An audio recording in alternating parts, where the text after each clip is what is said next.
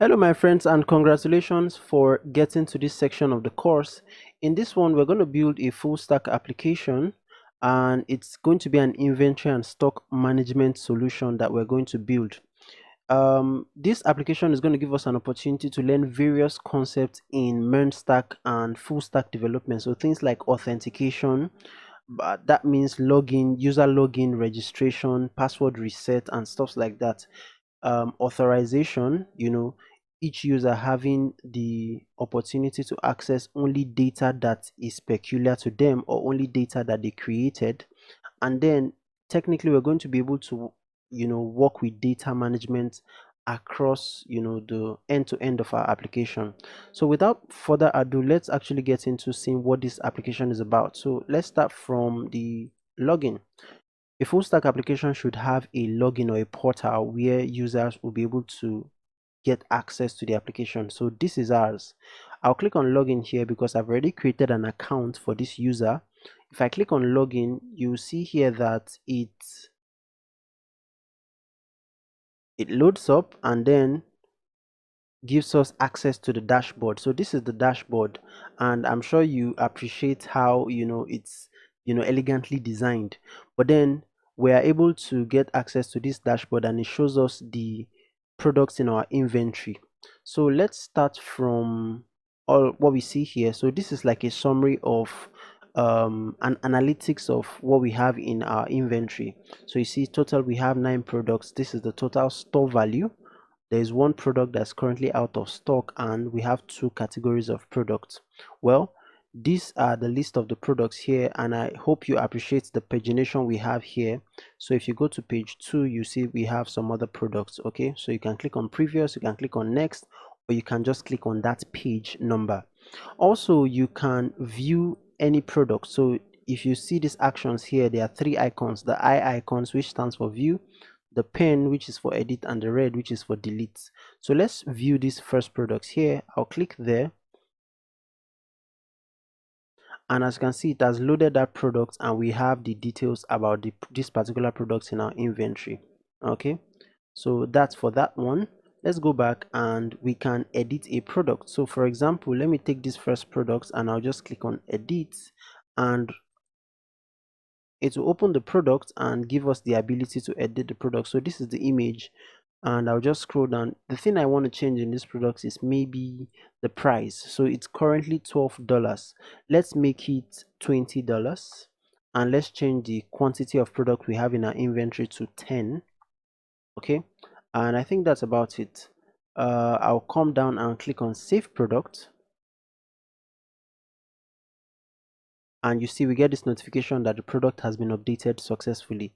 Now you look here, you see that we now have the price set to 10 and the quantity set to, the price set to $20 and the quantity of products set to 10. And of course the value is automatically calculated. So 20 products, or $20 times 10 products, that's 200.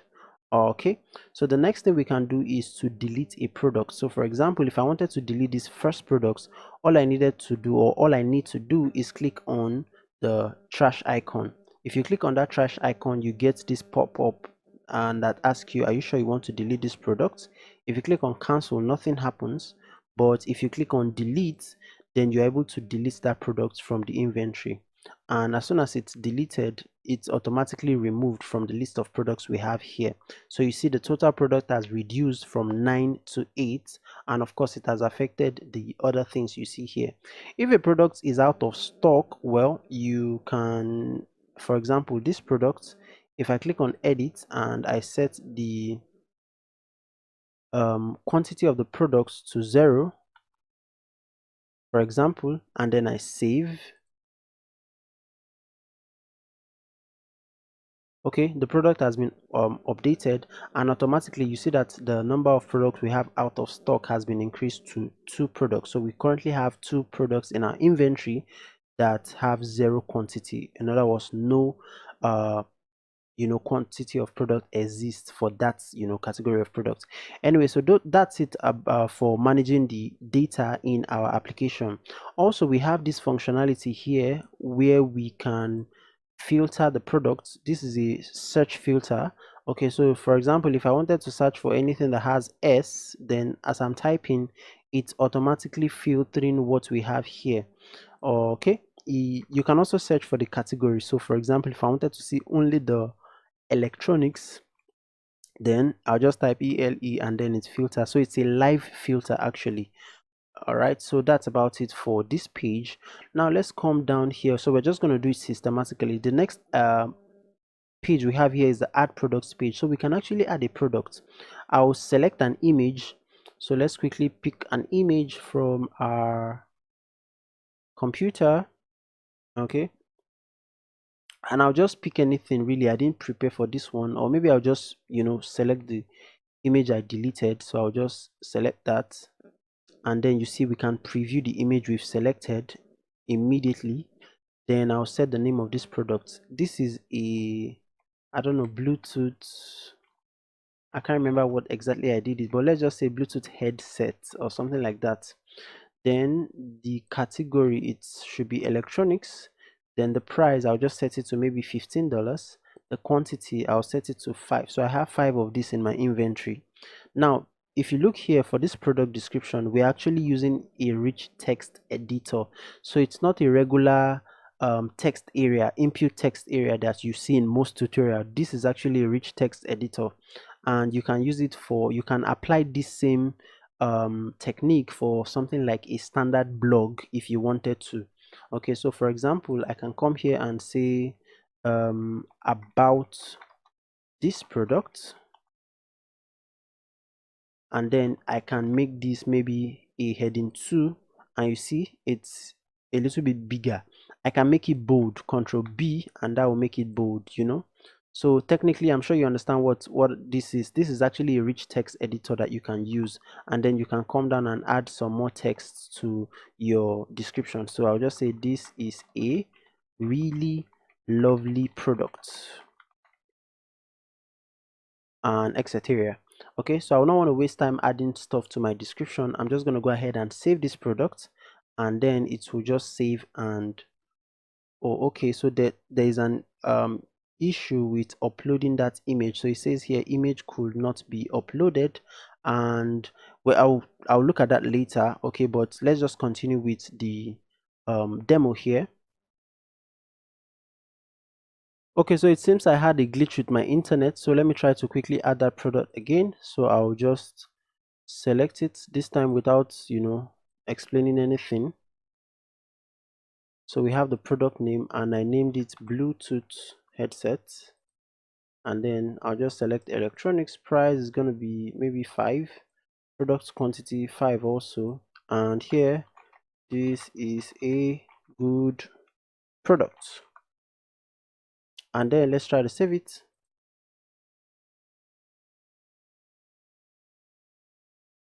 Voila, so you see product added successfully. So that was definitely an internet glitch, and this is the Bluetooth headset. You can view it just to be sure that it was properly added.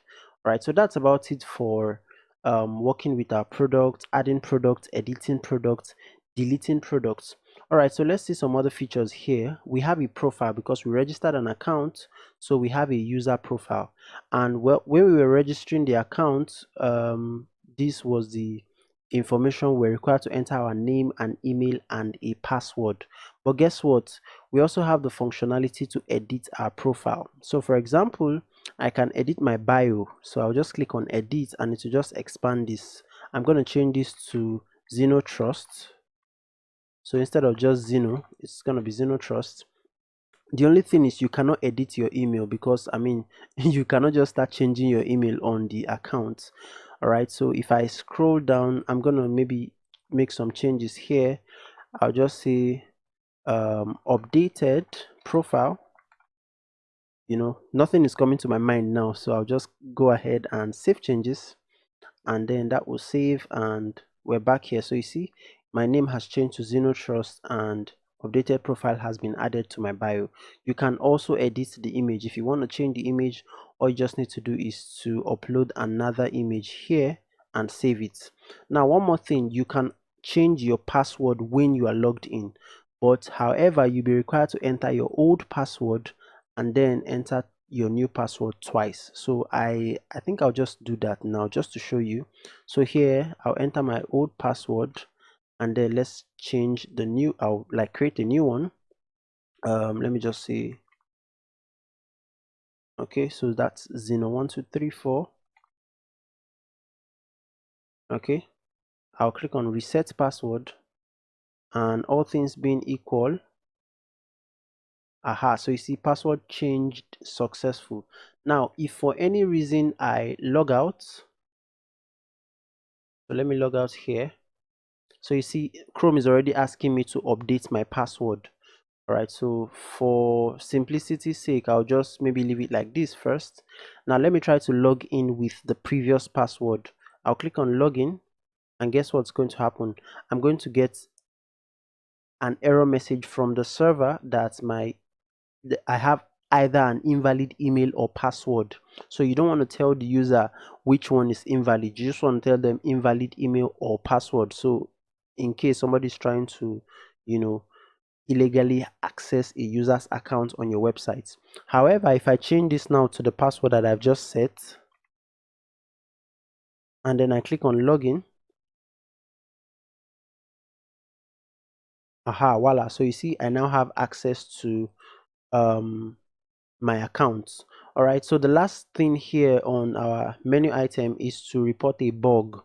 Now this is a form that we actually built out by ourselves. So both the front end and the back end, we built it out by ourselves. We're not using an external service like maybe in my React course I used email.js. So let's just try this out. So I'm just gonna say doing a demo, project demo. Let me just say doing a project demo. Okay, and then I'll just say this is a project demo for MERN course, and then let me just add a thank you at the bottom. Thanks. Good. Now I'll go ahead and send, all things being equal.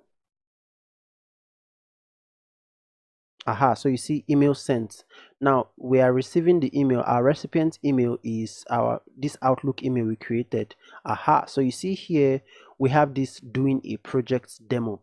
Now I'm using Outlook here, but it doesn't mean it could not have been Gmail. It could have been any mail of our choosing, but Outlook is just something that I'm using right now. So I'll click on it here, and you see here that we now have, this is the project demo for the MERN course, and this is the subject here, doing a project demo. Now an interesting thing is that if you try to reply, then it will attempt to reply the user, so this particular user that sent this email. So let me just show you. I'll click on reply here, and okay, Outlook is okay, great. So you see reply, and this is the email of the user that's sent out this email. So I can actually just go ahead and reply this user, but I'll not do that for now. All right, so that's about it for what we have on the dashboard, and there's so much we're going to learn, I promise you. Now let's see how a new user can actually register on the platform. So that will require me to log out, so I'll go ahead and log out, and I'll go to, okay, before I do the new user registration, let me do the forgot password, because I also want you to see how this works. So I'll click on forgot password, and here I'm just going to enter the current user that I just did a demo with, and then I'll click on get reset email. So this is like a really advanced stuff. It's what you see out there when you access other people's application. So you saw that notification, recent email has been sent. So I'll just come here and open this. Let me refresh this. So it's loading. Okay, great. So you see from node course, password reset email. So I'll open this up. Let's see what we have there. And right here, you see we have, you requested for a password reset. Please use the URL below to reset your password. This link is valid for only 30 minutes. This is what you classically what you see when you use big applications out there. You're going to learn how it works. So if I click on this guy here, right, it's going to open the page, and you see we get this password reset form. So I'm just going to add my password twice. So I'll just say user, okay, and then I'll just do that again, and then I'll click on reset password. Okay, so it says password do not match, so there's something wrong. So let me just make sure that, so, and then, okay, so I'll click on reset password. Aha, so you see password reset successfully, please log in. And let me just go ahead and update the password so that it's easy for me to log in. And I'll just make sure I type it out here myself, and then I'll log in. Voila, so you see we are back in here. So the last thing we probably need to do is to show you how the new user registration works. So that will require me to actually log out here, and I'm going to create an account with a new user. So I'll click on register, and this time I'm just going to use another of my test email. So I have quite a number of emails that I use for testing. So let me create a password. And if you don't make the password match and you try to register, you get a notification immediately that the passwords do not match. Now if I go ahead and enter the correct password for both of them and I click on register, then you see here that we're going to have the registration process fire off, and then it will log us in. But because this is a new user, we've not created any products in the inventory of this new user, we don't get to see any product here. But of course we can go ahead and add any number of products we want. And of course you see here we have welcome Ewomazino, which is the name of the new user I created. All right, so that's about it for the demo of this project and how everything data flows in the project. So in the next video we're going to start by setting up the basics of the project and planning how we are going to go about building this project. Thank you so much. I trust this project is going to be an exciting one. I'll see you in the next video. All right, so now let's get started by planning out the project structure, how we're going to build our project, the stack we're going to use. That's actually the first thing you need to do when you are building a project. Okay, so the name of our app is called Pinvent, and this is the tech we're going to use for it. So for the front end, we're using React and SCSS. For the back end, we're using NodeJS and Express, and that's the MERN stack. Our database is going to be MongoDB. I did not add that here, but I should. Then our state management, we're going to use Redux Toolkit. Now, when we build our application, we're going to need somewhere to store our images. And it depends on the kind of server you have really, but Render may not allow you to store images on their server because it's, number one, it's a free account, and number two, you're going to just use up all your server resources before you know.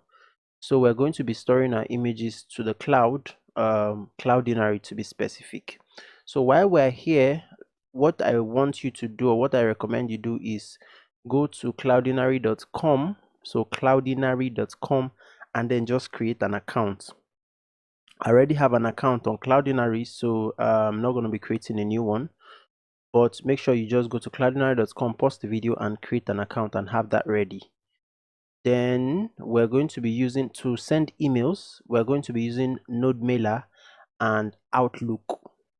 Now that NodeMailer and Outlook, it actually works fine in production, but what I recommend you get a standard hosting for production. So for this purpose of just learning, NodeMailer and Outlook is fine.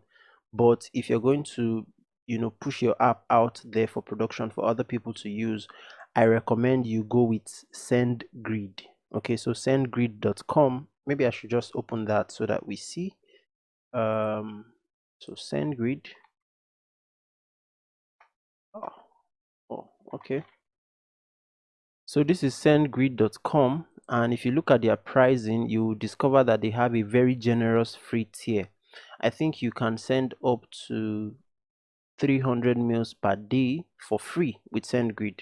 So that's why I recommend that you use them in production. So as your app grows and as you start getting paying users, okay, up to 100 emails per day forever. Okay, so not 300, 100 emails per day. And then as your app starts to grow, you can then upgrade to their paid plan.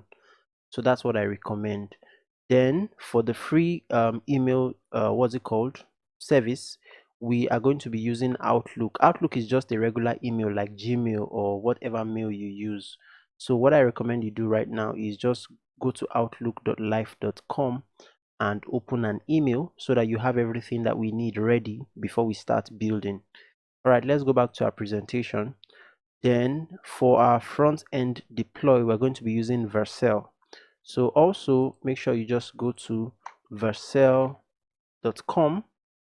and if you don't have an account with them, just create an account. I want everything we need to be ready before we get started. So go to vercel.com and then create an account. I already have an account with Vercel, as you may have guessed, and as you can see, I have some applications deployed already with Vercel. Then lastly, for our backend, we're going to be deploying our backend to render. So for that, okay, we already deployed to render in the previous project, so I expect that you have a render account already. So for now, these are the things that I would like us to have prepared as we get started building the project. All right, if there's any other thing that we need to talk about while we start building, we're going to come back here and just itemize or document them. All right, so that's about it for this one. Thank you so much, and let's get started. All right, so now it's time for us to set up our project. So I'm just going to maybe minimize this guy a bit, and then this is my very interesting main course folder. I'll bring it in and create a new folder inside of it. So I'll call that folder Pinvent, and let me just say app. So Pinvent app, and that's it. Now this folder, I would quickly open this folder with Visual Studio Code, and I'll just click on this open with code here, and it's one of the options we got with this new updates with Visual Studio Code. It can just, we can just open a folder directly. Before I had to use git bash and then I'll say code and dot and stuff, but now things are a lot easier. Anyway, we have that open here.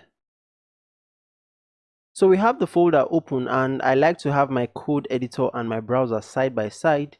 Okay, so let me just close this guy. Now inside of this empty folder, we're going to have actually two folders, but first we're going to start from the back end. Now this brings us to an important question. When you're building a full stack application, where do you start? Well, the place you need to start is to have an idea of the design you want to implement. Okay, so you should at least have a kind of design in your mind. Then I typically like to start from the back end, because the back end has the logic of the application, the back end, and the API endpoints. I build that first, then I now build the front end, because while I'm building the front end, I would need to interact with the back end. So if I build the front end first, then it means there is no back end for me to interact with. So most likely I'm going to interact with maybe dummy data, and then after I build the back end, I will now have to go back to the front end again to delete the dummy data and connect to the back end. So for me, that looks like double work. Okay, anyway, but that's how I prefer to build mine.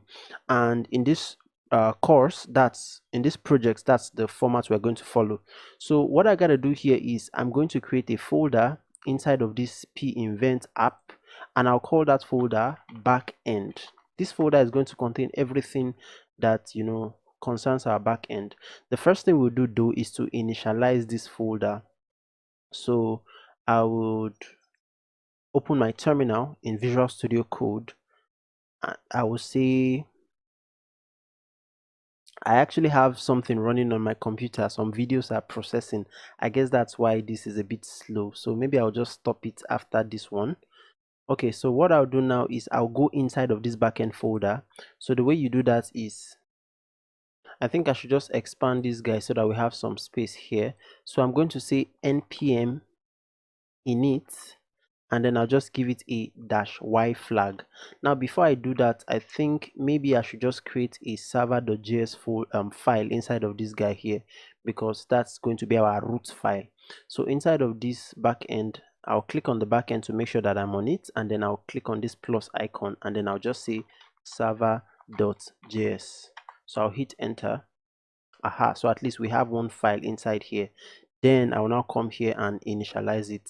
So npm init-y, which means that every question that npm asks, I just want to say yes to it, and then I'll hit enter.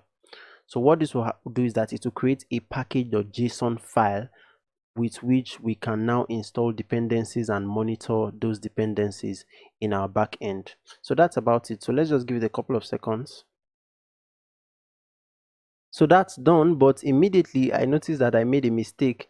I want to create this package.json inside the backend folder, not outside of it. So I'll just come here and then I'll delete it. All right, so I'll delete that, and then I'll come to my terminal once more. This time I will first navigate to the backend folder. So you know how you do that, you say cd, which stands for change directory, and then you specify the name of the folder, which is backend, and then just hit enter. What that will do is that it will now bring us inside of the backend folder. So you see we now have backend here. Now go ahead and now type npm init-y, and this time the package.json file will be created inside of this backend folder. All right, so let's do that and let's proceed.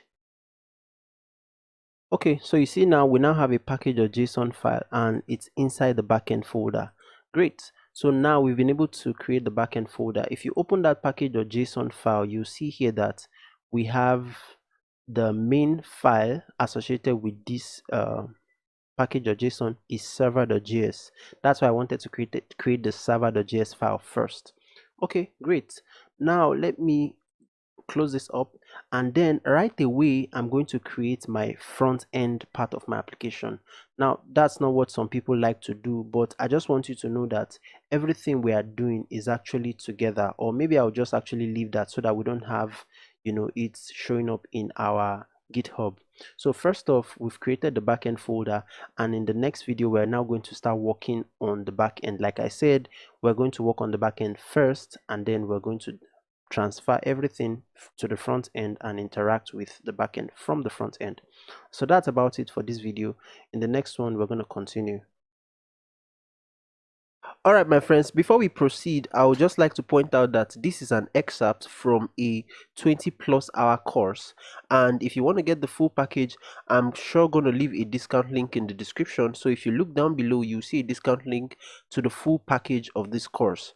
Thank you so much for supporting me, and let's continue. All right, so now let's set up our Express server. That means we're going to have to install some dependencies. Yeah, so I'm going to come here, and I think I should just expand this one more time so that we have everything in one line. So I'll say npm install, and the first is Express. Now remember that we've built a project before, so some of these things we're already familiar with it. So if you see that I'm a little bit faster, then know that it's because we've built something similar before, and I don't want us to dwell too much on it in order to save time, and so that the course is not too long. So if you skipped the first project, I recommend you go back and try and just take a look at it. It's actually a very short project. All right, so we're installing Express and Mongoose. Mongoose is to help us manage our MongoDB database. Then we're installing Cores, which is to help us manage requests from the front end to the back end. I'm doing that now so that I don't forget. Then we're installing .env, which is to help us store our environment variables. So .env. Then lastly, we're installing body-parser. Yeah, body parser is going to help us pass requests from the front end to the back end. Any information that's in the body, it will help us access that information. So I'll hit enter, and this setup dependencies will be installed. So let's just give it a few seconds. All right, so our dependencies have finished installing. So if you come scroll down a bit, you see we now have the 5 of them. Now let me point out that we need actually more than this list of dependencies for this project. But when I want to use a particular dependency, I would install it and then use it so that you appreciate what that dependency does. If I just list out 10 dependencies and install, it may just fly over your head. You may not actually appreciate what they do. Okay, so these are the ones we've seen before. All right, so now before we leave this package.json, let's actually modify this script we have here. So we have a start script and a test script. Well, I'm not going to be using the test script for now, so let me just remove that and I'll just stay with the start script. So the start is just saying node server.js, and that's fine, but I also want to add one of my own. Remember, when we make changes to our application, we have to restart the application, the server, if we are using Node. But there's another package that I have installed globally, and that's NodeMon. So I'm going to add another script. I'll call this backend, so that here, instead of saying Node, I'll say NodeMon and then server.js. So this will continuously monitor my server for any changes. Now remember, if you don't have NodeMon, all you just need to do is to say npm install NodeMon, and then if you want to install it globally like I did, you just add -g, and then you can use it in any project. Or if you want to install it in this your specific project, then add capital letter D, and it will just install it as a dev dependency. In other words, it's not going to be factored in when you deploy to the cloud, just when you are developing on your local machine. All right, so that's about it. I just don't want to miss out anything. That's why I'm saying all this. I've said it before. All right, so go ahead and save this file, and now let's go ahead and create our server.js. Okay, so now first off, we need to import some of the dependencies that, in fact, all of the dependencies that we've just installed. And because we've imported them before, I'm not going to type them out word for word. I'll just paste them in here. So we have our .env, and that is just initializing the .env file. So now we don't have a .env file, so I'll quickly create that in the root of our backend folder. So inside the backend, just create a new file and call that .env. Yeah, small letter, so env. Aha. So now I can close that for now because I'm not using it. So .env, and we initialize it with .config. Then we imported Express, Mongoose, body parser, and cores. Like I said, body parser is just going to help us convert any information that's coming from the body of our front end or our front end request, and to just convert it to an object that we can read in the back end. That's what it does. All right, great. So now we're going to initialize Express, and we're going to do that with the word app. So here I'll say const app, and that's going to be equal to Express, and then I'll just call it as a function or initialize it. Yeah, so now that we've done that, let's go ahead and fire up our server. And to do that, I actually want to connect to MongoDB before I fire up my server. So I'll just come down here, and remember, we've connected to MongoDB before, so all of these things we're doing is just repetition. So let me create a port first. I'll call that port first. I'll say process.env port, capital letter port, and that's going to pick the port from our server. But since we're in the local development, I'll say or 5000. So when we are developing here, it's going to be port 5000. Then the last thing we need to do is to connect to MongoDB. So let me just add a comment here and say connect to to MongoDB, connect to DB, and start server. Yeah. So how are we going to connect to our MongoDB? Well, the method I prefer is to just connect directly from this server. Some other people prefer to have like a special file that they connect from, but I'll just connect from here. So I'll say mongoose, and then let me just come down, and I'll say .connect. This should be a dot, so mongoose.connect yeah. And then inside of this connect guy here, I'm just going to put my what is known as a MongoDB URI. So I don't have that yet, but I'll just come here and just save something there. So here I'll say Mongo underscore URI, and then I'll set it to be equal to, I'll just say 1 2 3 for now. Okay, then I'll come back here and we're then going to say process.env, and then we're just going to point to Mongo underscore URI. Okay, now then I'll then add a .then flag. So .then, I'll open this up with an arrow function, and then here I'll now listen for my server. So here I'm just going to say app.listen, and what are we listening for? Well, we want to listen for the port, so port 5000. Then this is going to take an arrow function. So let me just, and I can put this in one line actually, but I just like to open up my arrow function and just see the structure. Now I'm just going to do a console.log, so log, and that's just going to say, I'll put my backticks and then I'll say server running on port, and then I'll just come outside here like this. Then I'll just say I'll use my string interpolation syntax here like so, and then I'll just put my port variable. Now you may already notice that I'm getting a red line here. That's because I opened my arrow function from the wrong spot.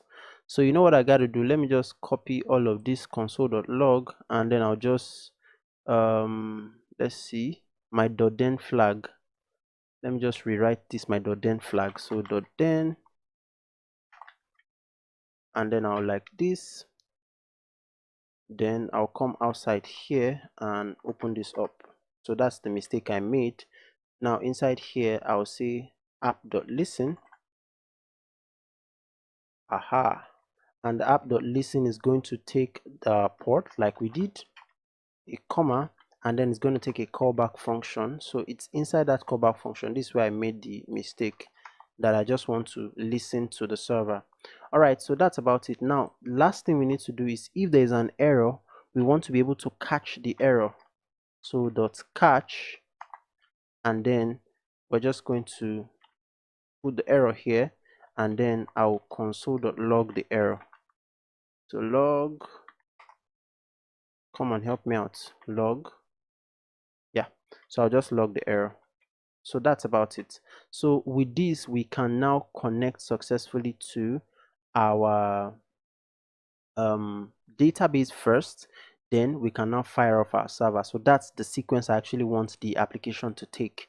Now if I go ahead and save this and fire this off, I'm definitely going to get an error because my MongoDB URI is not correct. So what I got to do is, I got to grab my MongoDB URI and paste it in my .env file. So I'll just do that quickly. So I'll just open up my browser here, and then I'll have to open MongoDB. So let's open a new tab, and that's going to be MongoDB websites. So I'm already logged inside my MongoDB. If you're not logged in, log in and make sure you click on database. It will show you this database deployment page, and what you want to do is you want to click on connect. So I got to click on connect, and we've done this before but let's just do it again. So when you click on connect, then you get the options to connect using different ways. So just click on connect your application, and then you see like the connection string here. So this is the connection string that we are gonna grab. Okay, so I'll just copy this connection string. Yeah, and that's it. So let me just minimize this guy and come back here to my .env file, and in my .env file I will paste that connection string. Now of course we're going to modify the connection string a bit. So for me, I'm going to add my password, and I'm going to also add the name of the folder that I want all my data concerning this particular application to be stored. So let's modify it quickly. So here I'm just going to grab this guy because I have the same username and password. I'll grab this guy and see this password area here. I'll just remove everything and replace it with the password as well. Okay, then lastly, the folder that I want this particular data to be stored, I'll call it pinvent. So before this rewrites, or sorry, before this retry writes, just put your cursor here and then specify the name of the folder that you want your data to be stored. Okay, that's just basically what you need to do. So in my case, I want it to be p. Maybe I should put hyphen invent. No, let me just say pinvent invent, or maybe I'll say pinvent app. Okay, so pinvent app is going to be the folder under which all the data concerning this project will be stored. That's about it for our connection string. So go ahead and save, and then come to your server here and save as well. Now it's time for us to test our setup. So we've been able to do some stunts here. I'll come to my terminal and then I'll say npm run backend. So that's the command I want to use. Hit enter and give it a few seconds for it to fire up our server. Voila, so you see it's firing up our server.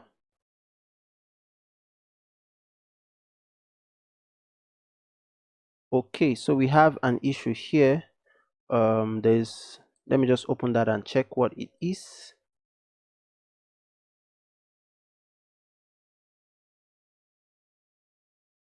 Oh, okay, there's another app that is already using port 5000. So just give me 2 seconds to close that app and then I would come back here and try this again. All right, so I closed the app and I'll just try this one more time. I'll come down here and let me just do Control C. Terminate that, yes to terminate, and then I'll just run it one more time. So npm run backend. Let's go. Hit enter, and this time we shouldn't have any problem because I've closed the app that is using that particular port. Okay, so it's starting the server. Aha, so you see we now have server running on port 5000. So technically we've been able to create our server and connect to MongoDB in one swipe. All right, in the next video we're going to proceed to other things. See you there. All right, so now that we've created our server, let's begin to set up the folder structure for the back end, and let's create our first route. So remember, in the first project we did, we actually started building out everything from the server.js because I wanted you to see how things will break down into different parts. But now that we're already familiar with that, we don't need to do that. So there are 3 folders I'm going to create inside of the backend folder. The first is our routes folder, plural and small letter. So routes, because we're going to have more than one. Then we're also going to have the controllers. So controllers. Then lastly, we're going to have the model and model. And I want it to be plural as well. Okay, 1, 2, and 3. Yeah. Now this is in tandem with the MVC pattern of building application, the model, the view, which will stand for our React application, and then the controllers. So everything is great. Now let's create our very first route, and I realized I should have started making commits as I was building this project. I guess I'll just do that now. So let me just make a commit and even create a branch. I'll just call it maybe starter branch or something. So here I would create a new terminal, and I actually want you to see this because when you start building your own application, your own startup or something like that, this is the process you're also going to go through. So I'll create a branch here. So I'm going to start by initializing this folder with git, and I'll just come here and see, you know what, I'll just do it with the shortcut here. Let me click here and you see here that the pinvent app folder has not been initialized. So I'll just click on initialize repository. Okay, come on, be fast. And immediately you see that there are 1446 files that we need to track and make commits on. Well, that's because we don't have a git ignore file. We don't want to do anything inside of the node modules. So outside of this backend, remember, I'm initializing the full Pinvent app folder, not just the backend folder, because I want everything to be together first when I'm, when I'm building. So here outside, I'll just create a new file and I'll call that file .git ignore, like so. And inside of this git ignore file, I'll just add the node modules folder. So this / node modules. So I'll come here and say / node _ modules, and that's correct. And of course, while I'm here, let me just add the .env file so that I don't have to push sensitive materials to GitHub. But if you come back, okay, if you save this file first, save that file and then come back to this guy, you would see that it will recalculate the folders that needs to be tracked, and then it will remove all the node modules folder and this .env file, and this number will go down. So just give it a couple of seconds. Aha, so you see we have oh, okay, I think there are still some node modules. Let me just make sure that I spelled that correctly.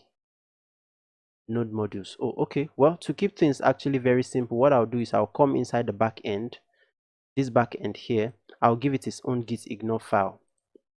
So I'll say .git ignore. Just create a git ignore file there, and then I'll just add my node modules folder. So / node _ modules, and then I'll save, and then I'll even add the .env here as well. env, and then I'll save, and now this should just correct everything that we want.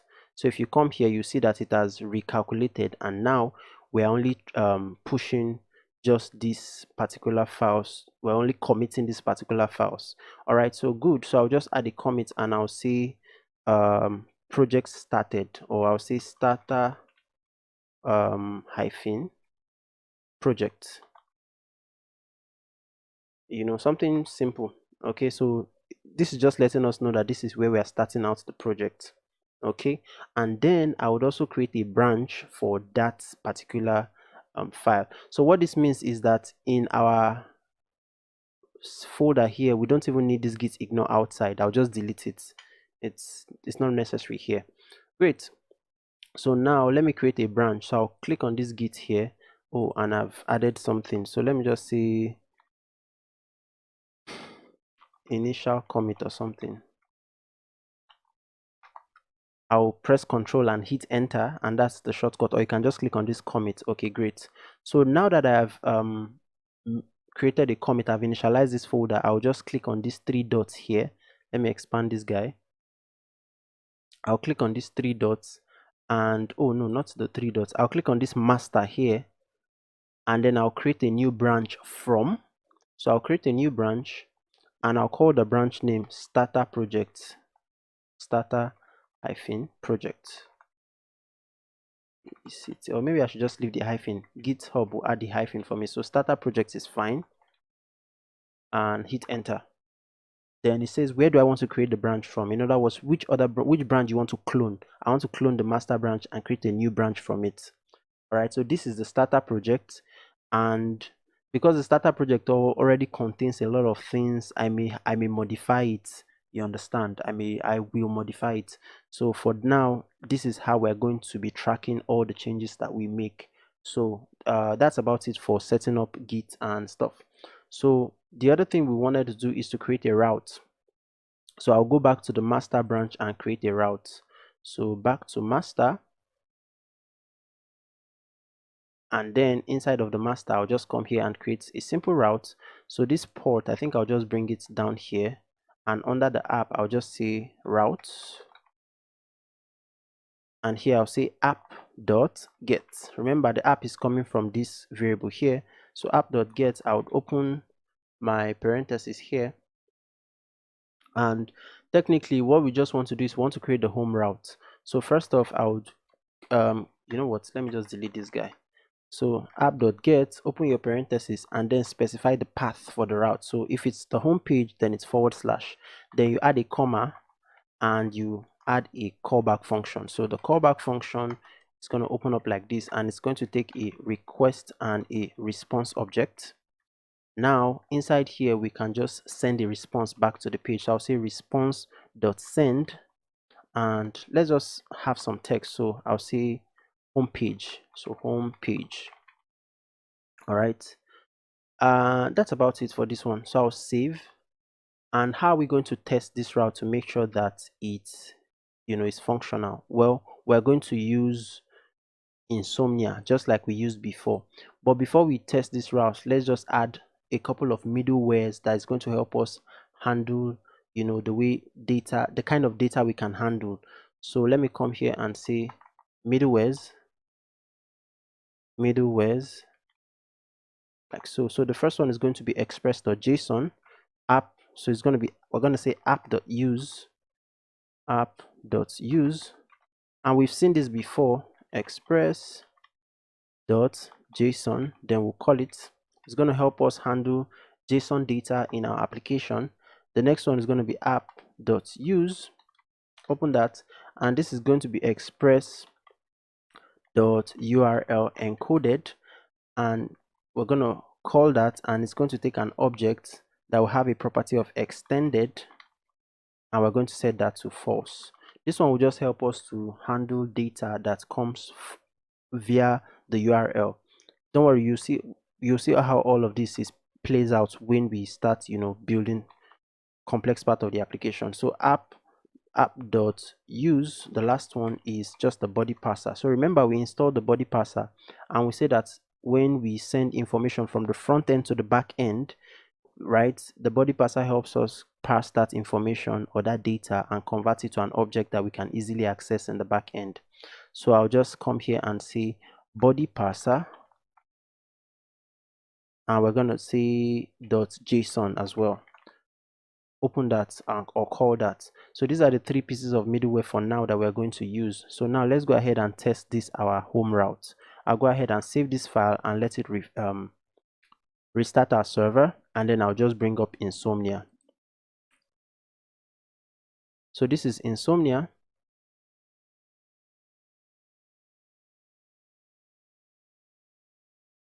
Aha. So in Insomnia here, I'm going to actually create a new folder that is going to have everything that concerns our Pinvent app. So I'll come here, I'll click on the plus icon. Aha. So I'll say new folder, and I'll call that folder Pinvent.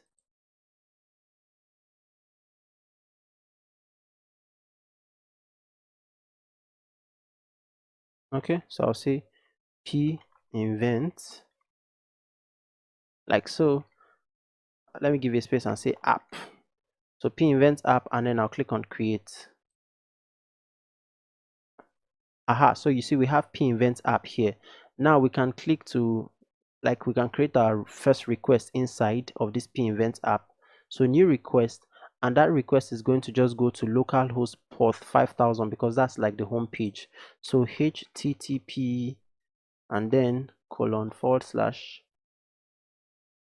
Okay, so we have examples that we've done here before. So localhost 5000, so let's just delete everything in front of it, and then I'll just send this. It's going to be a get request, so we need to, okay, that's already set here as get. So I'll come here and send, and let's watch the response that comes. Aha, so it's loading. We get the 200 OK response, status code rather.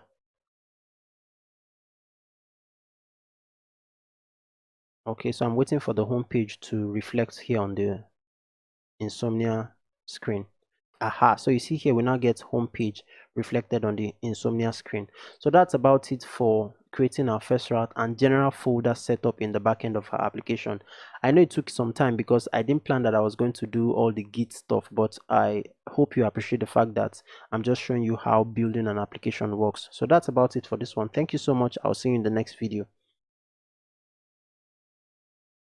All right, now before we continue the project, it's important that we understand like how we want to build from even the back end. How do we want to proceed in building the back end?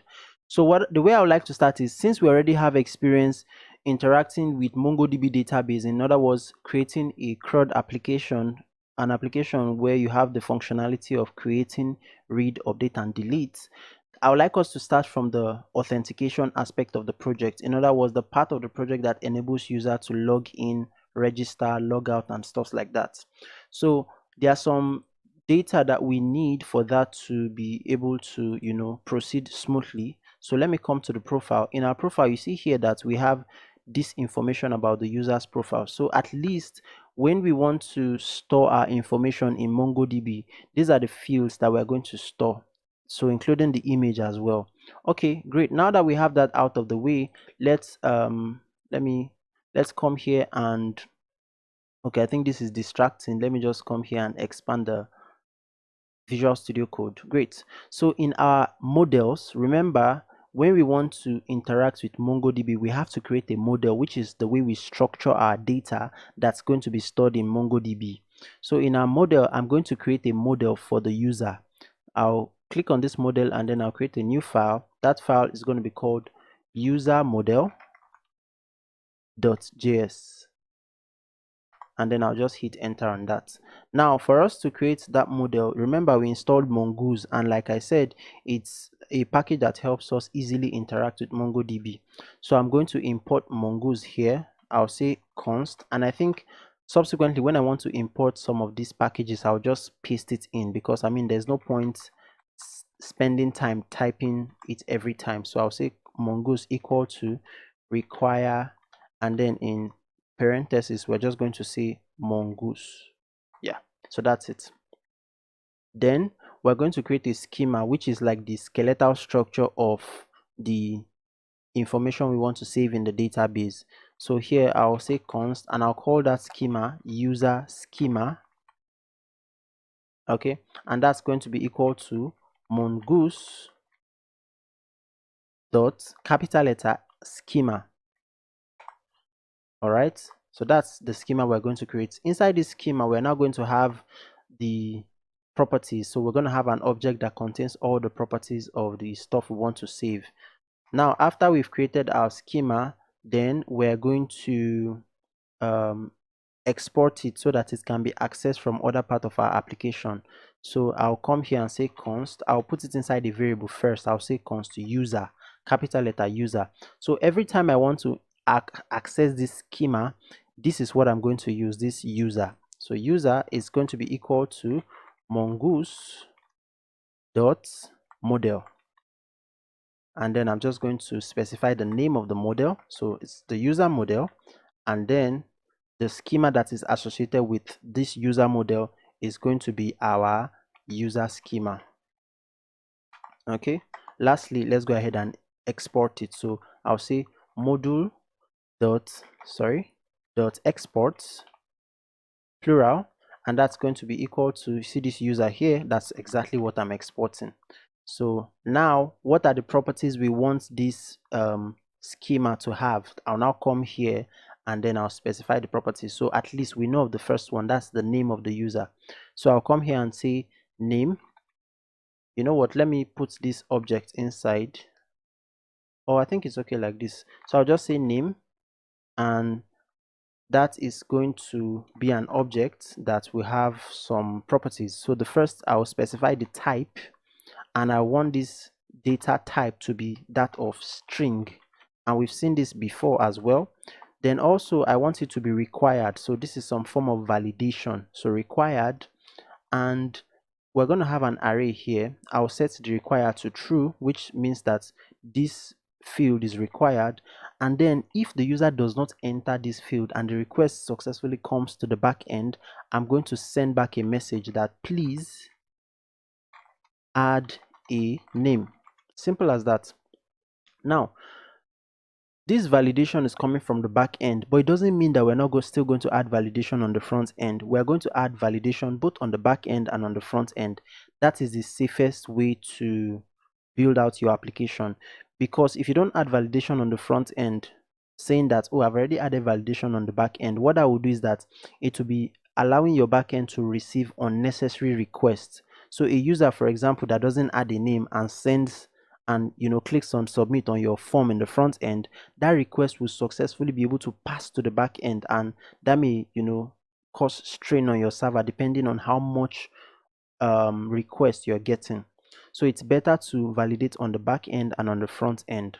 So if the user does not enter a name on the front end, right there on the front end, you would detect it and tell the user that please enter a name. All right, so let's continue. I'll add a comma here and I'll come down, and next we want an email. Okay, so I'll open that, and the email is also going to be a type of string. You know what, let me just grab these guys. So it's going to be a type of string and it's going to be required. This is going to say please add an email.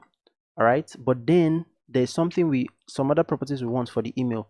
The first is that we want it to be unique. Okay, so I'll say unique IQUE, and I'll set that to true. So we want it to be unique. Also, we want to remove any space around the email. So I'll say trim, and I'll set that to true. All right, then lastly, we want to also validate the email from the back end. Now we're going to validate the email using regex, and regex is not something I tell any of my students to memorize or I advise any developer to memorize. It's not actually meant to be memorized. Just understand the basics, and whenever you need to do something, just do a quick Google. So what I got to do here is I want to match this email to make sure that it's a valid email. So match, and then I'm going to open an array. Now this array is going to contain the code that we want to use to match or to validate the email, and then if the email is not a valid email, we want to send back a message. So let me show you what I would typically do, okay? Because I'm not I'm not necessarily a genius, because I'm the one creating this course. I'll come here and say regex for email JavaScript. That's all. There are various results you get. This result is fine, but I just prefer Stack Overflow. So Stack Overflow here, how can I validate an email address? Somebody has asked before. Don't stress yourself. Just go there and see the results. So you see this line of code here. This is what you can use to validate an email with regex.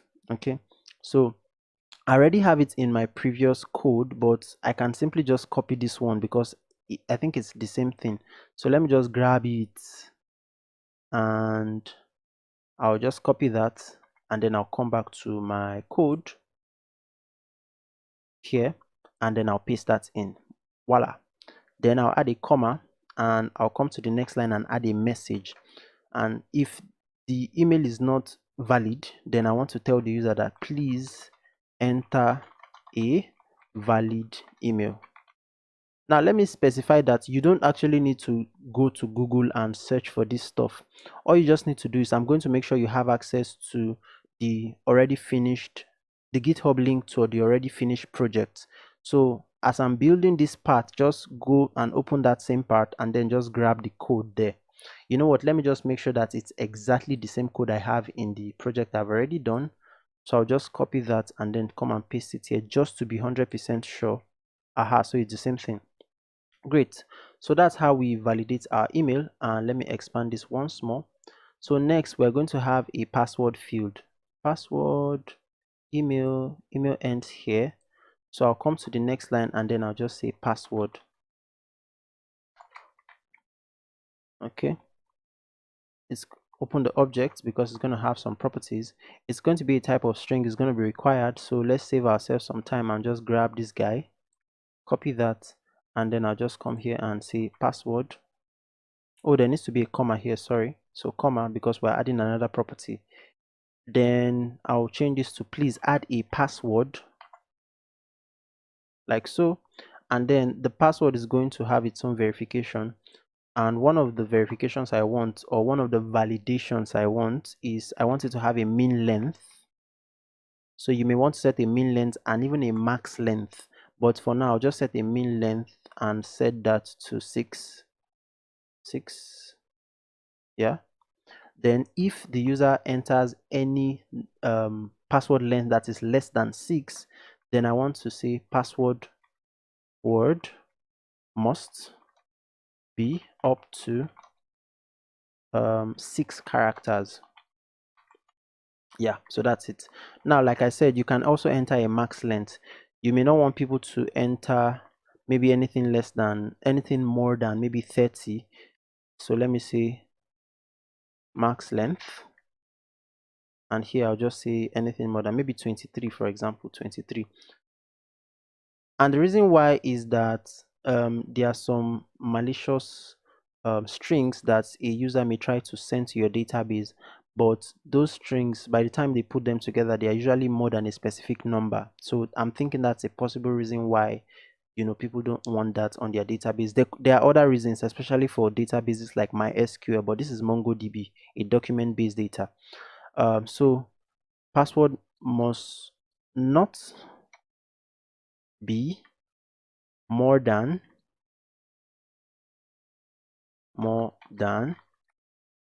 23 characters. Okay, so that's about it for the password. Then the next thing we have is the image of the user. So here I'm just going to say photo. Aha. Then let's have our brackets, open that up. Let's save ourselves some time and just copy this type of string, and it's going to be required. I'll paste that in, and then string, something is missing here. Oh, okay. I made this square brackets instead of what's it called, curly braces. Okay, so let me just change that, curly braces. Aha, so that's it. So I'll say please enter a photo, and then now you definitely do not want to make this compulsory when users are registering. You don't want to force them to add a photo. It's bad user experience. I may not have a photo that is prepared, so what we can do in that case is to add a default. So I'll just say default, and if the user does not enter a photo, then I want to have a default. Now I already have this image that I uploaded to my one of my image accounts that you can host free images. So let me just copy that and paste it in here. Like I said, anything that you see me pasting in, that is because I assume that you're going to have access to the finished project. So you can just click that particular file and then just grab whatever it is you see me pasting in. That's as simple as that, really. Okay, so the last thing we need to add, or not the last really, I think there are like 2 more, the phone number. So let me just save some time and duplicate this, and then I'll just change this to phone, and then it's going to be a type of string. Well, I don't want to make this one required, so but I want it to have a default, and that default is going to be something. I'll just say +234 +234. That's the country code of my country, and then there needs to be a comma here. Then lastly, I would add the bio. Great, so I'm almost done with this part. So I'll just come here and then add a comma here, and then I'll just add the bio. So that's about the some information about the user. This bio, I'm going to give it a max length. So save some time and just grab this max length, copy that, because I don't want the user to be able to add like indefinite amount of. So for the default for my bio, I'll just say bio. Then let me add the max length here. So max length is going to be 250 characters. So here I'll just say bio must not be more than 250 characters. Simple. So that's about it. There's one more thing we need to do though. That is to add a timestamp on this guy here. So you see this point here where our schema closes. I'll come for before the end of this closing parenthesis, right? I'll come there, I'll add a comma, give some space, and then open another curly braces. Inside of this curly braces, I'll now specify a timestamp property. Stamp is actually plural, timestamps, because it's going to add 2 properties automatically to every data you create. It's going to add a created at property and the time you updated, so updated at. So I'll set this to true, and I think this is about it for our schema. in this model. So let's go ahead and save. Aha. So in the next video, we are going to proceed and start creating all the infrastructures we need to be able to use this model in our database. All right, see you in the next one then. All right, so now we've been able to create the user registration model. Now, next thing we need to do is to actually create a route. So I will come to my routes folder, which is right here, and I'll create another file inside, or a file inside. I'll call it user route. Okay, and I think I should make it plural, because anyway, I'll just say user route. I'll leave it singular. .js. Aha, then I'll hit enter. Now let's go ahead and quickly create the user route. This one is going to be quick. So first off, I'll bring in express. I'll say const. You know what, just to save a little bit of time, like I said earlier, the things that I've already done before, I'll just, copy them. So let's bring in express, and then we're going to create a router. So I'll say const router. So let's bring in the router as well. That's going to be equal to express dot router, and the dot router is going to be capital letter, and then we'll just call it like that. Okay, now we've brought in that. Next, I'm going to come down here and I'll say router. So let me create my user registration route. So I'll say router dot post, sorry, because it's going to be a post route. Why is it going to be a post route? Because I expect that there'll be some information that the front end will send to me, then I'll post it to the back end. So I'll say user.post, and then the name of the route is just going to be localhost. At this point though, localhost port 500 / register. Okay, now before, anyway, we're gonna do everything we need to do, so let me not get ahead of myself. Now when this route is hit on the URL, or when this API endpoint is hit, what function do we want to fire? That function is going to be our controller. So just to make sure that we don't have any error, I'll just say register user, which I have not created, but don't worry, I'll create it. Now let's go ahead and export the route so that we can use it from the server. So I'll say module.export, and that's going to be equal to router. Okay, now remember, in the first project I showed you that there are two ways you can do this. The way I prefer is this particular one, where you just define the single route on its own line. That's why I'm using it. But remember, I showed you the other way. So if you prefer that one where you collapse many routes in one line, you can do that. All right, great. So because I don't want to get an error for this register user function that I have not created, I'll just create it inside of my controller right away. So let's just anyway, let me just create it here so that I don't go into the controller. I don't want to get ahead of myself. So I'll just create an arrow function here, and I'll just call that function register user. Okay, so I've created the function, and it's not going to do anything. I just don't want an error for this guy here. Okay, good. So now let's go ahead and save. And now we're going to go to server.js, and we're going to utilize this route we just created, this user route we just created. So I'll go to my server.js, and the first thing we need to do here is to import that route. So here I'm going to say require, and the name of that route is, I'll call it user route.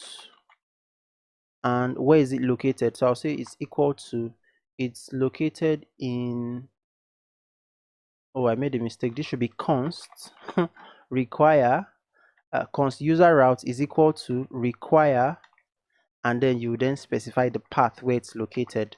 So for me, it's in ./route, ./routes, aha, /user routes. Okay, so this is the user route we've just imported. Now we need to create a middleware that will utilize this route from the server.js. It's importing it is the first step. So now let's use it. So I'm going to come down here, just below this my middleware, and I'll add a comment. I'll say route middleware,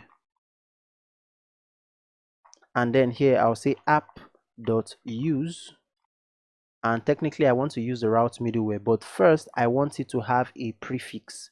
So every user route, I want it to have a prefix of /API /users. Okay, but for this specific one, I'll then add my user route in front of it.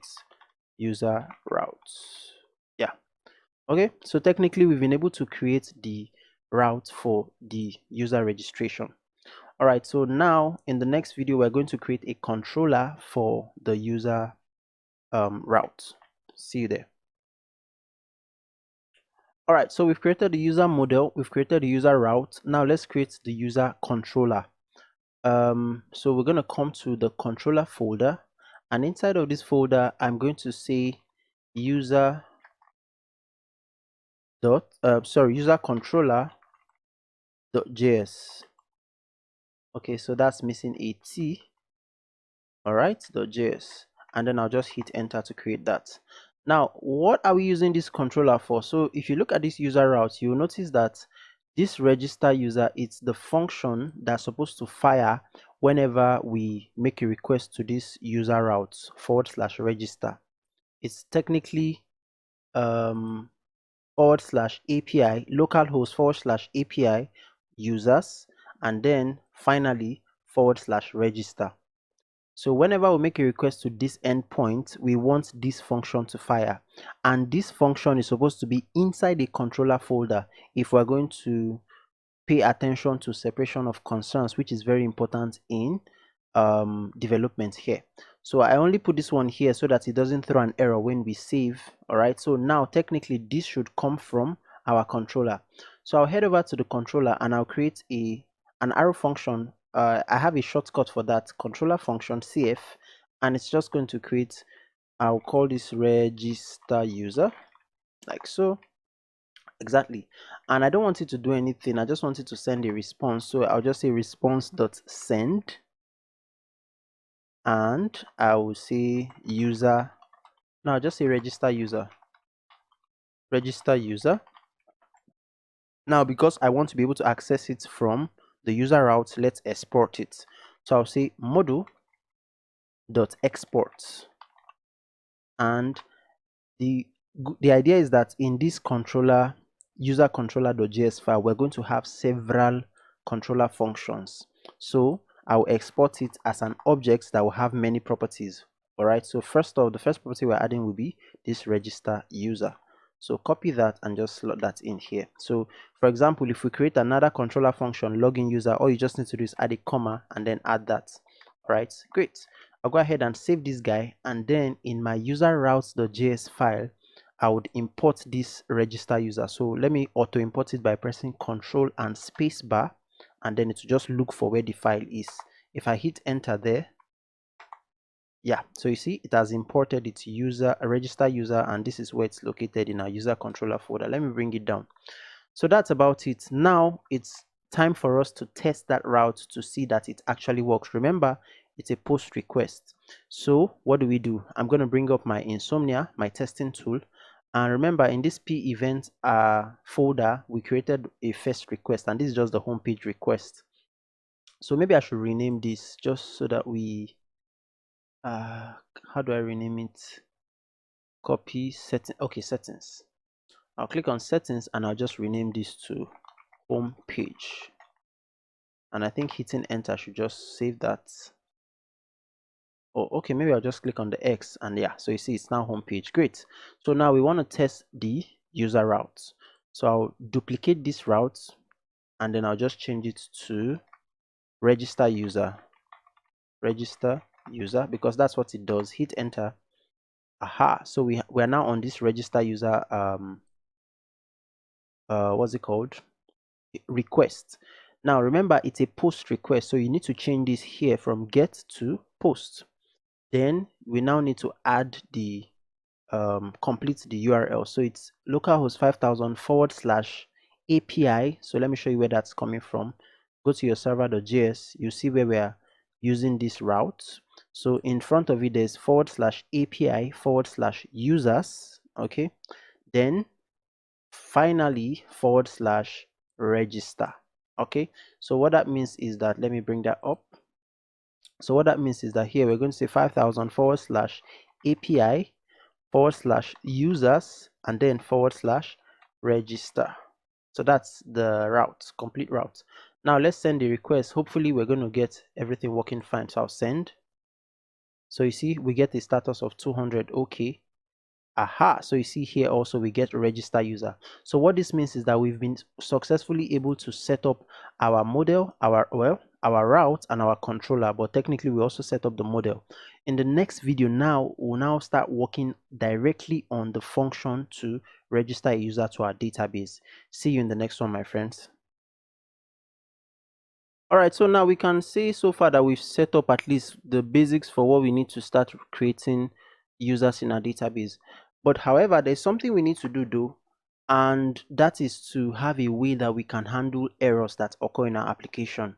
So let me show you what I mean. I'm just going to do a quick example. First off, in this my register function, I don't want it to be asynchronous. Let it just be a regular arrow function.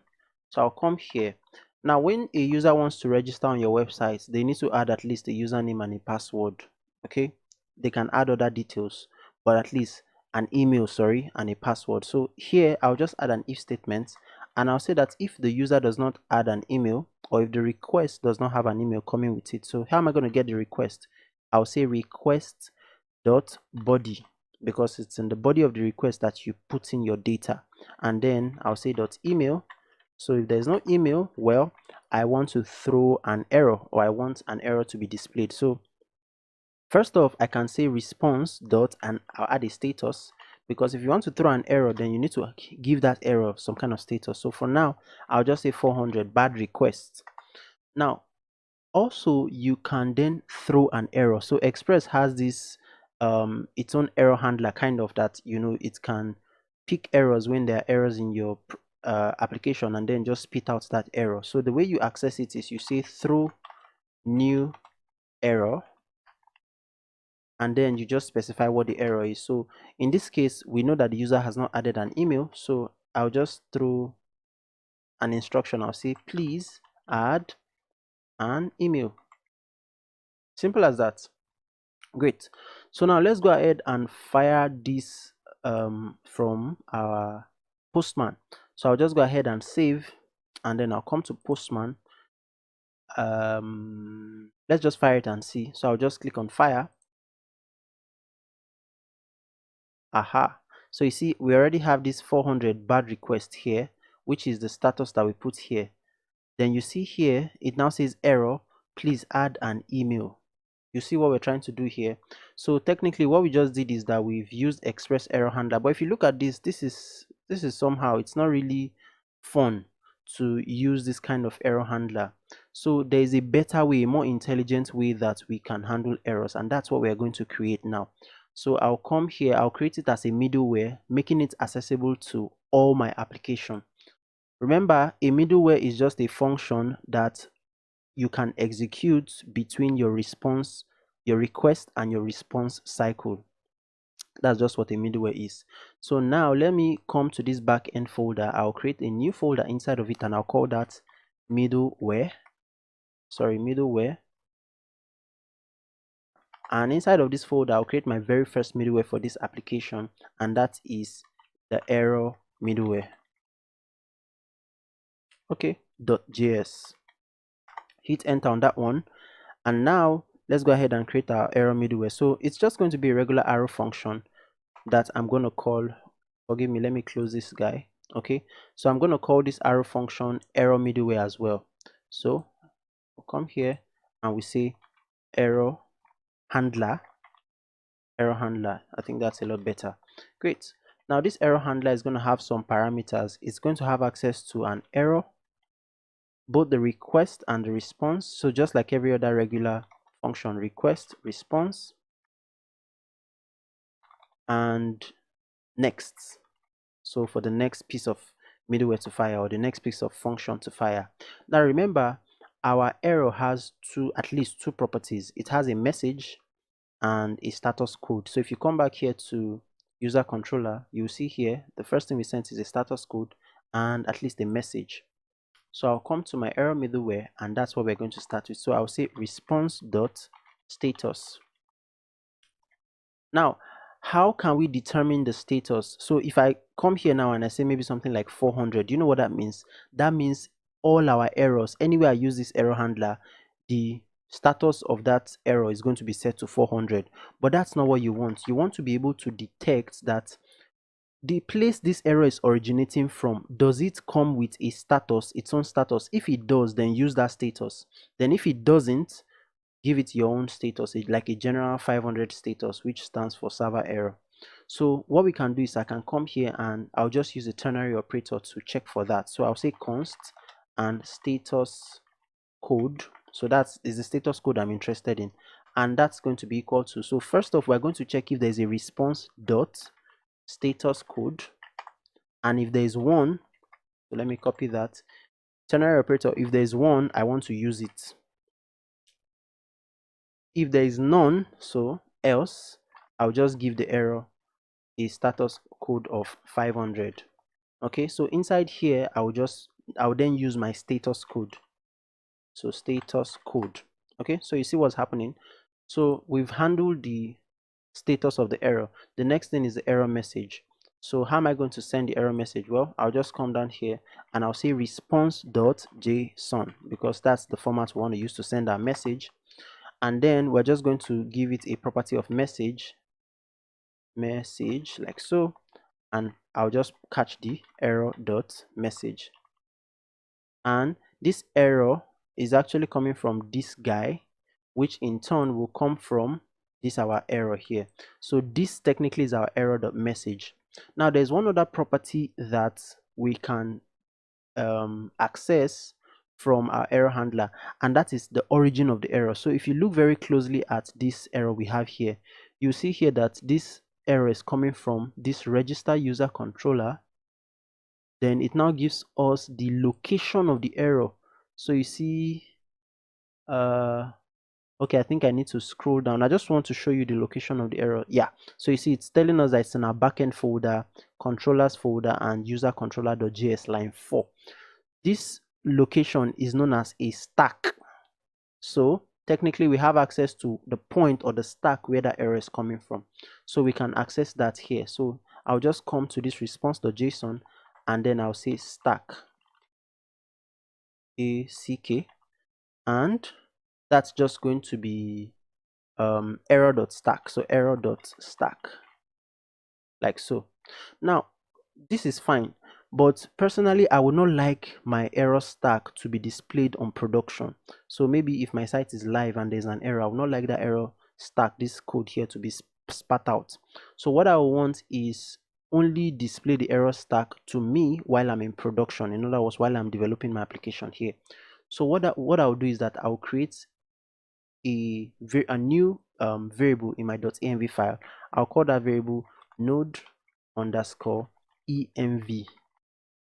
okay, which is the node environment. And this variable also exists in most cloud most hosting servers like Heroku. I'm sure of Heroku, the node env is set to production, but in our case here we're going to set it to development.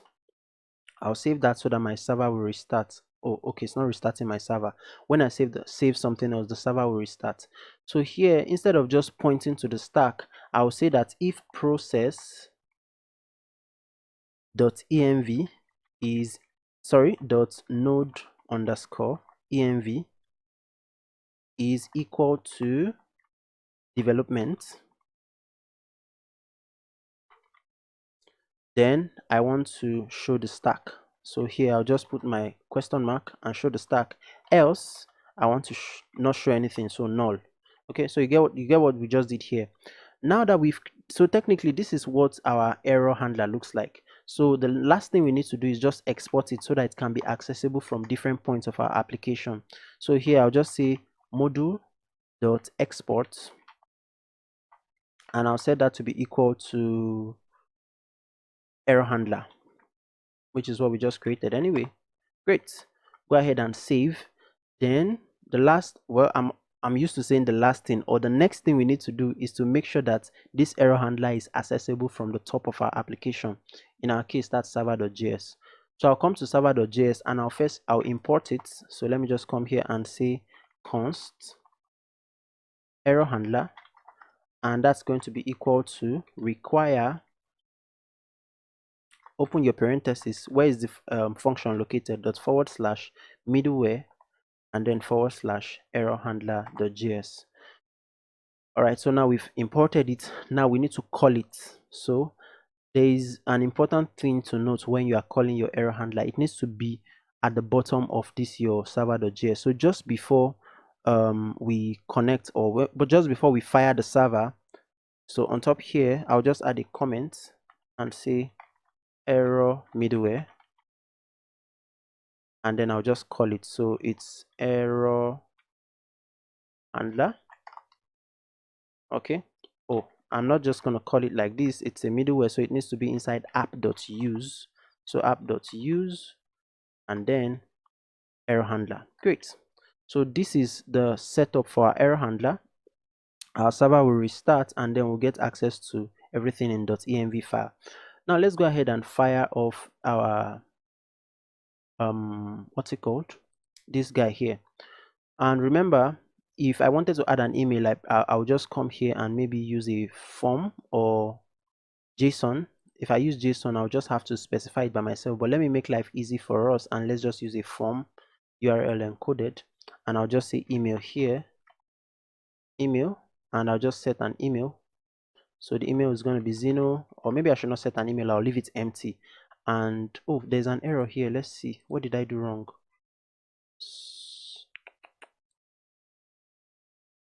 Okay, response.status code. Okay, let me just check that. Sorry, error handler. Okay, so I don't think there's anything wrong here, but let me just save this file again. Maybe I should just save my server.js one more time.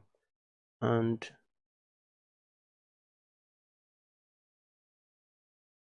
so apparently I'm still getting that error, and let me just see. Oh, okay, I think I figured out where the error is coming from. It's coming from my server.js, this place where I call this error handler. I'm not supposed to put this parenthesis here. It's just supposed to be referencing this error handler here.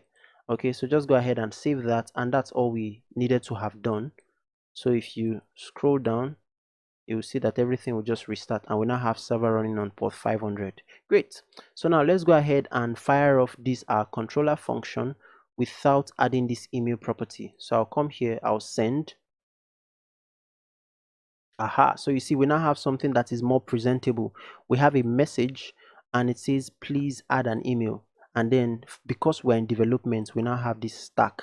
You'll notice that if you come to this .env file and change this development to something else, maybe production, and save, okay, then let me just restart the server. I'll just save this server.js to restart it so that it has access to that new change in the .env file. Okay, great. Now if I come here and send one more time, watch what happens.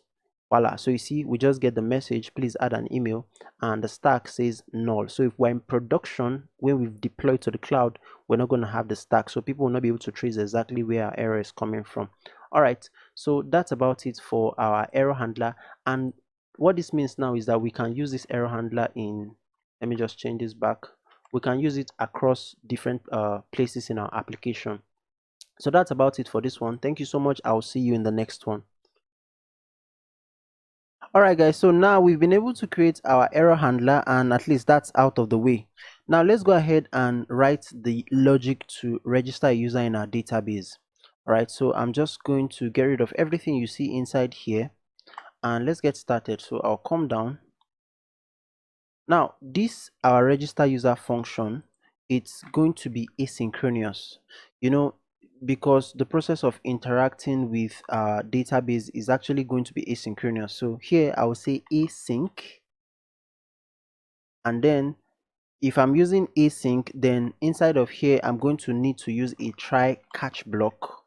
So try catch, if I want to try if something if I want to like execute a function, it will be inside my try block, and then if there's any error, then I'll just catch it here and do something with that error, right? But instead of having to use try catch block, just like we did in the task manager project, every time there's a package, a small package that we can install, and it will save us this stress of having to use try catch block every time we use this asynchronous function.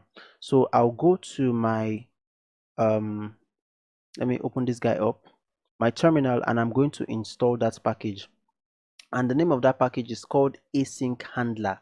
So I'll come here, and I think I need to first be inside my backend folder, so I'll say cd and backend. I'll hit enter.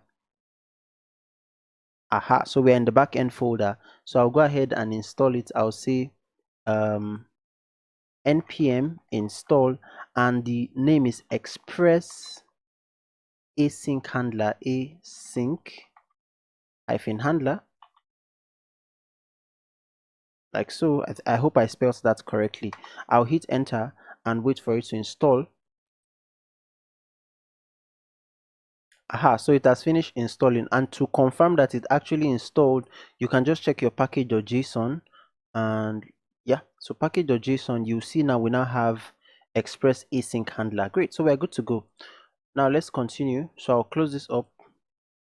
Now with that, first off, I need to import it. So to use it, I'll say const, and I'll just give it async handler, and that's going to be equal to, and I'll just require it. So require, in quotes, you're not going to say express async handler. Yeah, so the way you use this package is that you're just going to wrap everything. So after this equals, you're going to wrap everything here inside this express async handler. Let me show you how you're going to do that. So I'll just come here. So just after the equal sign, I'll come here and say async handler, and then I'll just open my parentheses. Now everything here will go inside this parenthesis, so technically I can just take the closing parenthesis here and bring it to the end here. Aha, so because I've wrapped everything here, now I can now get rid of this try catch block and continue writing my code without any error. Okay, so now let's continue. Okay, so what we need to do next is we're going to start by getting some information from the body of our request. So for us to create a user, there are three things we need. We need the name of the user, the email of the user, and the password of the user. And everything is going to come from the request.body. Okay, now let's destructure the information. So here I'll say const, and I'll open my square brackets. Okay, I thought it was going to open the second one, and that's going to be equal to request.body. So from the body, I'm expecting at least a name, an email, and a password. All right, if you want to make your sign up form easy, you can just do email and password, and then later on they can add their names and other details, but I'll just use these three because that's what I use in my own project. So now after you have gotten those three things, or hopefully you get those three things, you still want to be able to check that the user did not enter an empty field. So you want to add some validation here. Let me just give some space. So here, let me just come here, bring this in, and then I'll just say that let me add some validation. So just in case they're able to bypass the front end validation, we're going to catch them in the back end. So here, let's open an if statement, and I'll just say that, look, if the user did not enter a name, or if they did not enter an email, or if they did not enter a password, then I don't want to process their request. So I'm going to return, I'll say response. I'm going to return a 400 response. That's bad request. So response.status and 400. And this is the first point where we're going to use our error handler. So here I'm going to throw a new error, throw new error. And what error message do I want to pass? Well, I want them to fill all fields. So here I'll say, please, you have to be polite with your users. So fill in all required fields. Yeah, something like that. Okay, so about validation, we're starting to validate our request. Remember, I said that it's good to validate both in the front end and on the back end. you can never be too, wrong to be, validation. All right, so let's continue. Now, another thing we want to make sure is that their password is at least up to 6 characters. So you want their password to be at least up to 6 characters. So we're going to validate that. I'll open my if statement, and I'll say if password dot length is less than 6 characters. So 6. What do I want to do? Well, I'm going to throw an error. So since it's something I've already done here, I'll copy this guy and then I'll paste it here. So it's going to be a 400 bad request error, and then I'll just say password must be up to 6 characters. So password must be up to 6 characters. Okay, so I'll just do these 2 validations and then I'll stop here. Now, if you're building a standard application, I'm sure there are a number of other validations you want to do both on your front end and on your back end, but for now I'll just leave it like this and then let's proceed. So now we have come to a point where we've decided that they entered a name, an email, and a password, and the password is at least up to 6 characters. What do we want to do next? Well, we want to check if the email that they entered already exists in our database, because remember, a user can only register once and the email must be unique. So here, let me come here, I'll add a comment for you. I'll say check if user email already exists. So how am I going to do that? Well, I'll create a okay, let me just do it first, then I'll assign it to a variable name. So what we're going to do is we're going to await, and then this is when we're now going to use our model. So anytime, remember in the previous project I said that anytime you want to interact with your database on MongoDB, you need to use your model. And what is the model we created for this? It's the user model. So if you come here, you see that we created this user model and we exported it to user. So I'm going to come back here, and the first thing I'll do is I will import that model. So I'll just come here and say capital letter user, and then it will help me to auto import it from where it's located. Yeah, so that's it. So I've imported this user model, which means that I can now access the users in the database. I'll come down here and say await, and then remember I want to check if the email that the user provided already exists in the database. So I'll say await user dot find one. Okay, so I want to find one user, and what do I want to find the user by? Well, I want to find the user by the email, and that's the email that was provided in the request body. So this email here, this one here. Great. All right, so now this statement here, I'll just assign it to a variable. So I'll say const user exists. Okay, all right, so if the user exists, then I'll be able to find that user in my database. All right, so now let's come down. Now if the user exists, what do you want to do? Well, let's handle that. I'll add an if statement and say, look, if user exists, let's open this up, then I want to throw an error that, look, the user already exists. So let's grab this, our error statements. So you see the importance of us creating our custom error handler. We're able to just use it as many times as possible. So I'll come here, paste that in, and then I'll return a status of 404, and then I'll say, look, the user already exists. I'll say user, or I'll say email has already been used.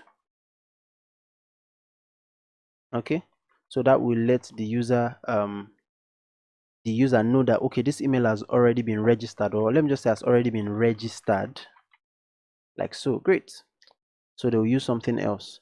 Great. Now what if the user does not exist? Well, that is when I want to now create a new user in my database.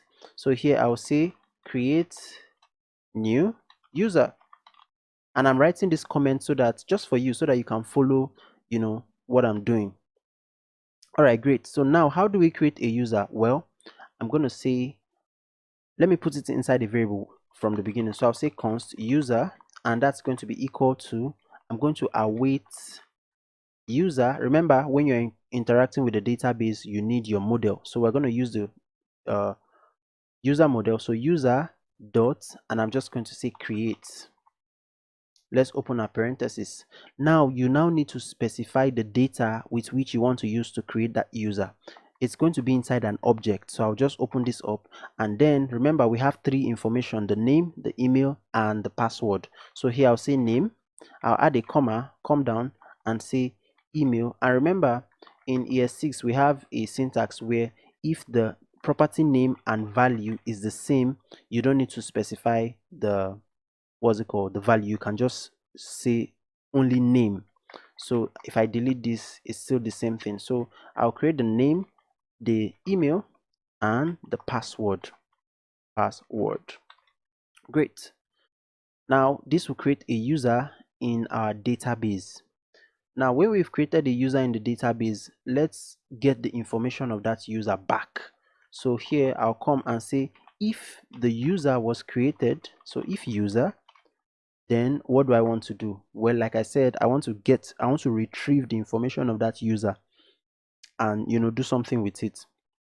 So it's going to be inside a response. So I'll say response dot status, and what's going to be the status code. When you create a new user, 201 represents new user created or new data that has been created in your database. So 201 dot JSON, because the information we are getting back from our database is going to be in the form of a JSON. So open that up, and what do we want? First off, whenever you create a new data in your database, MongoDB is going to attach an ID property. So let's get that ID. Okay, and then that's going to be equal to user.id. all right, then I'll just add a comma here, and then I'll just set the next property. I'll get the name of the user. Let's type that name, and that's going to be equal to user.name. Now the interesting thing is I can actually just destructure all of this property, but let me just write it out so that you can appreciate that it's coming from the users in the database. Or better still, let me just destructure it. So I'll say const, and I'll just destructure all of the properties. So we're going to have a underscore ID property. Then we're going to have a name property. It's going to be equal to user. So underscore ID property, then name property. What else? Email. What else? Well, I don't want to send the password back. Okay, I want to leave that in the database. Then remember in our model we had some other things that we added, things like the photo of the user, the bio. So let's just return everything just to be sure that everything is on track. So I'll just come here. So the email, then what else? The photo, then I think the phone, then lastly we have the bio. Yeah, so those are the things we have in the database. So here, instead of saying id is equal to user.name, I can just make it short and say id and then comma, and then essentially I can just grab all of these guys. I'll copy that and then just paste it here. Okay, so you see everything has lightened up because now we are pointing to this data pieces that we destructured from the user.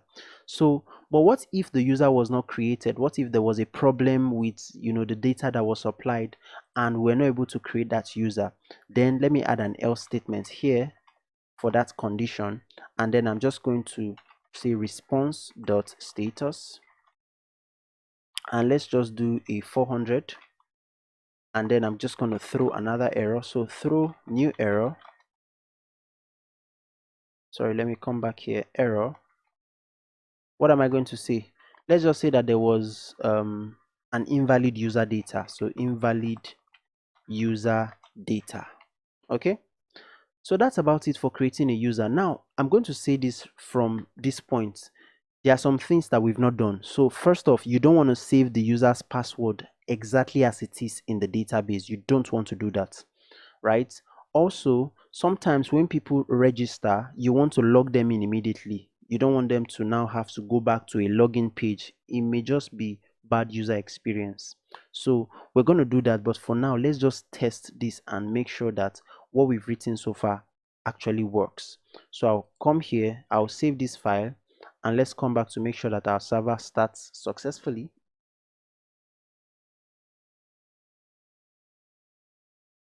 Aha, so our server has started. So this is moment of truth. So this is the API we're going to test out now. It has an email. So you know what I'll just do? I'll not add anything. Let me see if this our validation actually works. So I will come here and click on send. Aha, so you see, because we did not enter an email or a password and a name field, we got a message here that please fill in all required fields. All right, so now let's enter an email. I'm just going to enter a dummy email. So I'll just say user@gmail.com, and then I would enter a name, and I'll set that name to be, of course, Zeno, because I'm the one doing the. Then I'll enter a password field, and then I'll set the password to be Zeno123. Great. I'll go ahead and click on send. No, let's do something else. Let's make sure that this password is not up to 6 characters. So I'll just say Zeno, and then I'll click on send. Let's watch what happens. Aha, so you see, we get a message here. I hope this thing is not too small. Okay, but I don't know if there's any other way to make it bigger. I guess I'll just have to check after this video.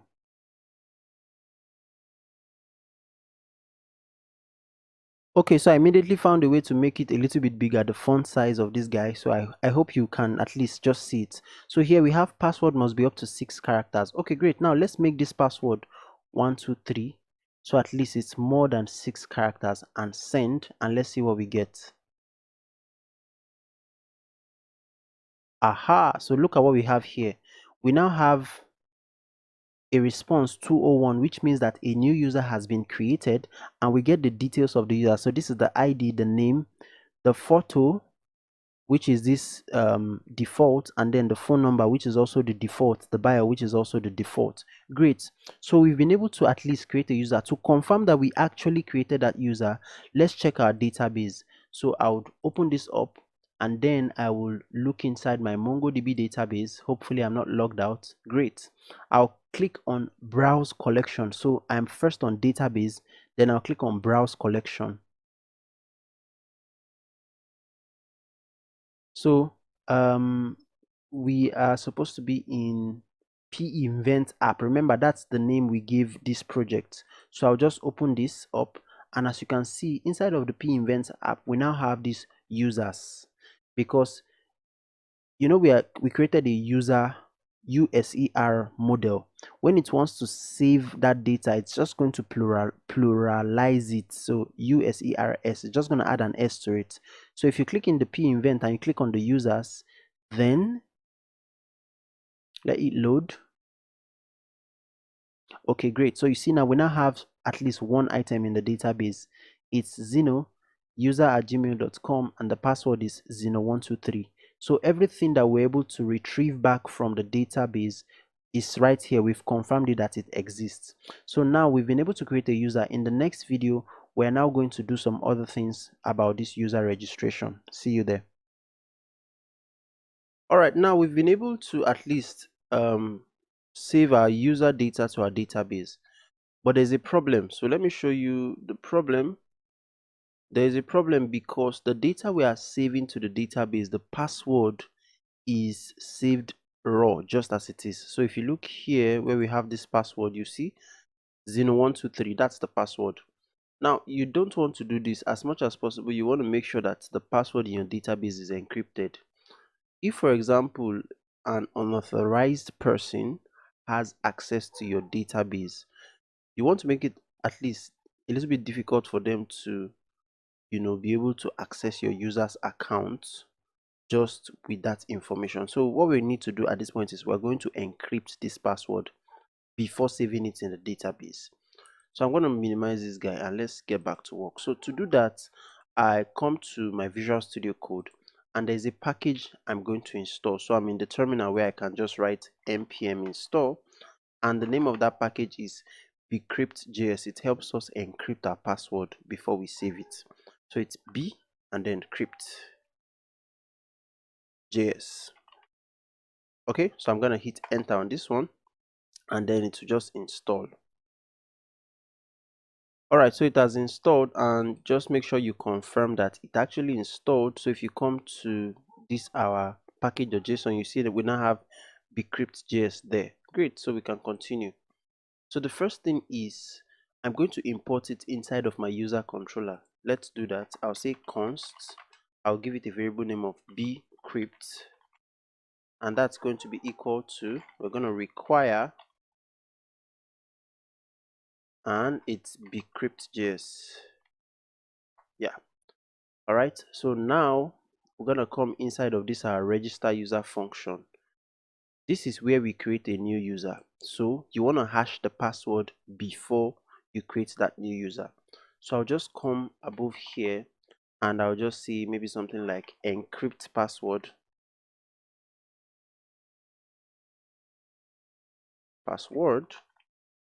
before saving to DB. Okay, now how are we going to encrypt the password? So there are two processes you need to encrypt the password. The first thing is you need to create what is known as a salt, and it's just something that helps you encrypt your password using Bcrypt.js. So here I'll say const and salt. That's going to be equal to await, and we're going to generate a salt with Bcrypt.js. And to keep things simple, I say salt is something that helps you encrypt your password. So we're going to say bcrypt dot gen salt, and then you're now going to give this an argument of how long you want the salt to be. So here I'll just say 10. I'll come down here. Now that we've created the salt, which is the piece of material that helps us encrypt our password, we can now go ahead and hash the password. So I'll put it inside a variable. I'll say const, and I'll just say hashed password, and that's going to be equal to, now we're going to await bcrypt dot hash, and then we're just going to open our parenthesis. Now this is going to take two arguments. The first is, what do you want to hash? So I want to hash my password, which is this guy that is coming from our body. So I'll come back here and say, look, I want to hash the password. Then I'll add a comma. Then it will require us to slot in the salt we just created. So salt, that's what we want to use to hash the password. All right, great. Now that we've created this hashed password variable, we can now come here to okay, yeah. So the next piece of function is where we create the new user. So instead of just saving the password in the database, I'll say, look, in place of this password, I want you to point to the hashed password. So it needs to be hashed password. Yeah, great. That's all we need to do. Now go ahead and save, and let's test it out. So I will come to my Insomnia, and I'll create a new user. So this user, we called it user@gmail.com. Now I'll come and say user1@gmail.com, and maybe I'll just change the name so that it's different, or I think I'll just stick with just changing the email. So we have user and then user1. Go ahead and click on send, and let's see what happens. Voila. Oh, user validation failed. Password must not be more than 23 characters. Okay. There's something we need to change in our model, because when the password was hashed, it became more than 23 characters. So you know what? I'm just going to head back to the model. So you see, let's come here to password. Yeah, so you see here, we set the max length of the password to 23 characters. So that's why we're getting that error. So you know what I'm going to do? I'm just going to comment this out.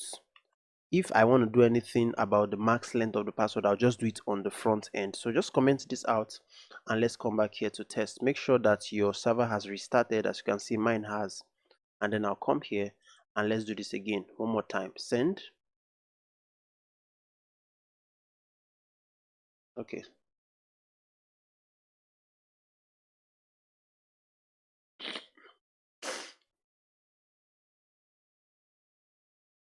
So I'll just click here, send. And this time we shouldn't get any max length error. Great. So we've been able to create the user, and as you can see, we have user1@gmail.com.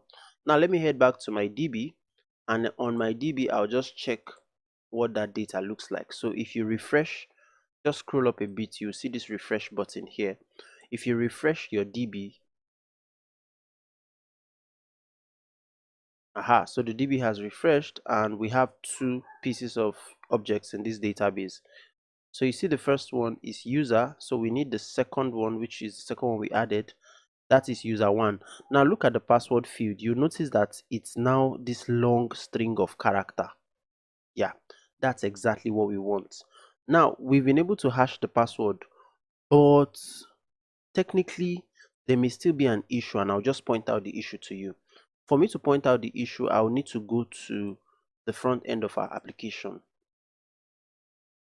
What we just did is when we want to register, we hash the password, but there are several other operations that require us to manipulate the password, and I'll show you. The first is the profile. So let me open this up and go to my profile, and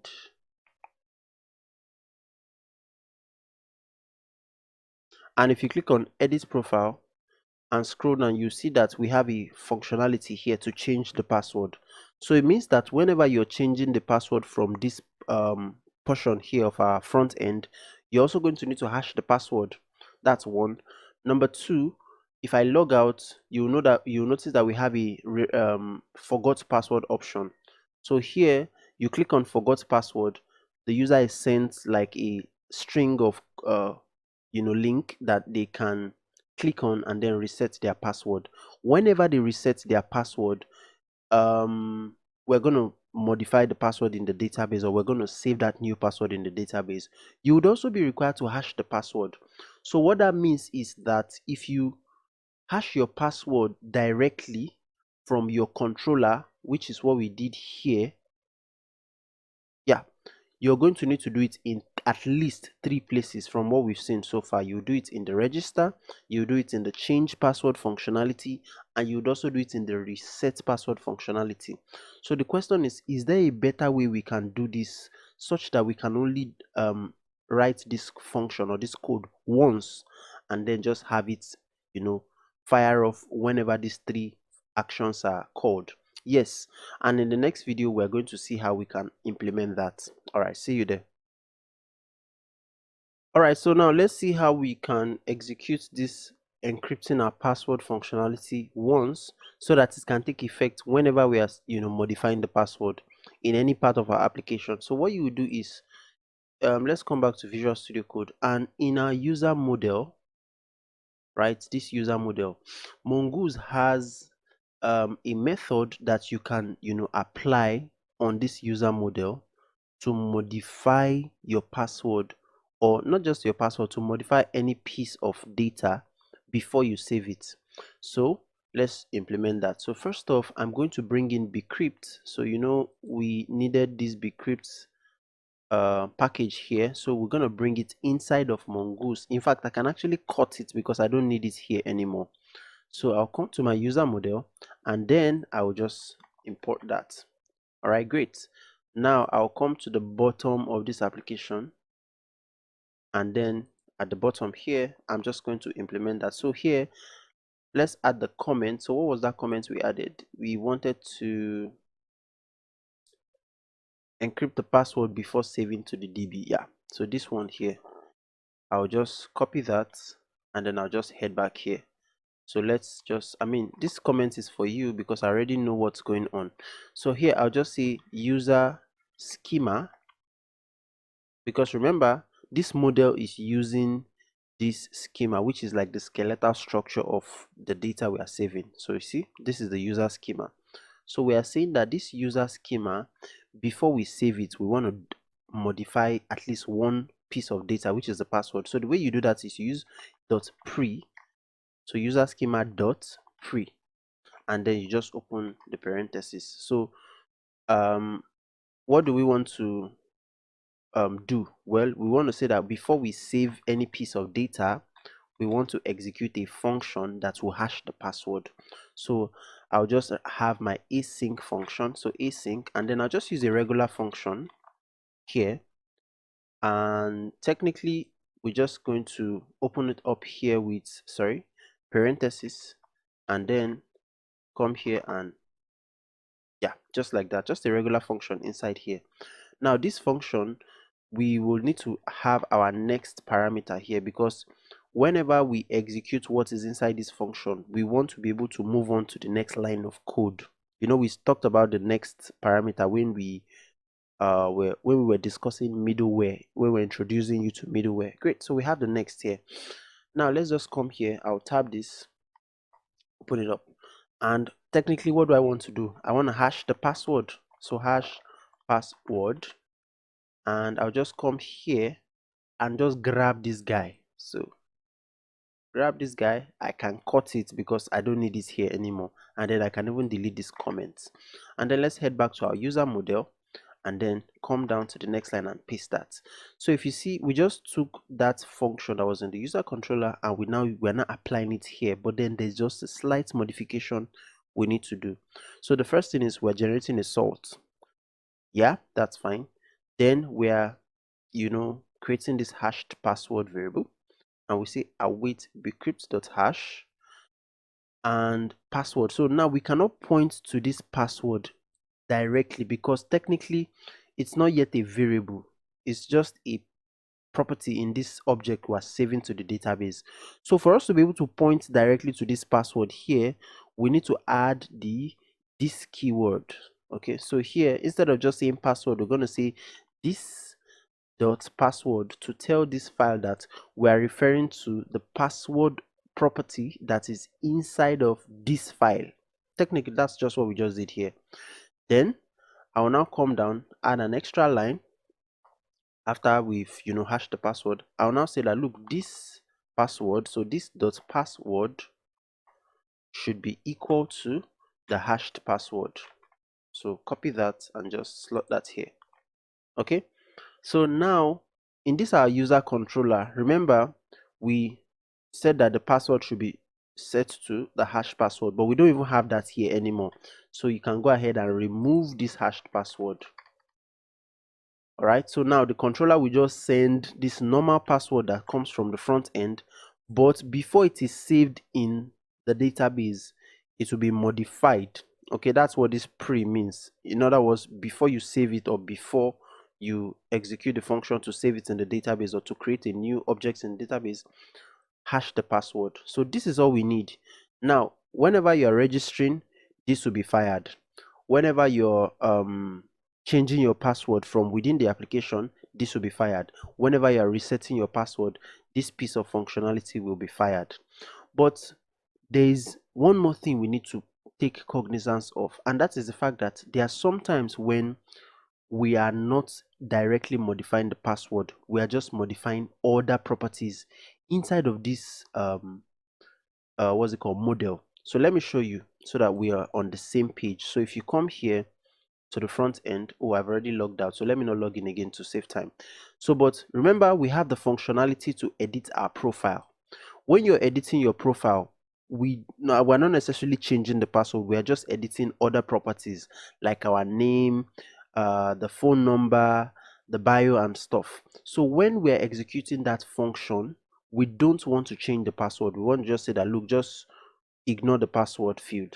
So how am I going to specify that specific instruction? I'll add an if statement. I'll say if, and then I'll just open this up, and then what do I want to check for? I'll say if the password field is not modified. Okay, so the way you do that is this dot is modified. So you want to check if something is modified, then you just open your parenthesis and specify the field you're referring to, and in our case it's password. Okay, but we don't want to check if it's modified, we want to check if it's not modified. So here we're just going to have our exclamation mark. So technically I'm saying that, look, if this password field is not modified, okay, then what do I want to do inside here? Well, I don't want to do anything, so I'll just say return, and then I'll call this next object here. So I'll say return next. All right, so basically I'm saying that if the password field is not modified, go to the next piece of code, which is going to be this one. Sorry, which is not going to be this one, which is going to be whatever it is that is in your maybe controller or whatever it is you're trying to do. That's what we just did here. Great. So now I can go ahead and save, and then let's test it again just to be sure that what we did worked. So I'll come to my file here and I'll create user 3. So let's come here. I'll just okay, this is where I need to change it.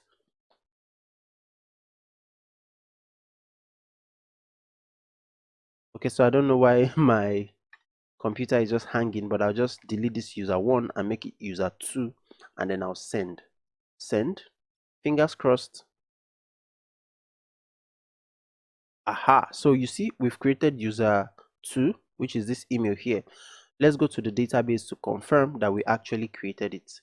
So I'll open that up and MongoDB, and then I'll just refresh. So refresh.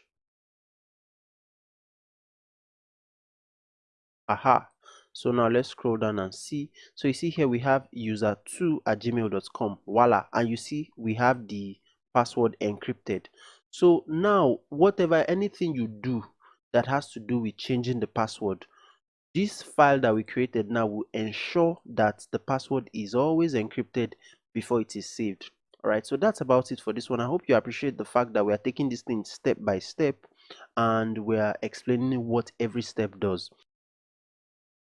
All right, one more thing before I forget is that after you hash the password, you also want to call the next function, so that whatever, if there's any next piece of code that needs to be executed, it will be executed. So you just add your next after you've hashed the password as well. That's all. So that's about it for this one. See you in the next one. All right, guys, so we're making progress and let's continue. Now, one of the things that we want to be able to do when a user creates an account, you may not do it, like it's just something I consider a good user experience. When a user registers on your platform, you want to also be able to sign them in immediately, and so that they can get to start using your platform.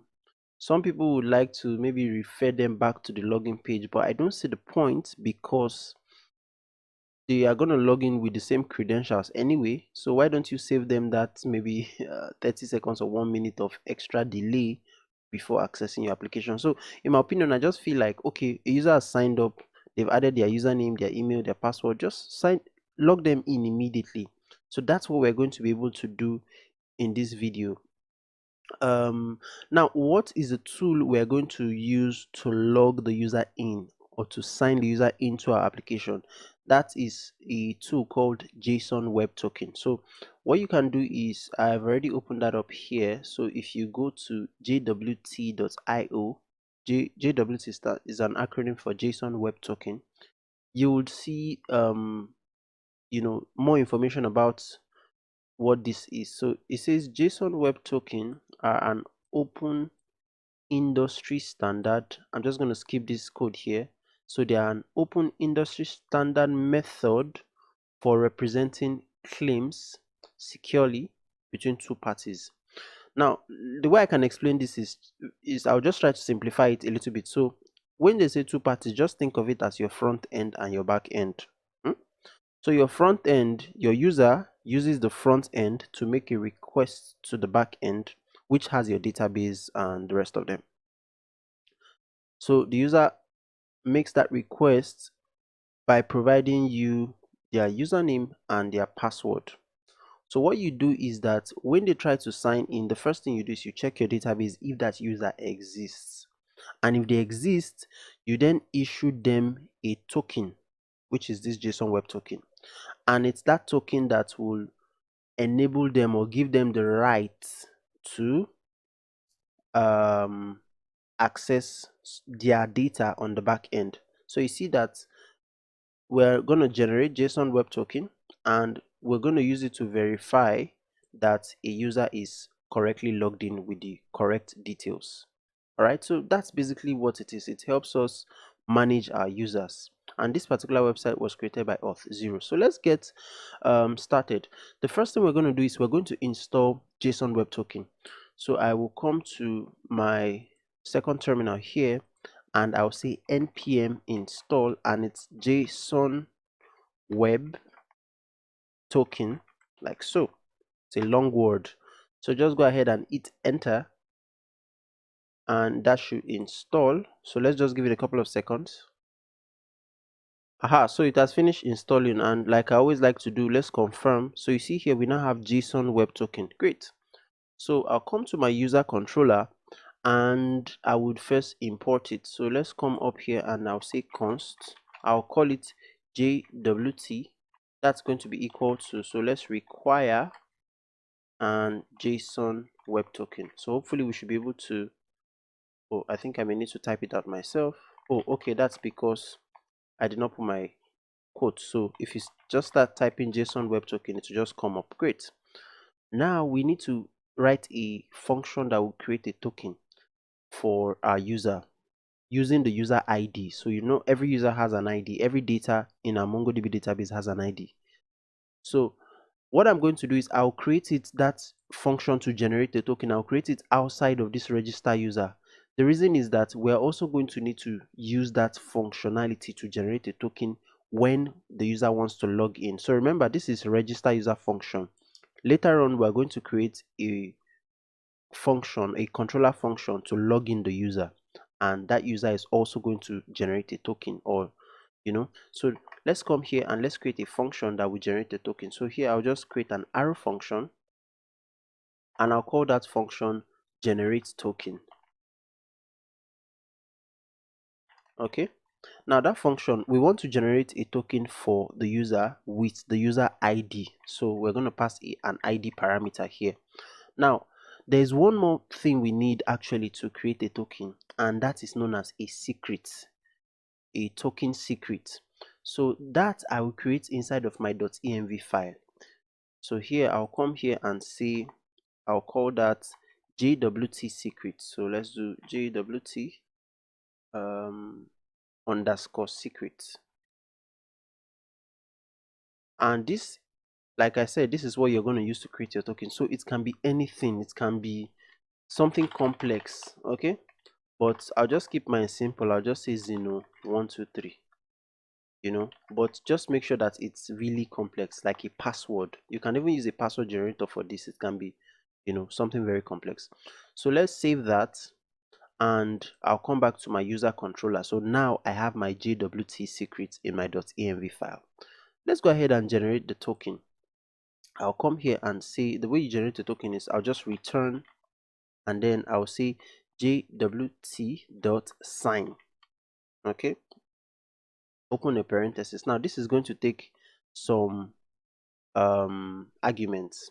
So the first is, what do you want to create the token with? Like I said, we want to create the token with an ID, so that's going to go inside this object. The next is to slot in our JWT secret, which is what we're going to use, another tool that we're going to use to create this token. So remember, that's in our .env file. So we got to say process.env, and then we're just going to point to JWT underscore secret. Okay, the last piece of data is, when do you, well, not the last, but the next piece of data is, when do you want this token to expire? In other words, how long do you want it to last? Well, for simplicity's sake, I'll say that I want the user to be logged in for 1 day. So after 24 hours, this token would expire, and if they come back to the website, they would need to log in again. And that's very similar to what MongoDB has. So MongoDB, every 24 hours, it will automatically log you out. In other words, the token would expire, and if you come back, you'll be required to log in again. So here I'll just say expires in. The name of the property is expires in. That's, oh sorry, it needs to be small letter, sorry, expires, yeah, so that's it, in, and that's even camel casing. Then now you just specify how long. So here I'll just open my quote and say 1 day. So that's 1 and D. That's all. So now this function will generate a token every time we call it. Now let's test it out and see. So I will come down to this point here. So now before I create a user, I'll generate a token for that user. So let's come down here and I'll just add a comment and say generate token, and then I'll call the function to generate the token. So I'll come here and say, I'm trying to hit tab but it's not responding. Okay, let me just, so here I'll call the function, I'll say const, I'll put it inside a variable token, and that's going to be equal to generate token. Good. Now this generate token, remember we said that it should have an ID. So we're just going to use the user ID as the argument here to generate the token. So how we're going to do that, I'll just come here and say I'll just pass the user ID. So it needs to be under this user, okay, because this is where we create the user. So after we've created the user, I'll just generate the token. So let me cut this out, Control X. All right, so after I create the user, I'll generate the token with the user ID. So paste that in, and then I'll just pass the user dot underscore ID, because it's actually underscore ID that we have in the database. Now I'll say that if the user was successfully created, I'm returning all of this. One other extra thing I want to return now is the token. So just to be sure that we created the token successfully. So I'll go ahead and save this, and we're going to create yet another user to see if we're going to get a token back. So I'll come here and bring this up, and then I'll create my next user, which is user 3. Fingers crossed, let's send. Okay, voila. So you see here, we now have all the details about this user. So this is user 3, but we now have an additional detail, which is a token. So it's this long piece of string, right? Now this long piece of string can be decrypted with the information we specified.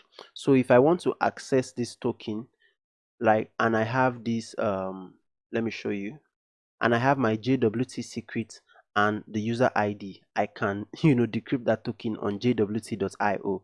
all right, so but technically this is how you can generate a token, whether it's when you're registering or when you're logging in the user. All right, so in the next one we're going to now see how we can use this token to log the user into our application. See you there. All right, so now we've been able to create a token. What we want to do next is to be able to log in that user, and technically logging in the user simply means that we are sending that token to our front end or to our client, which is the browser, and that is going to tell the front end that, look, this user has been properly authenticated and the user can access our back end. Okay, so there are different ways we can do this. One of the ways that is very common if you watch a lot of online tutorial and even some online courses is that you can save this token here that we are returning. You can save it in local storage, and then you can use it as what is known as a bearer token when you're making requests to the back end. That's in your headers. Okay, now if this flew over your head, don't worry, it's just a method that people use to send this token to the front end. But like I do for all my courses, I did some research on the best way to authenticate your user or to log in your user, and I discovered cookies. So there's something called HTTP only cookie, and from the research I did, the advantage HTTP only cookie confers as against saving your token in local storage is that saving your token in local storage can predispose your application to what is known as cross-site scripting. What that means is that an attacker may be able to execute a script on your website, and this can be maybe from other packages or other dependencies that you use on your website.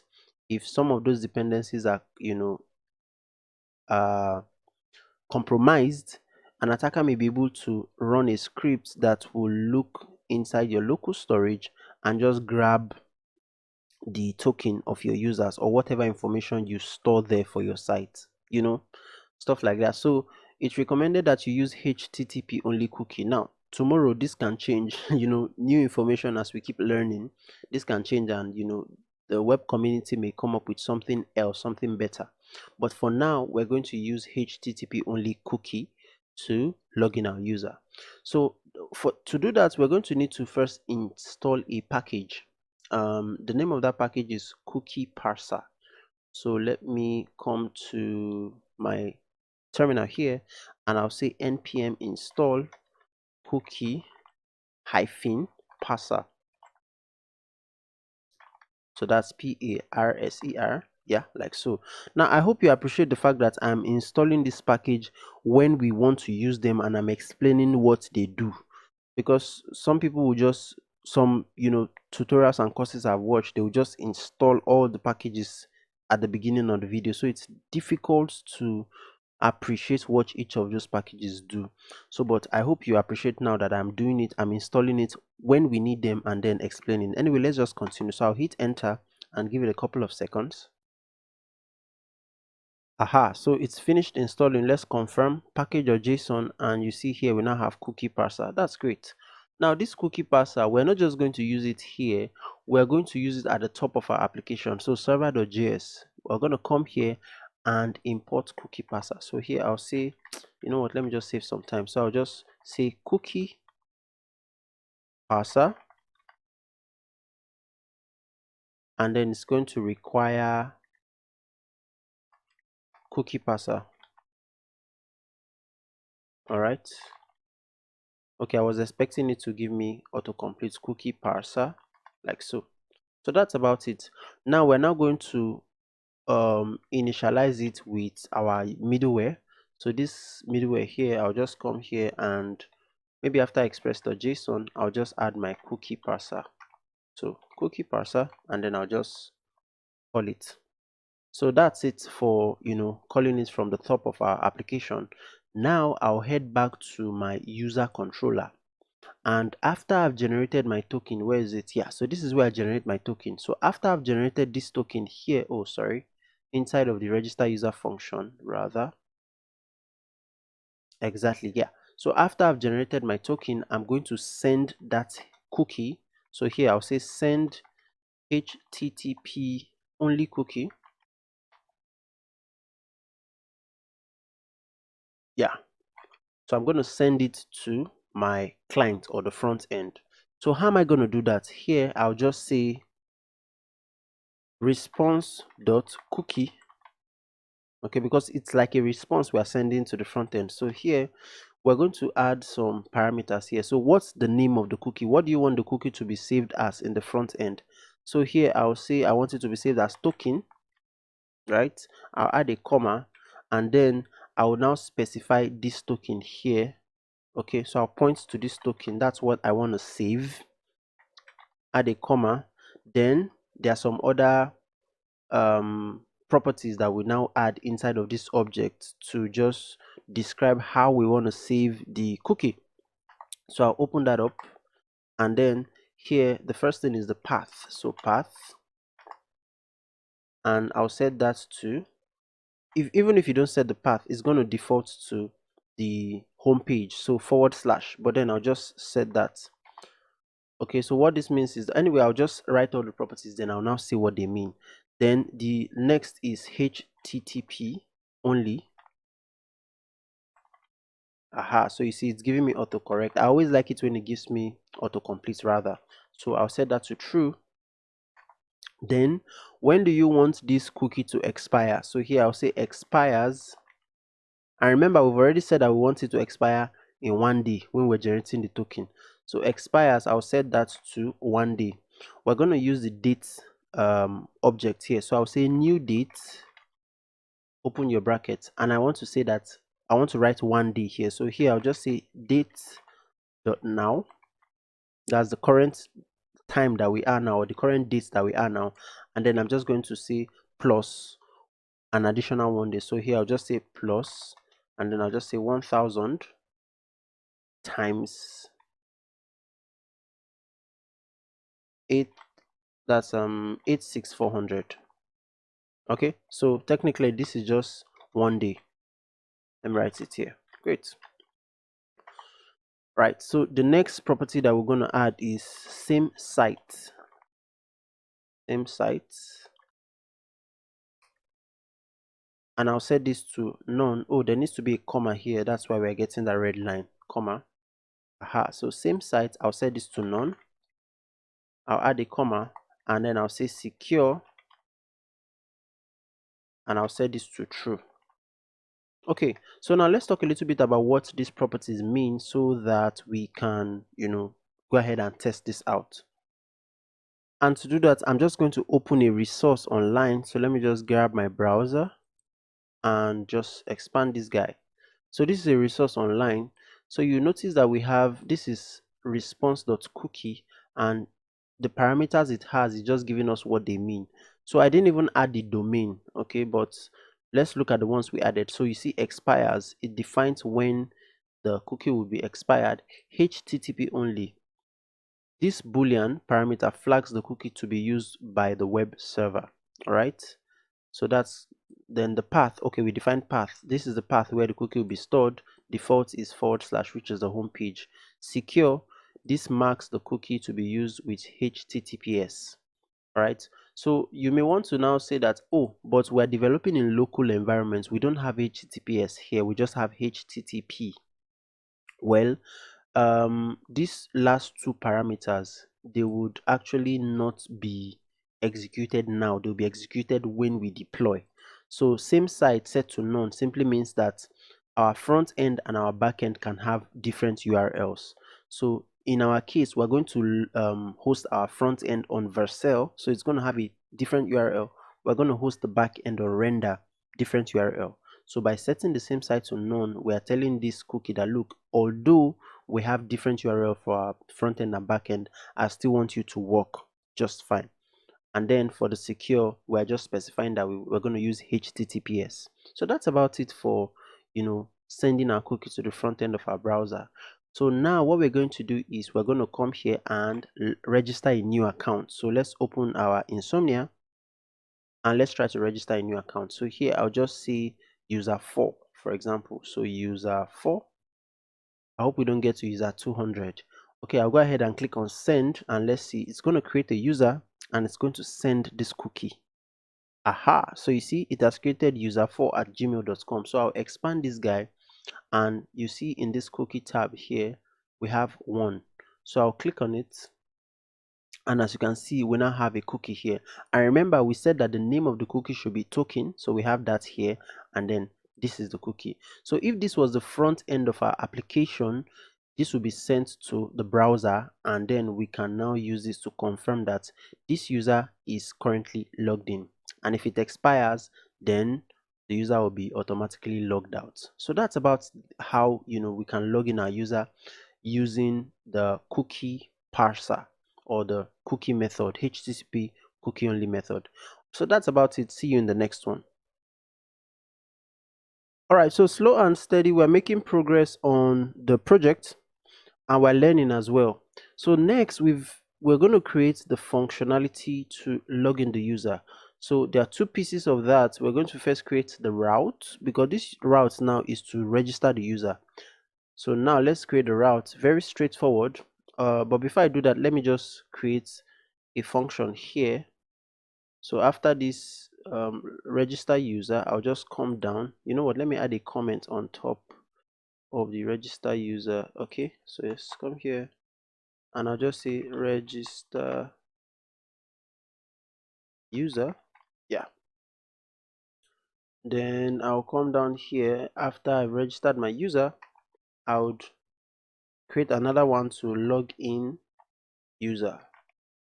Okay, so just like we did before, we are going to create a controller function, which is like an arrow function. Then I'll call that function login user, camel casing. Now remember, we're going to wrap everything you see here inside our async handler, just like we did before. So async handler, and then I'll just take the closing parenthesis and just wrap it here like this. Yeah, so that's the setup to register the user, and I'm not doing anything inside. Next, I'll come here and I'll export it. So I'll say login user. Yeah, so go ahead and save. Now if I come to my route, I'll just create a new route. The route is going to be a post route as well, but it's going to go to /login. Then the function also will change to login user. Now we also have to import this function here, so I'll just do control and spacebar, and I get the option to auto import it. So if you hit enter on that, you see here we now have register user and login user. Great. So now let's just test out that functionality or that route. So I'll come to my user controller and I'll just send something in the response. So let's open here and I'll just say response.send, just say login user. Very simple response. Now let's come to Insomnia and let's create a new route. So you know what, I'll just duplicate this register user route. If I click on this guy here, I'll see the option to duplicate. So I'll just change this now to login user. Then create. So you see we now have the same copy of this register user, but we've changed the name. Now we'll just change this to localhost 5000 APIs /users /login. So we're going to change this register to login. Now when we want to log in, what are the pieces of information we are going to need? Well, we're going to need the email of the user and the password. So this name is not necessary here, so I'll just delete it. So now we are set. Okay, good, but let's just test it out first. I'll just send, and technically or hopefully we should get this if everything is fine.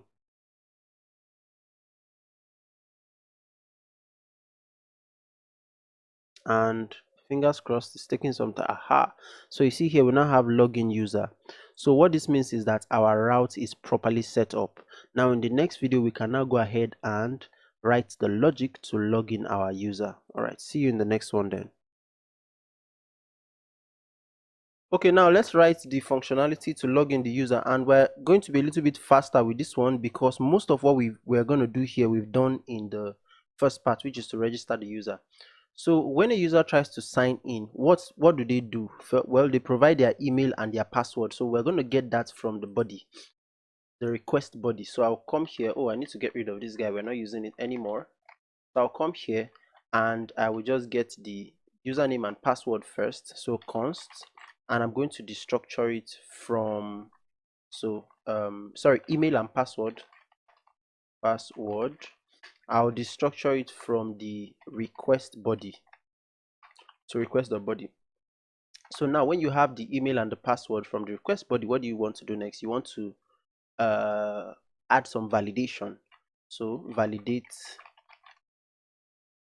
request, and to validate that request we're just going to use an if statement to make sure that the fields are not empty. So I'll say that if there is no email or password, in other words, if it's an empty string, then I want to throw an error.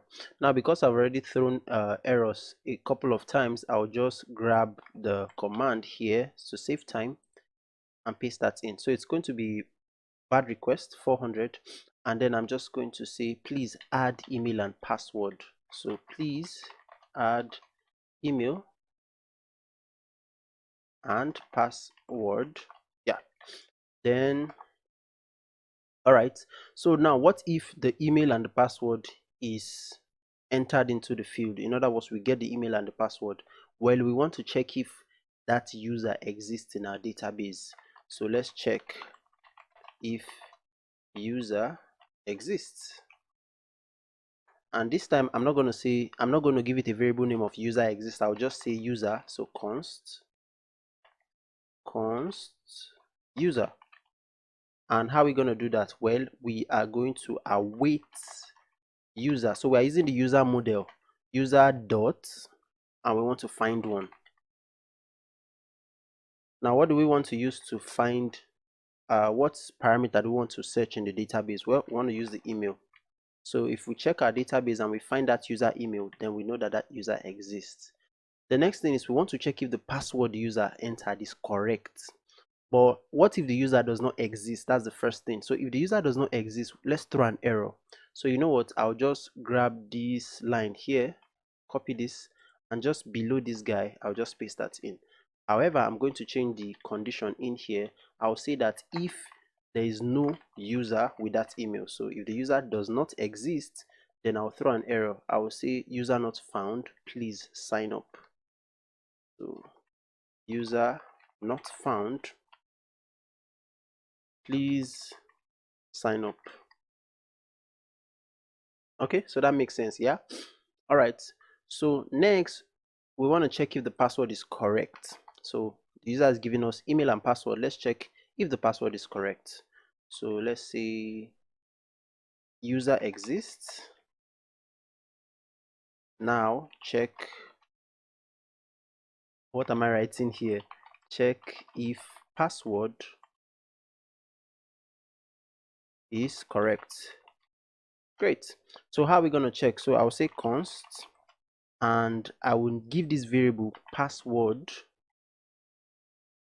is correct. It's a long one, but I mean it describes what I'm trying to do. Now for us to check if the password is correct, we're going to use bcrypt. So let's import it. I remember I removed it from my import here, so I'll just bring it in one more time. It's bcrypt, and it's going to look for bcrypt.js.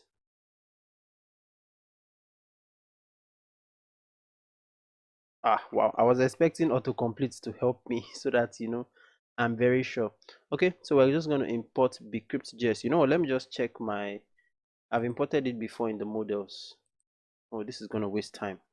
So models, user model, just to be sure that I imported it correctly. So this is it. Yeah, I think I imported it correctly. All right, so let's continue. I'll go back to my user controller, and yeah, so it's correct. So bcrypt.js. So we're going to check if the password is correct. And remember, before we save the password, we hashed it with bcrypt.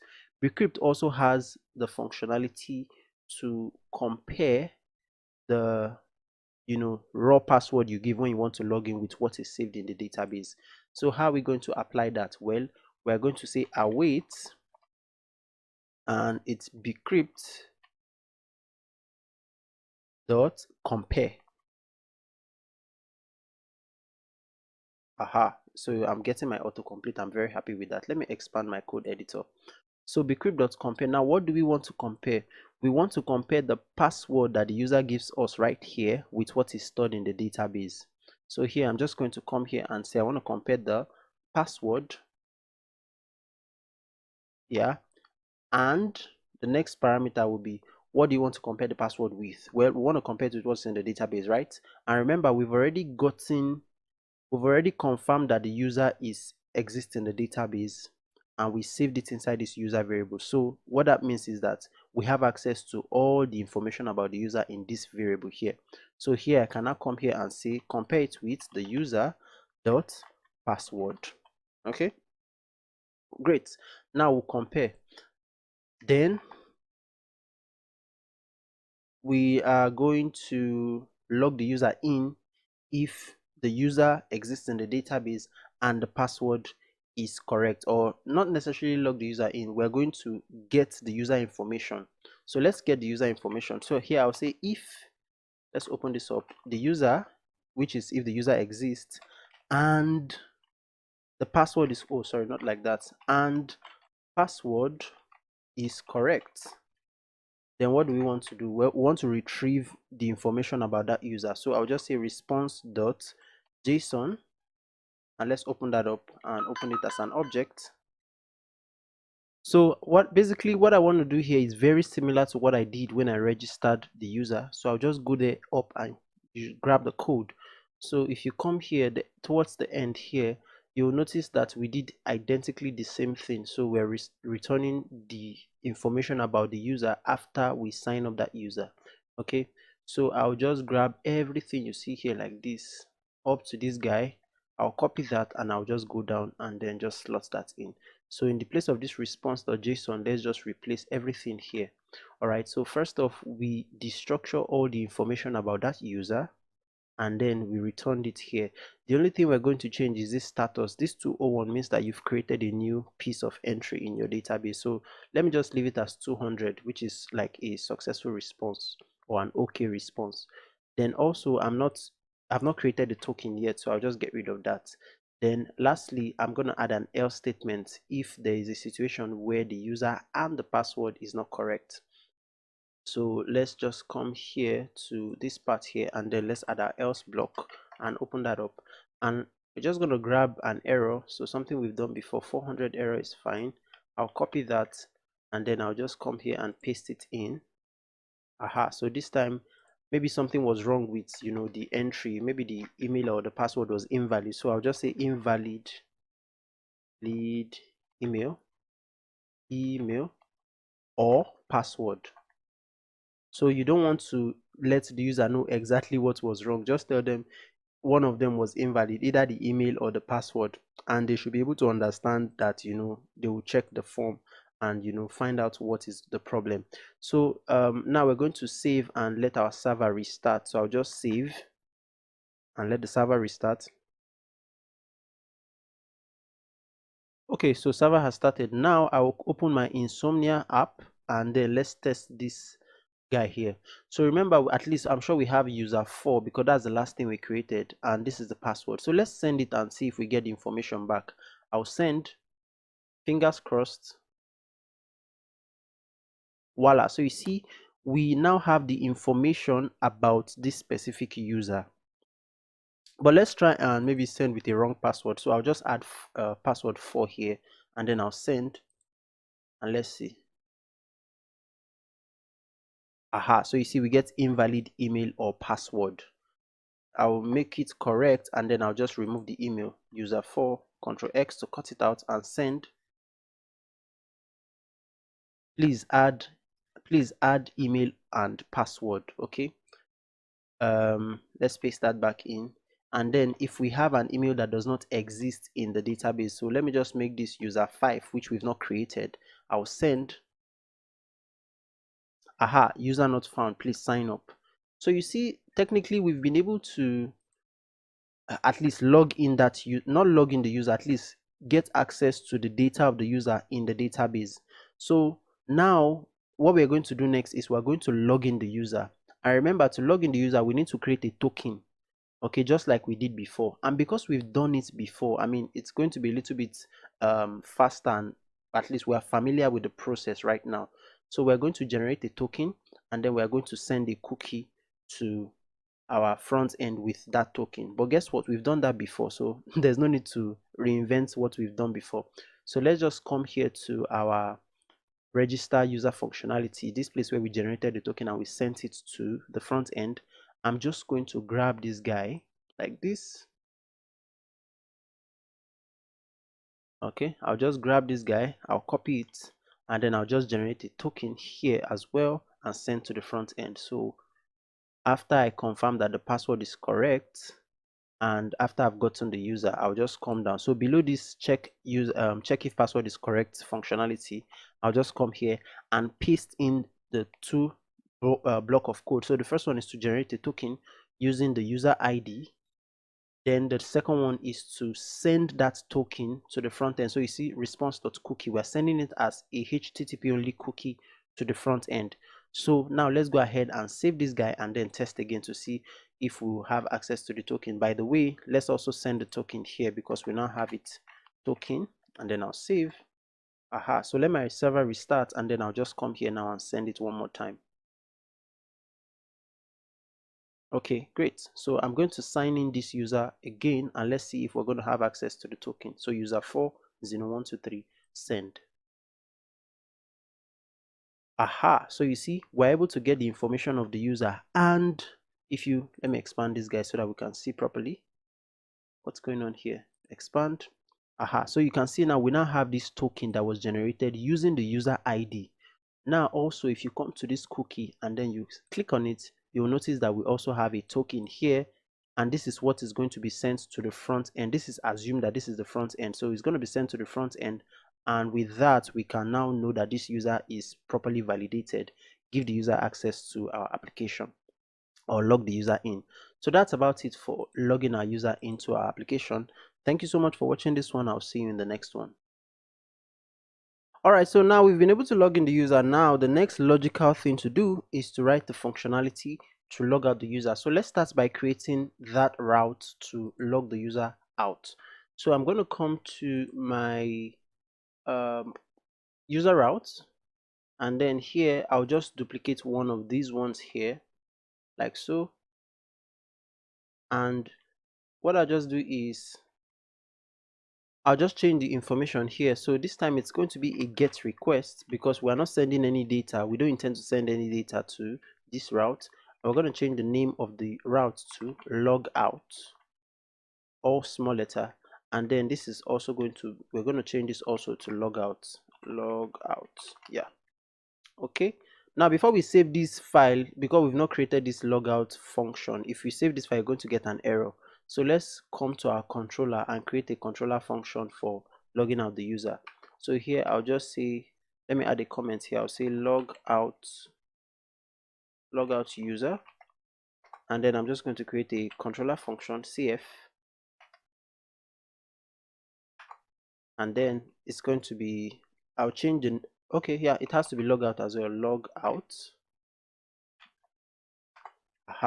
Now don't forget, we're going to wrap everything here with async handler. So let me just wrap it with parentheses first.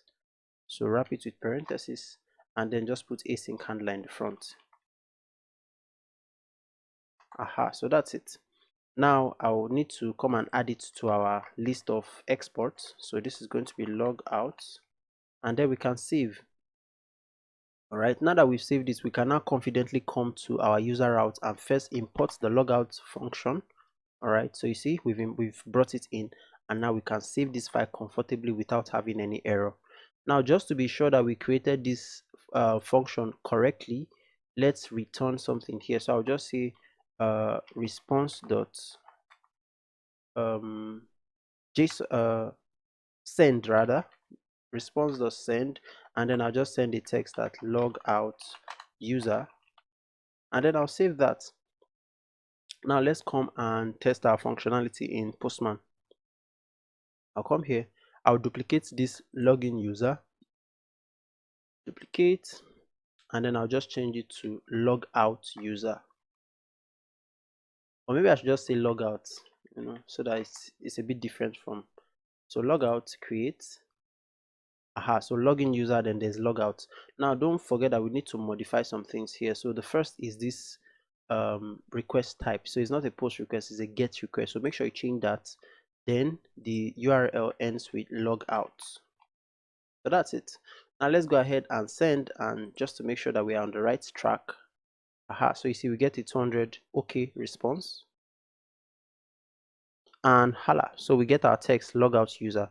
So what this means is that we've been able to successfully set up our route for the logout functionality. Now because it's such a very short functionality, I'll just do it in one swipe. Like there's no need to break this video into two. So I'll come here and let's just remove this guy. So if you look at our login functionality, the only reason why we're able to log in the user is because we are sending this cookie to the front end, and then we set the cookie date. We set the cookie to expire in 1 day. Now, there are two ways we can log out the user. The first is we can just delete this cookie from the front end. That's one way. But another way is that we can just expire this cookie. So I think I'll just go with the second one, which is to expire the cookie. So let's just grab this piece of text, right? I'll just copy this guy here, and then I'll just scroll down to where we are in our logout functionality here, and I'll paste that in. Now we're going to make some modifications. So first off, response.cookie, and then we are saving it as token, right? But because we're not saving a new token per se, we're going to get rid of this token keyword and put an empty string there. So we're not saving anything. Rather, we want to modify what's already there, which is this token cookie that we saved, right? So what do I want to modify? Well, technically what I want to modify is the date. So instead of saying this 1 day, I'll just set it to the current second. So I'll just say 0. So what this means now is that it will expire that cookie in that we have there right away. Okay, then lastly we're just going to return something to the front end. So here I'm just going to say return, and this is going to be response dot. First of all, we're going to add a status, and that status is going to be set to successful, so 200. Then I'll now send a message, so dot JSON. This JSON message, well, I'll just put it inside an object, and it's going to have a property name of message.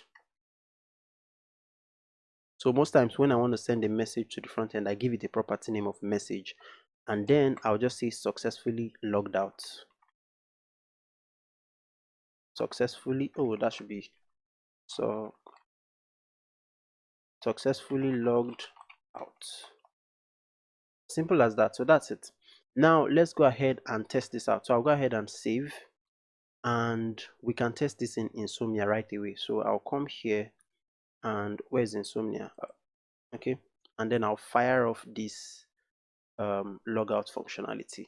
So remember, we have somebody logged in, and that is this user. You don't need this user here, so let me just even delete it. You don't need to have any inputs because we are not working with any inputs. We are just firing a function. So let's fire this off and see if it truly logs out the user. I'll send. Aha, so you see, message successfully logged out. So technically that's how brief and easy it is for us to create the logout functionality in our application. Like I said, another thing you can do is to delete that cookie, but this one also works and it's fine. So let's just proceed to the next functionality. See you in the next one then. All right, my friends, so now we've been able to register a user, we've logged in the user, and we can also log out the user. But there's one thing we need to do though. We need to have a dedicated API endpoint that can just fetch the user data.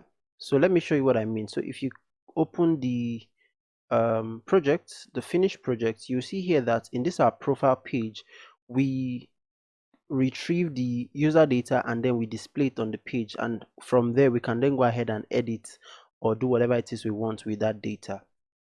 Now, although we have the register user and the login user, at the end of those operations we are fetching the user data, but technically it's not ideal for us to rely just on that. We need to have a dedicated API endpoint for getting the user profile, and that's what we're going to do now.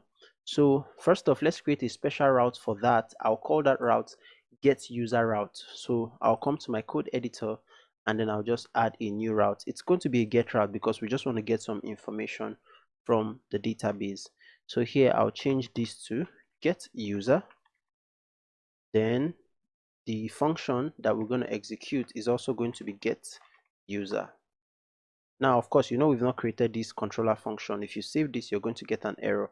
So we need to be inside of our user controller, and then we need to create that new controller function. So I'll add a comment here, and I'll say get user data, or just say get user profile. It's actually data, so get user data. And then let's create an arrow function, oh no, a controller function cf, and these are snippets I just created. So get user, and then I'll just wrap it with it needs to start here, so I'll just wrap it with my async handler. So wrap, probably I should just create a snippet that will just do that for me once. Async handler. Aha, so we're good to go. Next, let me just send something as a response. So response.send, and I'll say get, it's a string, so I'll say get user data. Simple as that. Then lastly, let's export it here, get user, so that we can use it from our routes. I'll save it here, and now I'll come back to my routes. Now I can access it. First off, let's import it. Control and space bar to auto import, and just click on whatever you get here. So you see we now have get user here. If you go ahead and save, everything should be okay. Now let's test it in Insomnia to make sure that that route was created properly. So I'll duplicate this, my logout route, duplicate, and then I'll just say get user data,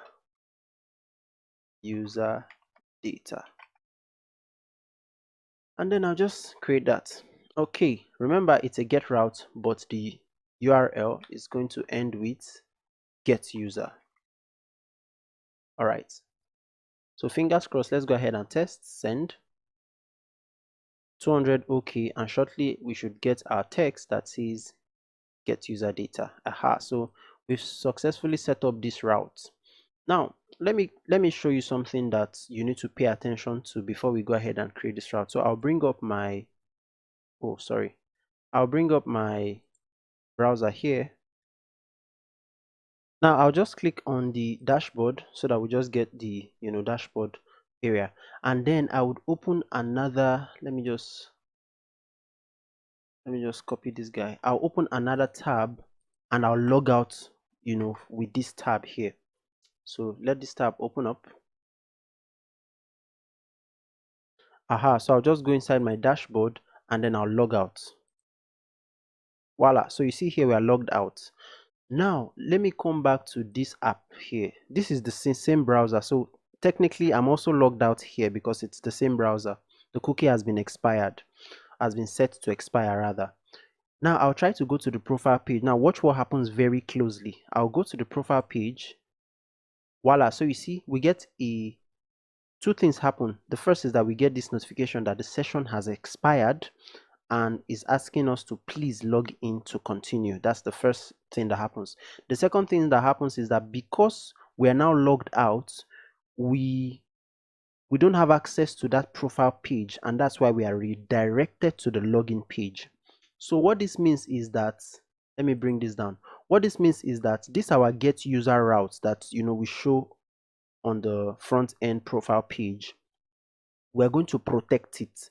We are going to write a function that will check if the user is logged in, and if the user is logged in, then we give them access to this API endpoint. If they are logged out, then we revoke their access to this API endpoint. What that means is that we're going to write a function that will protect this particular API endpoint. Only logged in users can see it, and that function is going to be here in the back end. So in the next one, we're going to do that. All right, see you in the next one then.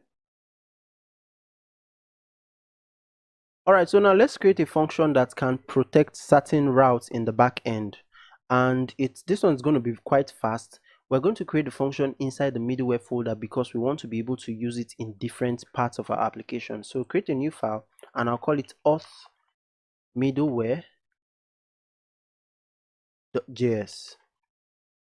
okay, and here I'm just going to, there are some things I need, and the first is, let's just come to our controller function and import some of the things. So we're going to use JWT token, user model, and we're going to need the async handler.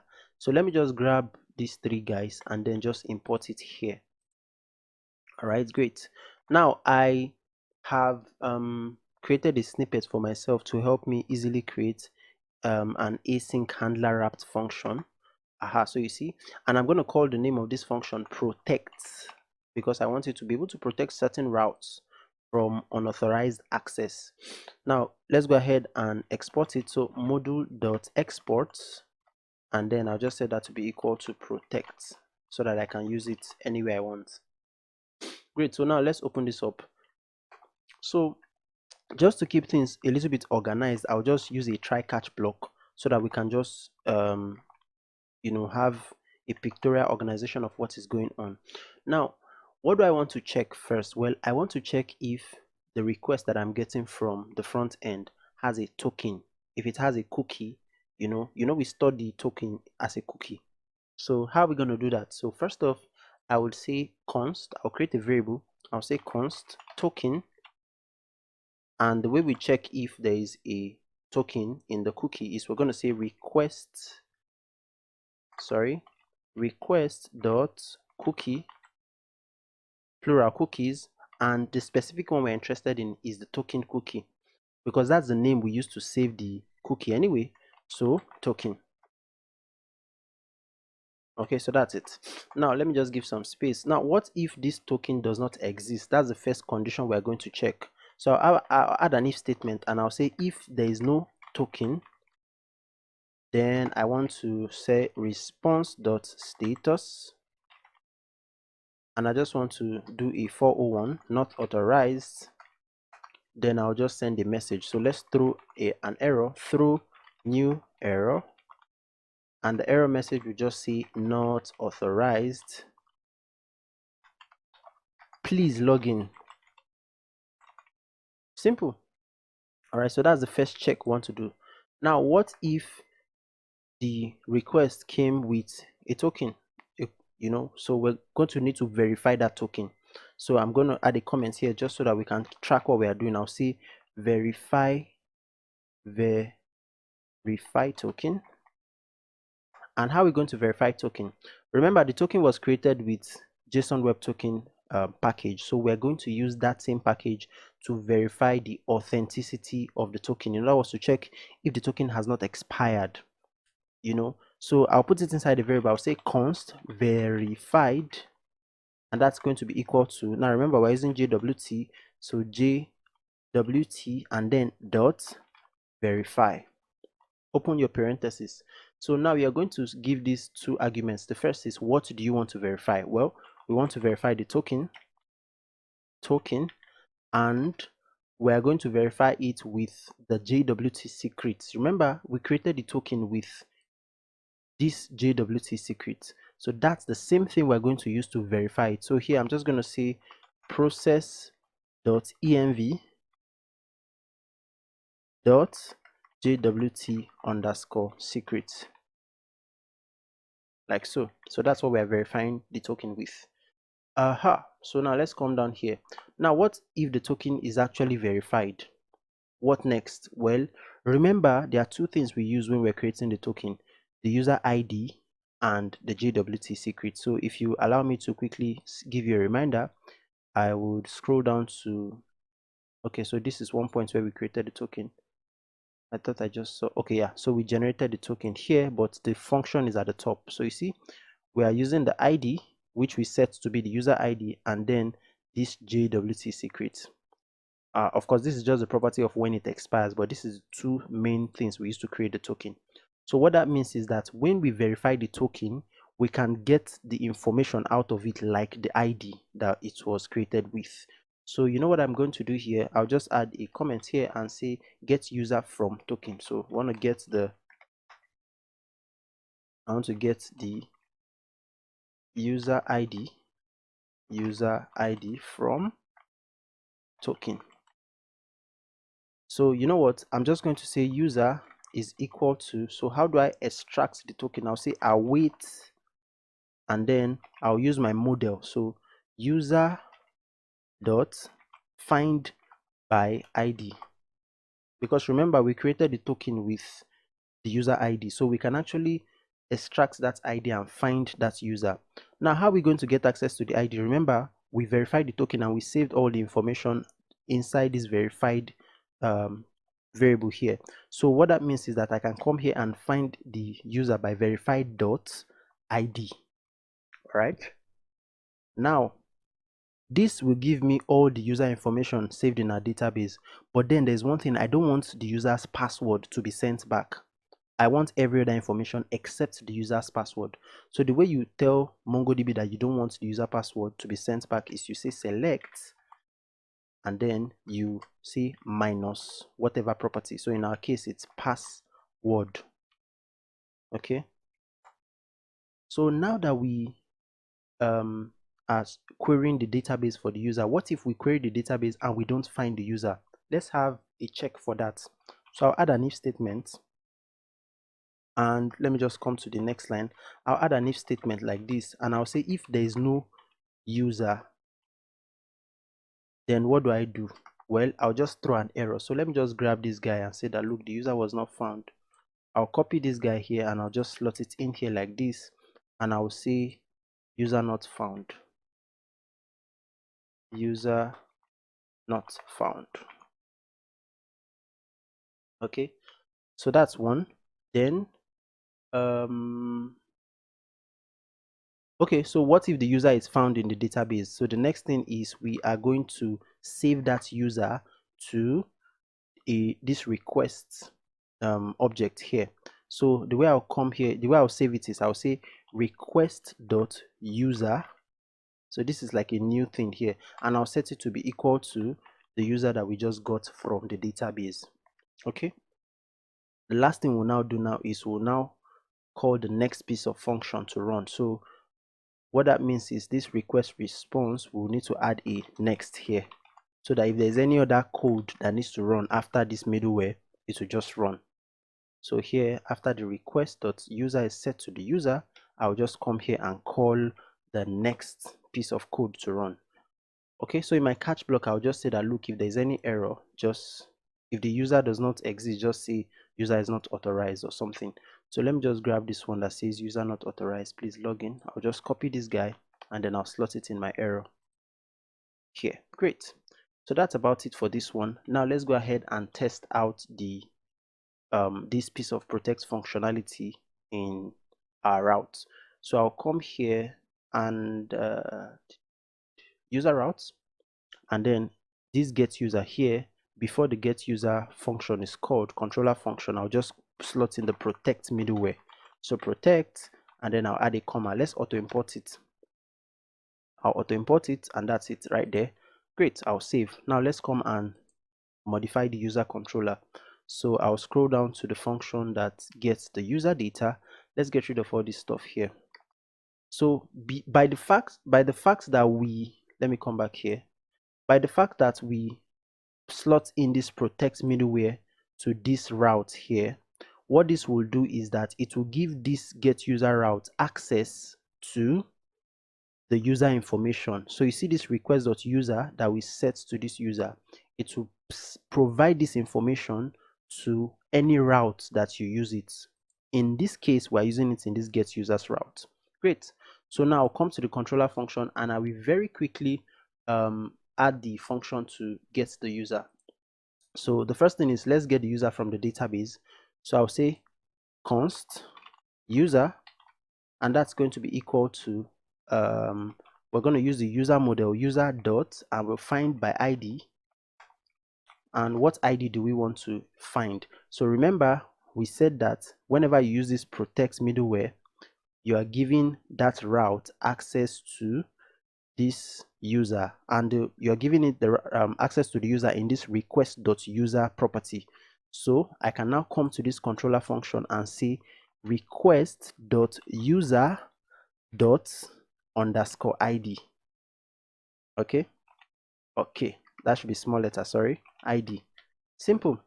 Now I can now come here and just add an if statement. So I'll say, look, if the user was found, then I'll just return the data about the user. So since I already have that stuff before, I'll just grab it from, I think I have it somewhere here. So this is it here. So let's just grab it here, and I'll just scroll down. In fact, I'll just take the if else statement, and then I'll come down here and slot that in. So replace this guy. So here I'm saying that, look, if the user was found, then the structure, then send it to the front. So 200 is what I want, successful request, and then I'll get rid of the token because we're not using any token here.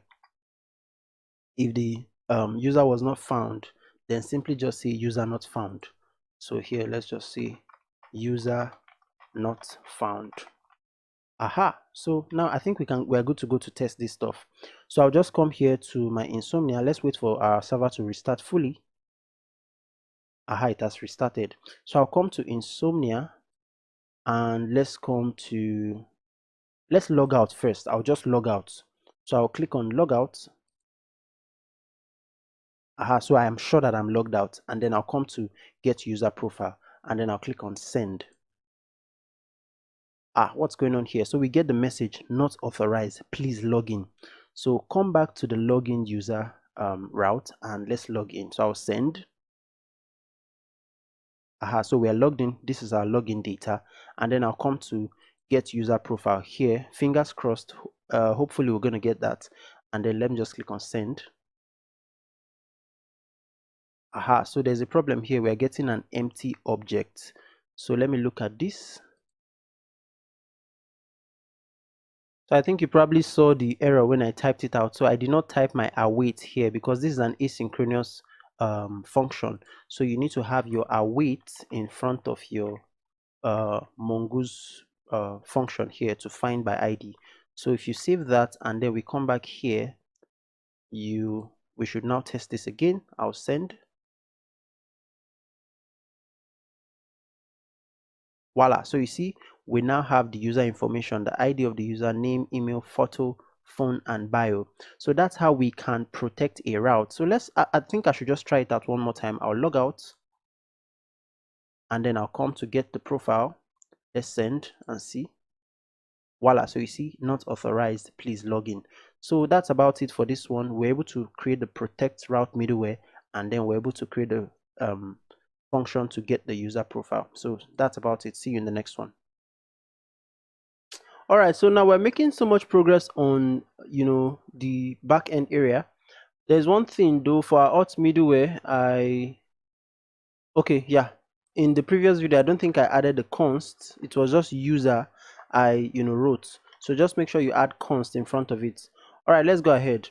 Now there's one functionality, one route I want to add, and I'll just demonstrate it to you first. So when I'm logged out, I'm currently logged out by the way. So when I'm logged out and I go to the home page, you see here that I get these two links, one to register and one to log in. Now what I'm going to do is I'm going to go ahead and log in, and then you see what happens when we log in and go back to the home page. So I'm going to log in. Now, although we are set to redirect to the dashboard after we log in, I'll go back to the home page. Voila. So you see I'm on the home page now, and you see we no longer see the login and register option. We now see the dashboard button. So that's because we have a way to monitor whether a user is logged in or not, and we're going to create a special route that will handle that. So let's go back to our back end, and we're going to come here to our user route and create that route. So I'll just duplicate this one, and I'm not going to protect it.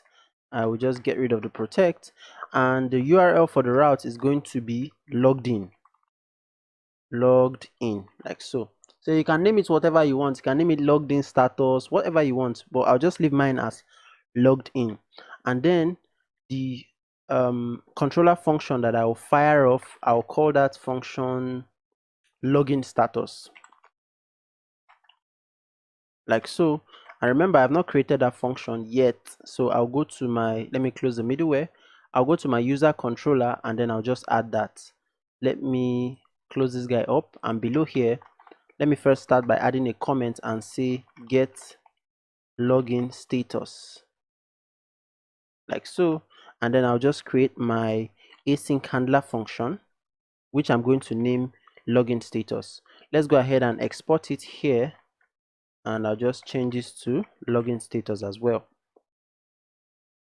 Because for testing, I'll just do response.send, and I'll just send login status. Yeah, that's it. Now save this one here, and also save the route, and then let's test it out in Insomnia. Okay. Oh, okay, I think I did something wrong. Let me just make sure. I would open this up.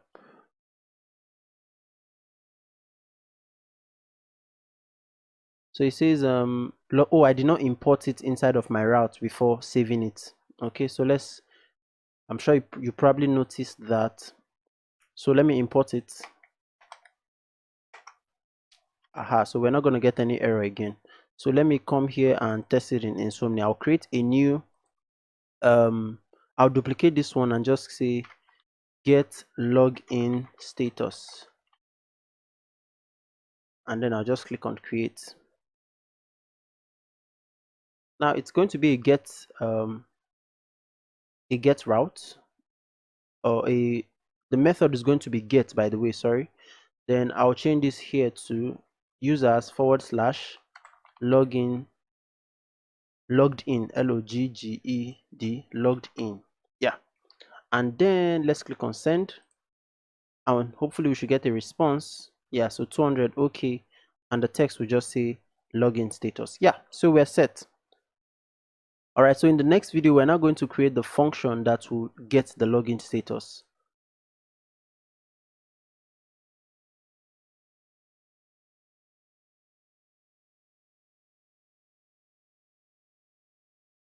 All right, so now we're going to add the functionality to check if the user is logged in. In other words, get the login status.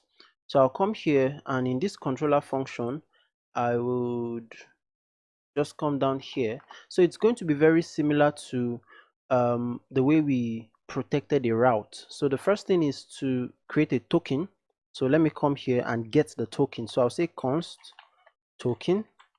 And remember how we got the token from the request. It's request dot cookies and then dot token.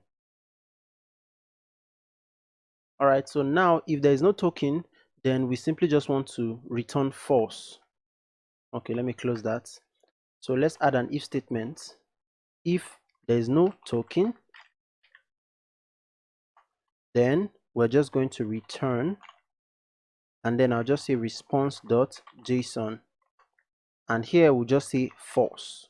So basically, whether a user is logged in or logged out is either a boolean. If the user is logged in, then logged in status is true. If the user is not logged in, then logged in status is false. So basically, we are dealing with boolean here.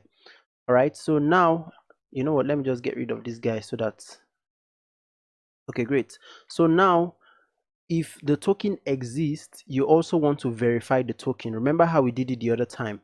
So you know what, let me just grab it instead of having to type it again. So I'll go to my auth middleware, and remember we did this verify. So just grab this line here, because it's exactly the same thing we want to do. We want to verify the token. So I'll copy that, and then I'll just come here and verify the token. Now if the token is successfully verified, then I am sure that the user is logged in. So I'll say if verified. Okay, let's open this guy up. I'm sure the user is logged in, therefore I will return true in my JSON. So I'll return a boolean and just say true. If the user is not logged in, so the else part, I'll just return false. All right, so basically that's it for checking whether a user is logged in or not. And now we can go ahead and test. So I'll go ahead and save this guy, and then I'll bring up Insomnia. Let this guy start up the server.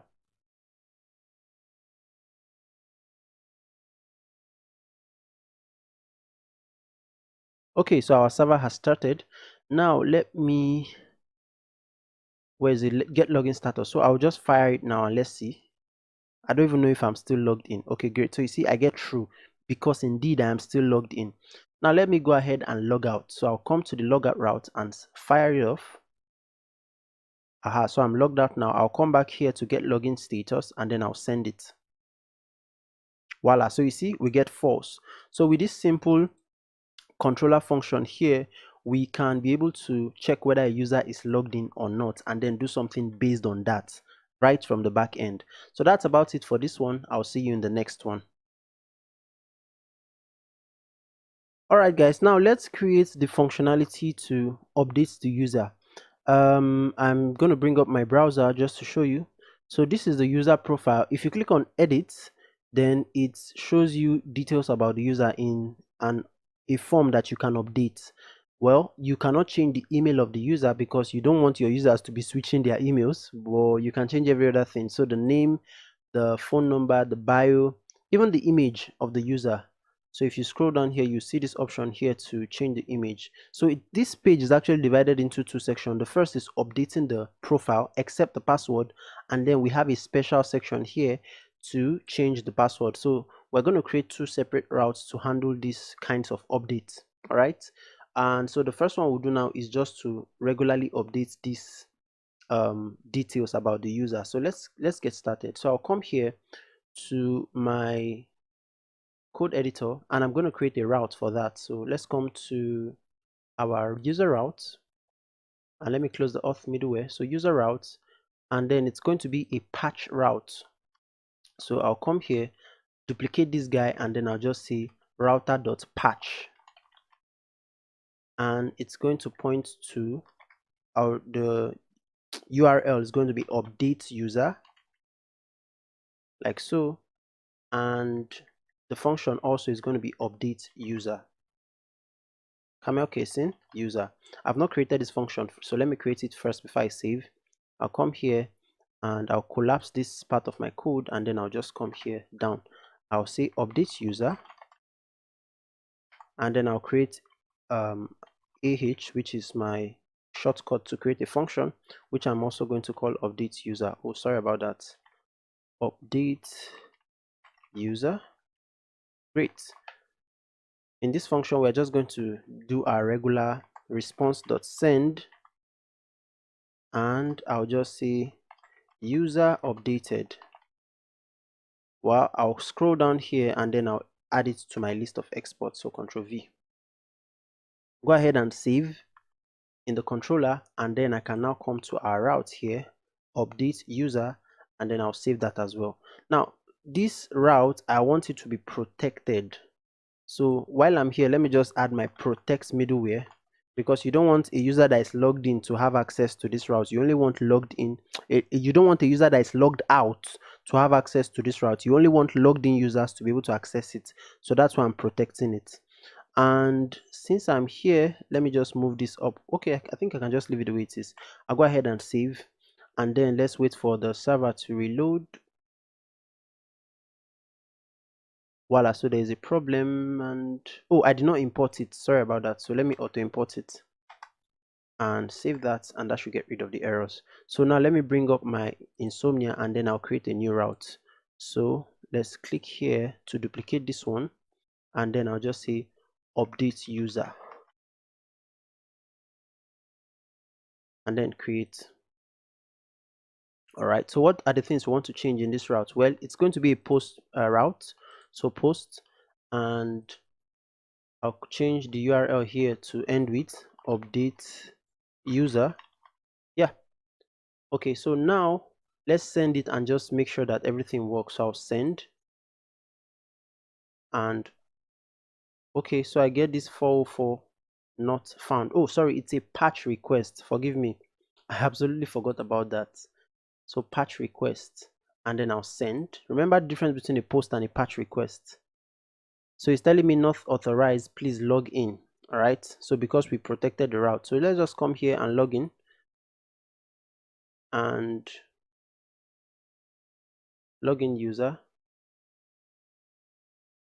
So I'll just send that to make sure that I'm logged in. So let's come back to our route, which is the update user route, and then let's fire this off one more time. Voila, so you see we get 200 response. Okay, and then we should get, yeah, so you see user updated. So we've been able to set up the route to update the user. In the next video, we're now going to add the functionality in our controller to update the user. See you there. All right, so now let's go ahead and write the functionality to update the user's profile. So I'll come back to my code editor here, and I'll come to my controller. All right, so let's clear this guy up first. And okay, so we're going to start by getting the user. Remember, this route is protected. Let me show you, or let me refresh your memory.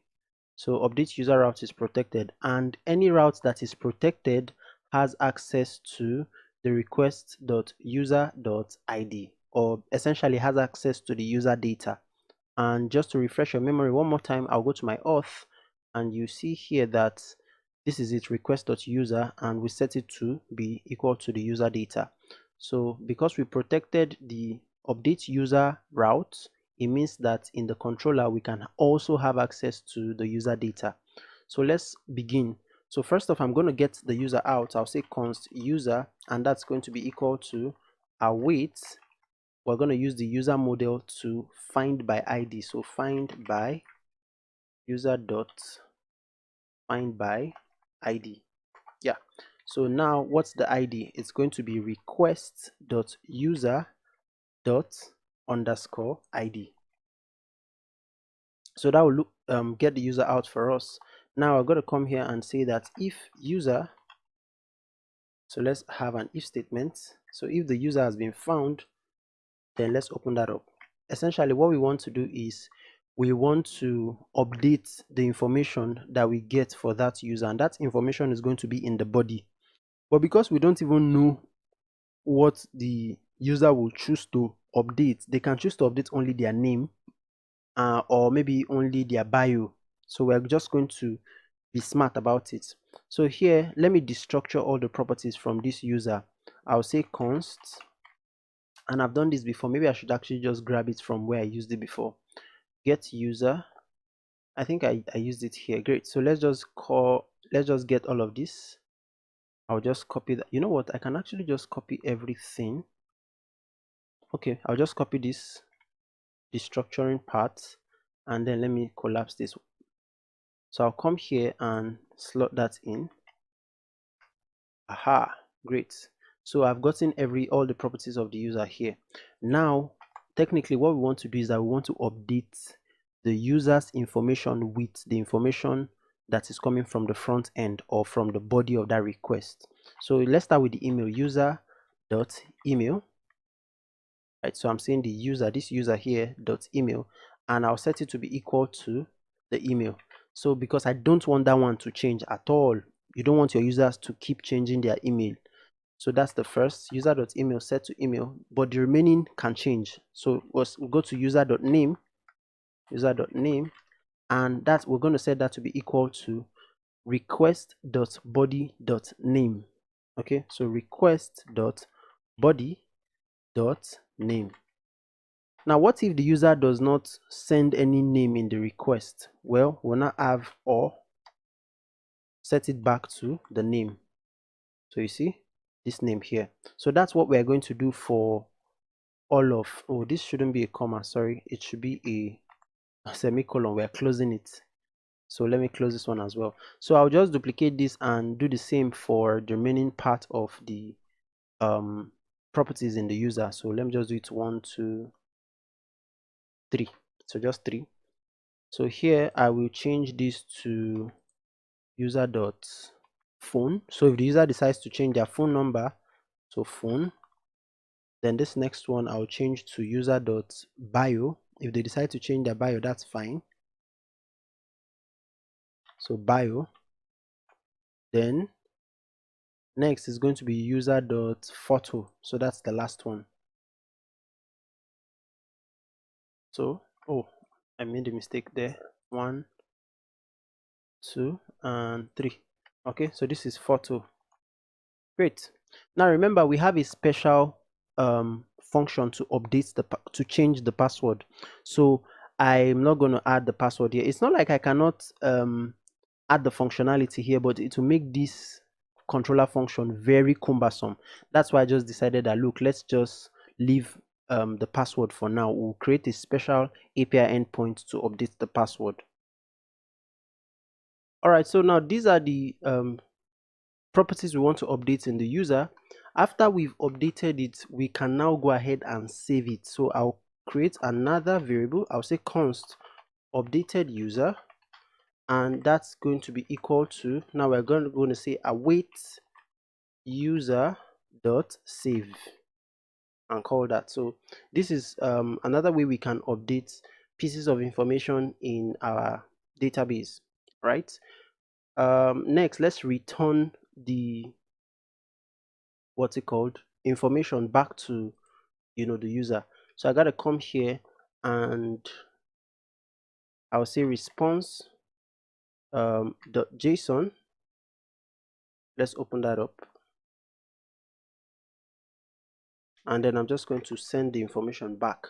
So what are the information that I want to send? Well, the ID, the name, and everything like that. So I think I've done that before.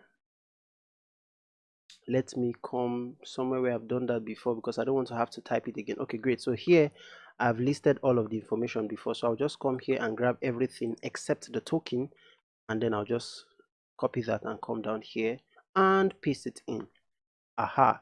So but now we want to return the updated user, so I mean the information in the updated user. So technically I can just put my cursor here on each of these guys like so, and then I will say updated user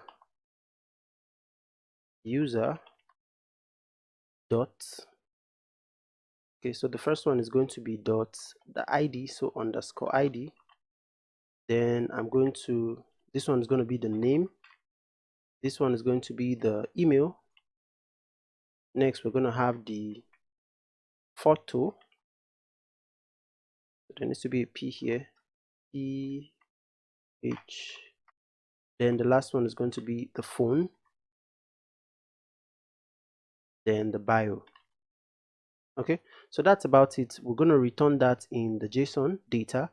Then what if what if the user was not found or something, or there was an error or something about getting the user from the database?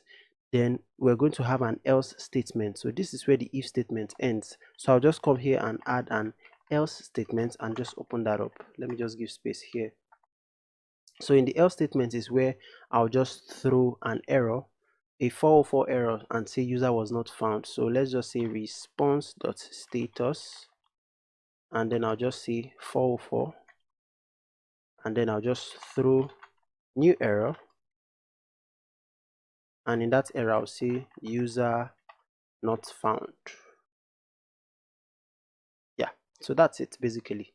Now I think we can go ahead and test it. Okay, so this response.json, I should probably put a status here. Let's see, ATUS, and I'll say it was successful. So 200, then .json. Okay, all right, so moment of truth. Let's go ahead and test out the okay, we don't even want to destructure the ID here because we're not using it. So let's get the ID out of that. And yeah, so I'll save, and then I'll come to my Insomnia here to test it out. So first off, this is the update user route. When you want to update the user, at least you need to have at least an information you want to update. So for now, I'm just going to keep things simple. I would update the name of the user. So let's just say name, and then I'll just change the name to Zeno updated. I think it was just Zeno. All right, so let's, fingers crossed. Let me make sure that I'm logged in first. So I'll send to make sure that I'm logged in. And as you can see here, my name is just Zeno, and the email is user4@gmail.com. So I would come to update user, and then I'll send this one. So send. Aha. So you see, we get a new response. We get a response rather, and the name has been changed to Zeno. Zeno updated. Now, just to make sure that the name actually changed, I'm going to go back to the login user and just try to fire it again.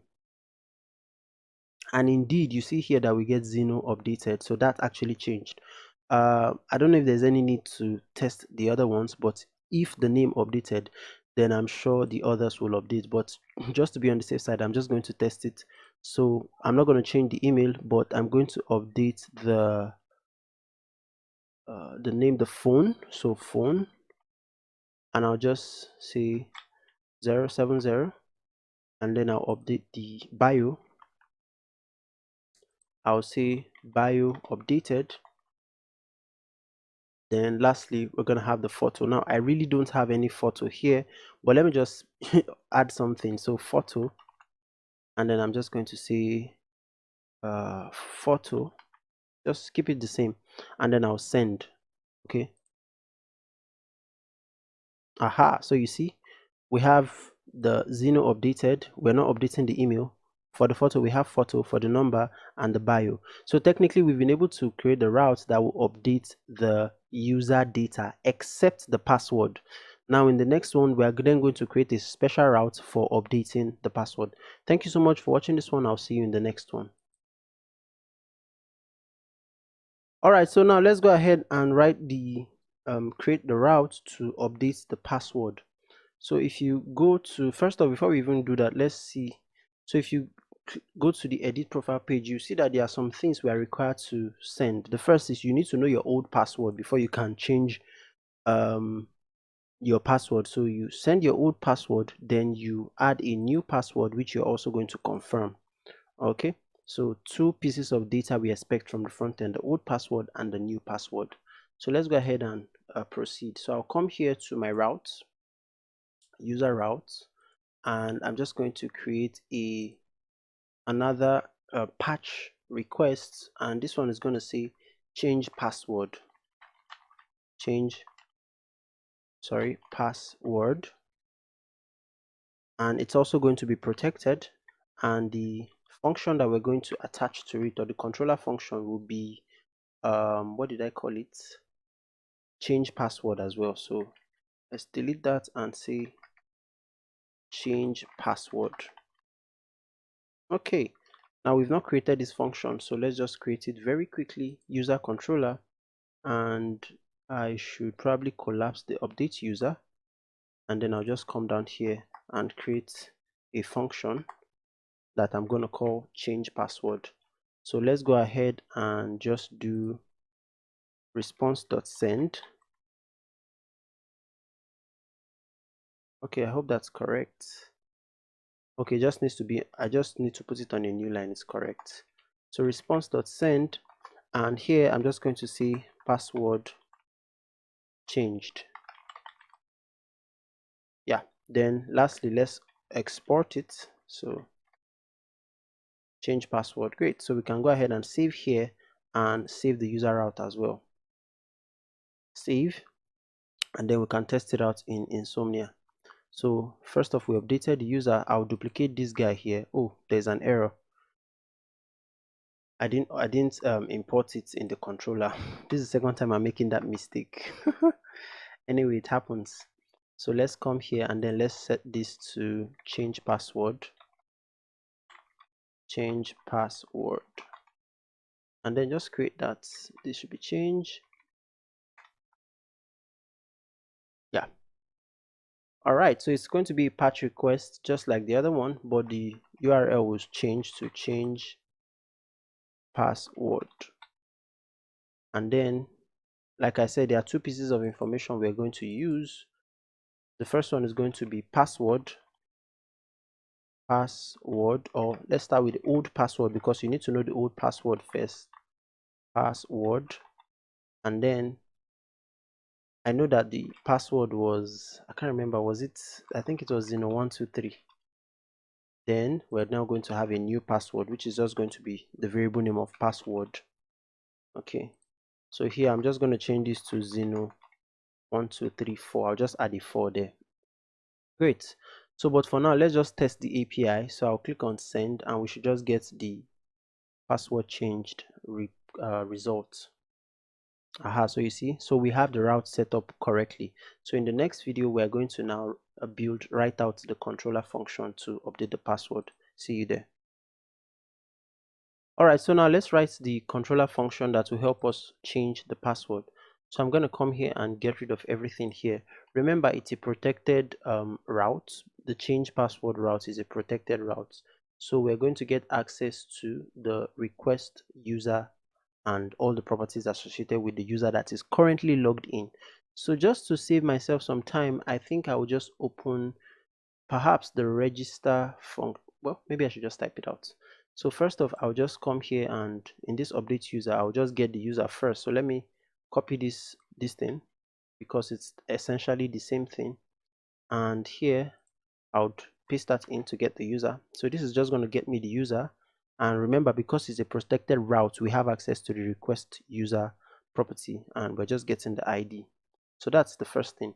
Now, remember, we are expecting at least two information from the front end. The first is the old password, and then the current password you want to set. So I'm just going to do a destructuring assignment here, and I'll get the old password first, and then the new password, which we saved as password. Yeah, that's going to be equal to request.body. All right, so let's come down. Now let's do some validation. So let's validate, and what we're going to do is we're going to say that if there is no old password, in other words, if the user did not send anything in the old password, if it's an empty string, or if he did not send anything in the password, so not password, then I just want to throw an error to the user. So let me just grab something here. So come here, paste that in, 400 error bad request, and here I'm just going to see okay, I think I went ahead of myself. I was supposed to validate for the user first, but I'll just say please add old and new password. All right, So I said I went ahead of myself because this user here, I still have to validate that the user is logged in. So you know what I got to do? I'll just copy this guy and check for the user status. So let me come here and paste that in, and here I'll just delete everything inside the parentheses and say that if we don't have any user, then throw an error. That error is going to be 400 error, and I will say user not found, please sign up. User not found, comma, please sign up. So you want to be polite with your users. Okay, then we validate for the password. Okay, so I think we're making progress. Now after we've checked for the password, after we've confirmed that the user has entered both an old password and a new password, the next thing we want to do is we want to check if the old password the user entered matches what we have in the database. Okay, so I'll come here and say what else? I want to add a comment and say, okay, check if password is correct. Okay, so we want to check if the old password and the new password matches. That's actually what I should say. Check if password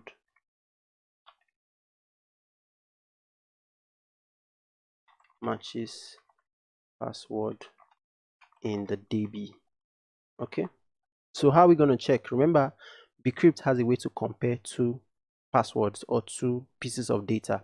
So I'm going to say const, and I'll put it inside a variable password is correct, and I'll set that to be equal to, now we're going to await Bcrypt dot compare. So we want to compare two things. Yeah, so what do we want to compare?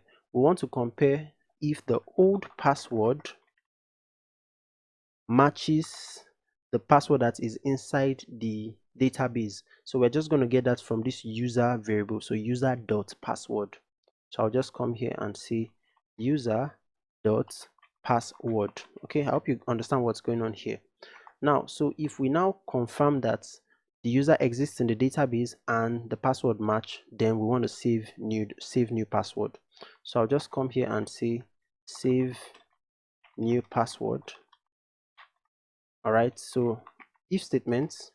So first off, if there is the user in that, if the user exists and the password is correct, in other words, if the password matches what exists in the database, what do we want to do? Well, we want to save that user password. So here I'll just say user dot password should be equal to what we get from the request body, which is this password here. Okay, so user dot password should be equal to password.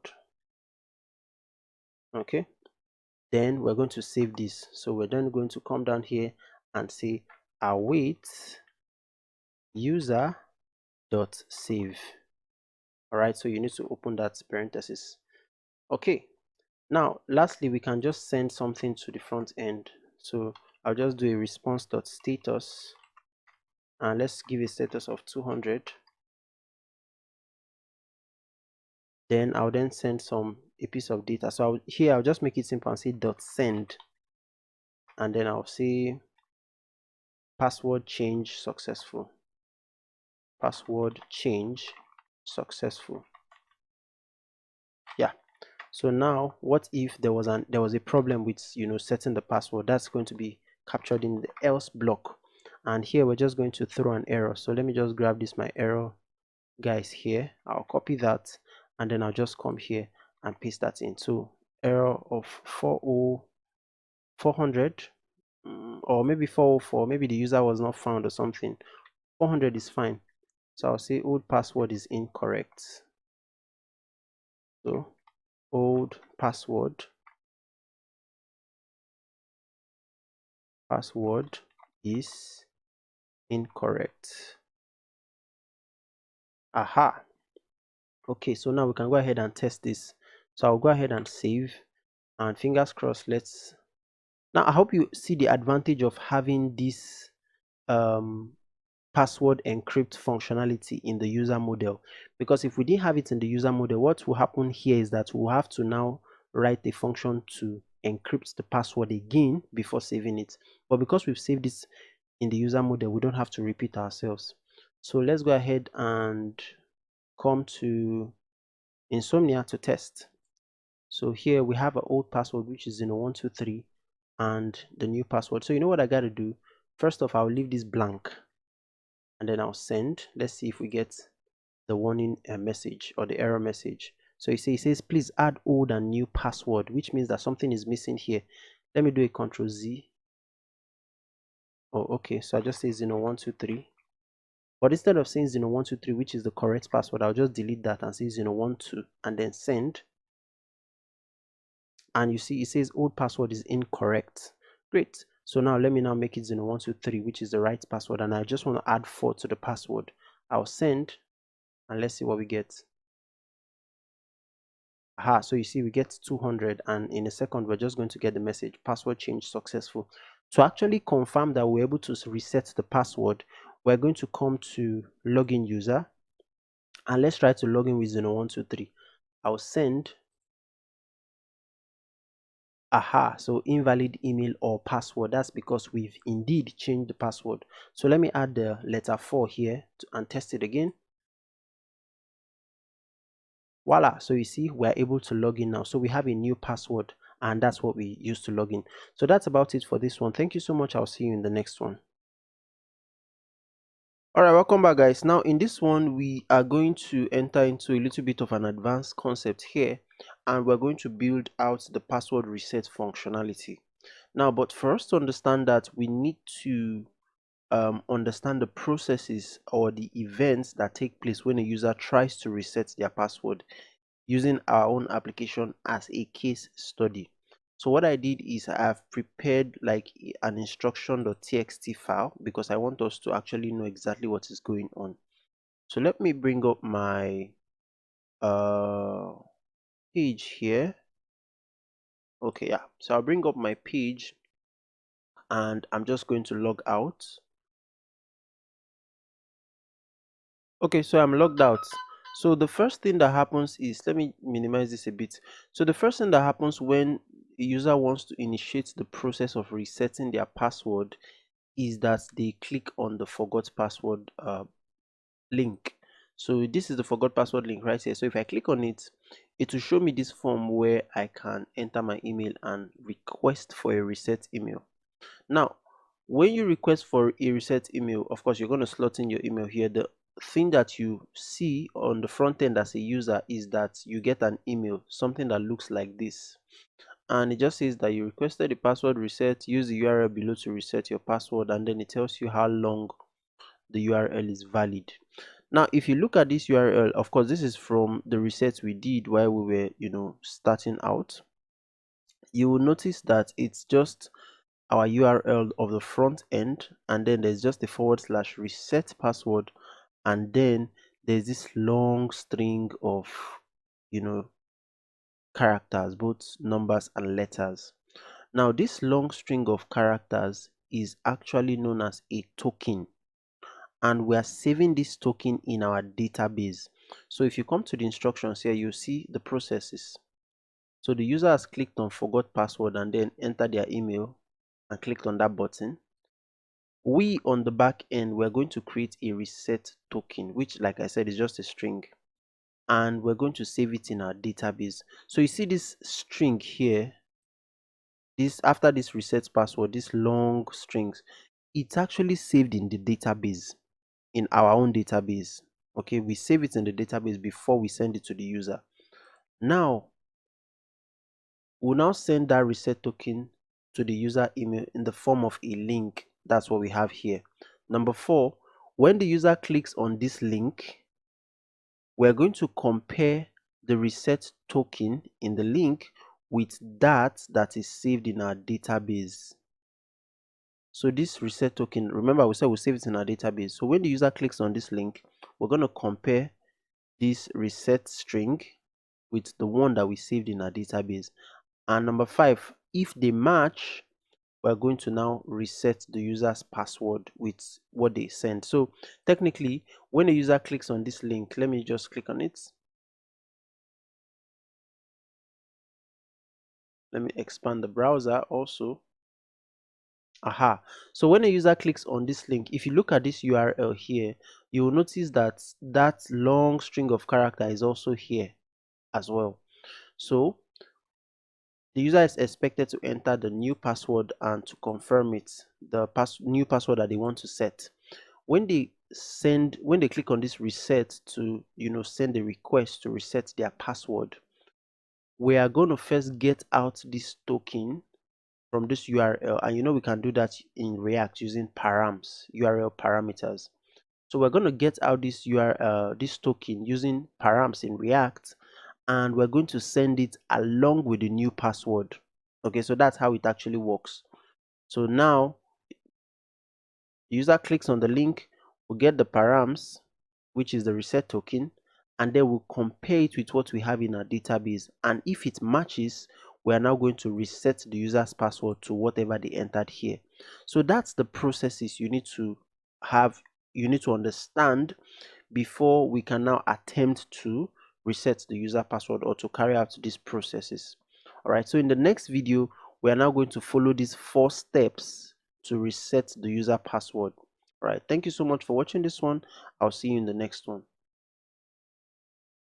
All right, so now let's begin by following the steps we need. These steps I listed out here. I just want things to be a little bit organized. We're going to follow these steps to implement the reset password functionality. So first off, let's create a route. I'm going to bring this guy down, and let's come here, go to our user route folder, and then we're just going to create a new route here. So I will just duplicate this downwards, and then I'm just going to change some things here. So this, for example, is going to be a post route, because when the user clicks on get reset email, we expect that they will send us their email. All right, so that's why it's going to be a post route. So here I'm going to change this also to forgot password, like so, and then it's not going to be protected, so you want your users to have access to it when they are logged out. And then also the function we're going to call will be forgot password. So technically there are 2 things that needs to be in place for something is wrong here. Why is this change password white? Did I do something wrong? I'm not quite sure, but I would have to check why it's white. Anyway, let me just create the controller function that will have the same name of forgot password. So I'll come here to my user controller, and I think the user route should just be before the user controller. Aha. So I'll come to my user controller and I'll create the new function. So let's use our async handler to create a function, and I'll just call that function same name, forgot password. Function is just going to send some text, so response.send, and we're just going to say forgot password, like so. And then don't forget, we also need to export it so that we can use it at other places in our application. Great. So now I'll save this user controller, and then I would head over to the user route, and then I'll save it as well. And I don't know why this guy is white. I'm sure I'll figure it out. Maybe it's something I did. Control save, and if we get an error, then I'll know something is wrong here. Okay, I guess something is really wrong here. So once again, I forgot to import the forgot password, so let me import it. Hit enter. Oh, okay, I see why. That was why I needed to import this guy. That was why this one was white. So let's go ahead and save, and I'll bring up Insomnia to test that route. So let's create a new route here. I'll duplicate this change password route, and I'll just call it forgot password. Yeah, like so. And then I'll create, and remember it's a post route, so let's change it post. And then the last guy here is not going to be reset password, it's going to be forgot password. Yeah, so that's it. Now let's fire it off to send.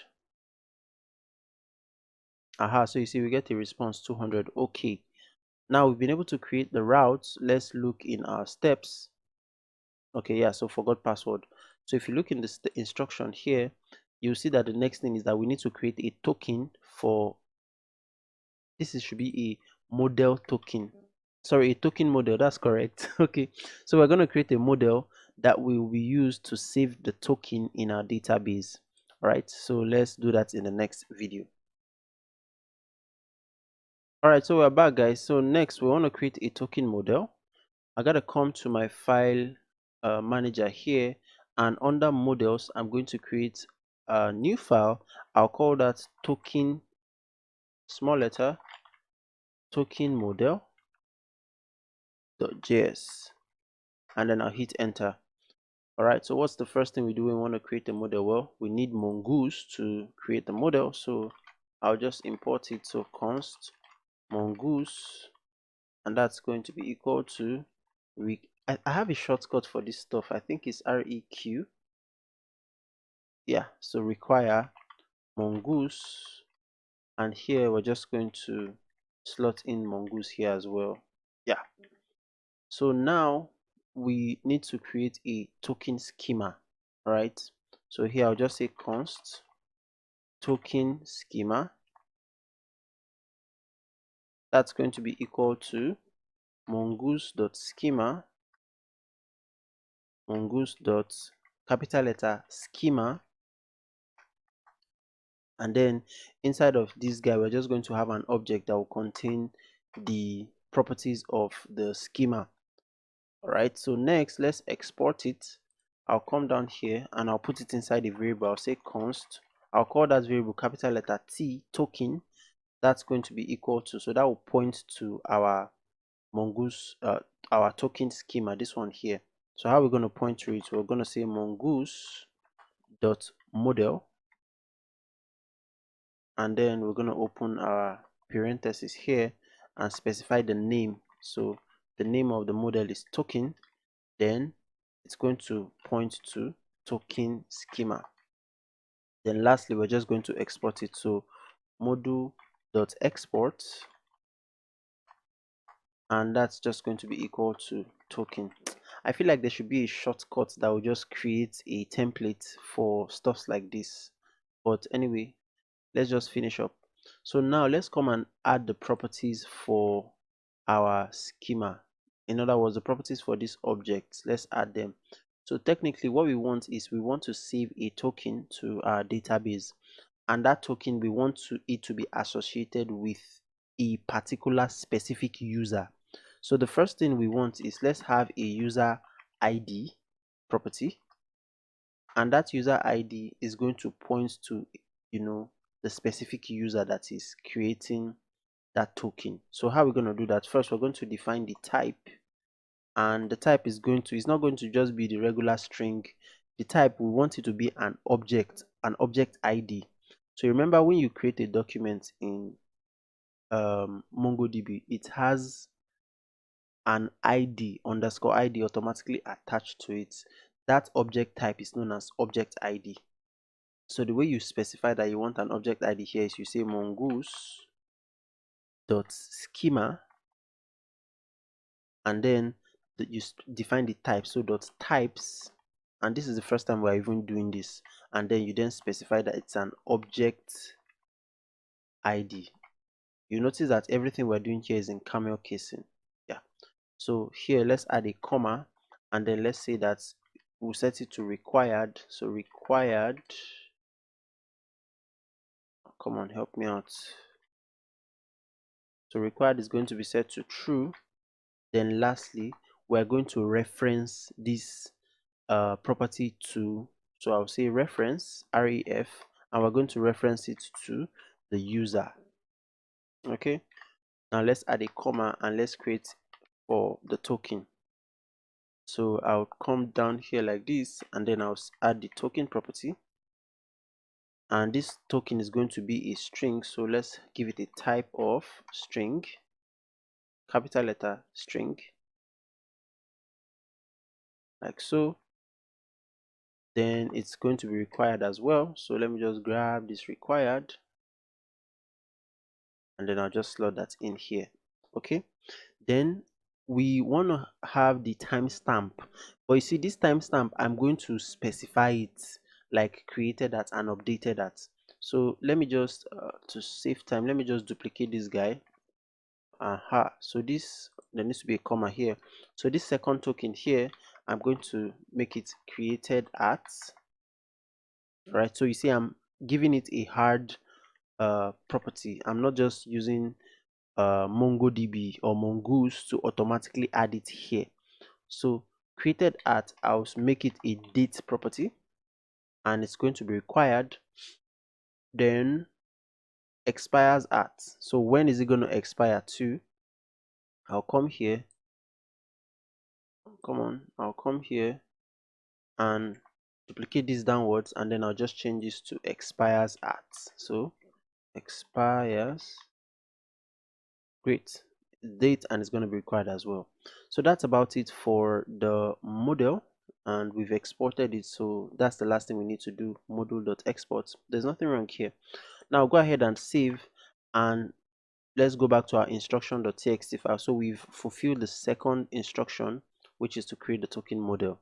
The next instruction is to create an email sender function. Okay, so let me just add a function here. Yeah, so we're going to do that in the next video.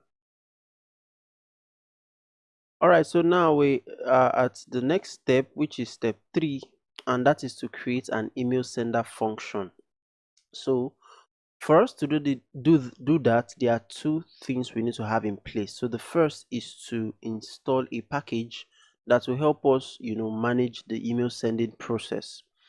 So that package, the name of that package is NodeMailer. So I'll say npm install, and I'll NodeMailer.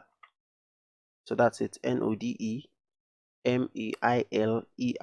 So hit enter on that, and that should start installing. So while that is going on, I'm going to come to my browser, and all right, so I said there are two things we need to be in place. So that's the first thing, is to install NodeMailer.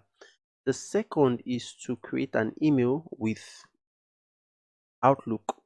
So just, if you don't have an Outlook email, you can just go to outlook.live.com and just quickly create an email. Now what we're going to need is your username, not your username, the email of the Outlook, and your password. All right, so we're going to need those two things.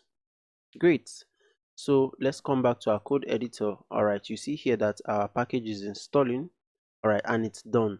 So let's just confirm that it's properly installed. I'll come to my package.json, and you see here we now have NodeMailer, so we can proceed and go ahead. I'll close this guy up and close the package.json as well. So the first set of instruction, the first step or sub step that I'll take is to come to my .env file, and I'll create 3 pieces of variables that I'll use for this email sending process. So let's go. The first is the let me see, just a minute.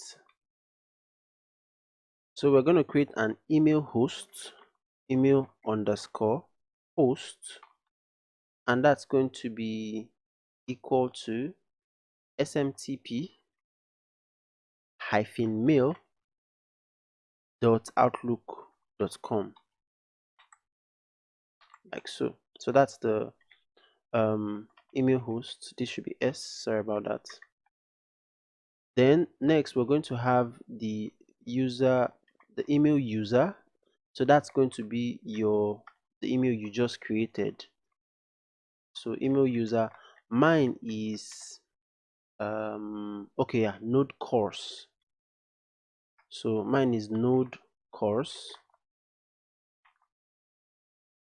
because this is a NodeJS course at outlook.com. So that's mine. Then next you need to create a password. You need to add your password. So here I'll just say email pass, just to keep things simple and short. And then here you're just going to specify your password. Now if your password does not have any special character, you can just go ahead and write the password. But if your password has a special character, you need to put it in single quotes. So your password will go inside the single quote. So for example, if your password has a hash in it, maybe hash 1234, something like this, you just need to put it inside quote. Otherwise, you can just write the password out. So these are the three pieces of environment variables that we're going to need to implement the email sending function. All right, so just go ahead and say, and by the way, this is not my password. I am just typing it out here so that you know that you should put in your password. So just go ahead and save this file, and let's head back to our file manager. So when we want to create a special function that we want to use for something that we want to utilize in a part of our application, we can create a folder for that. So in my own case, I'm going to create a utils folder, utils, just to keep things separate. And inside this utils folder, I will now create a file. I'll call that file send email.js, and basically that's what the function we put inside the send email is going to do. It's going to send an email to whatever email address we specify. Okay, great. So now let's proceed. Now remember, we installed NodeMailer. That's what we're going to use to create this send email function. So I'm going to come here and I'm going to require it. So require NodeMailer, and the name of the package is also NodeMailer. Yeah. All right. So let's create just a regular asynchronous function. So that's going to be a controller function. And we're going to call that function send email. All right, so that's the name of the function. Then, because we're going to use this function in various places in our application, let me just come here and export it so that I don't forget. So here we're just going to say module.export, and it's just going to be equal to the name of the function. So send email, like so. Great. So now we can come inside of this function body and write out the function. I think I want us to be a little bit faster with this one. So we're going to come here, and the first thing is we're going to define what is known as a transporter. It's just like something that carries your email from one point to another. So here I'll say const and then transporter, and that's going to be equal to, so we're going to use this NodeMailer here. So we're going to say NodeMailer dot, what we want to do is create transport. So you see I'm already getting the option here. So NodeMailer dot create transport. You know what, let me open this up so that we have a lot of space, and let's have a parenthesis here. Now this is going to take a couple of properties, so I'll put my object there and then open that up. The first property that it needs to take is the host. And remember, we define variables for this stuff in our process.env file. So just to remind you, we have the email host, the email user, and the email password. So the first property here is the host property. So we're going to point to process.env and then dot email host. So email underscore host. All right. I'll add a comma. The next is what is known as the port, P-O-R-T. And this one is going to be 587 according to the documentation. So 587. Then the next is the username and the password, but that's going to be under a property called auth. Now this auth is going to now be an object that will now have two sub properties. The first is going to be the user, and that's going to point to process.env/email user. So let me bring that here. This one is just going to change to email user because that's what we saved in the environment. Then this one is going to be email pass, and of course the property name would also change to pass. Okay, great. So this is the configuration we need to be able to tell our transporter that, look, these are the parameters, this is the field, the engine that you're going to use to send the email. Now there's an issue some people may run into, and that is an issue with HTTPS or security of the platforms you're sending. So what I've read online that tries to, what's it called, to mitigate any issues is that you add a TLS property.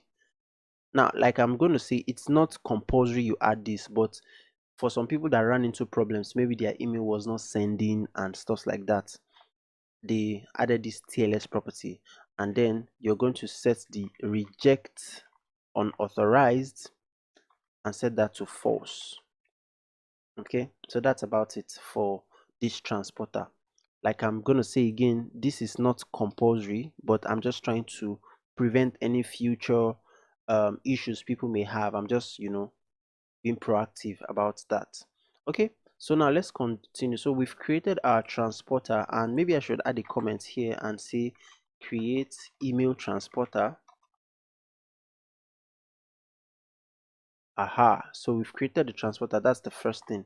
So the next thing is we're going to create what is known as options. Okay, so here I'll just say const and I'll tell you what that is. Options, and that's going to be equal to, so we're just going to be an object that will have some properties. Now the options are things like who are you sending the email to, where are you sending the email from, in other words, what email are you going to send this particular message from.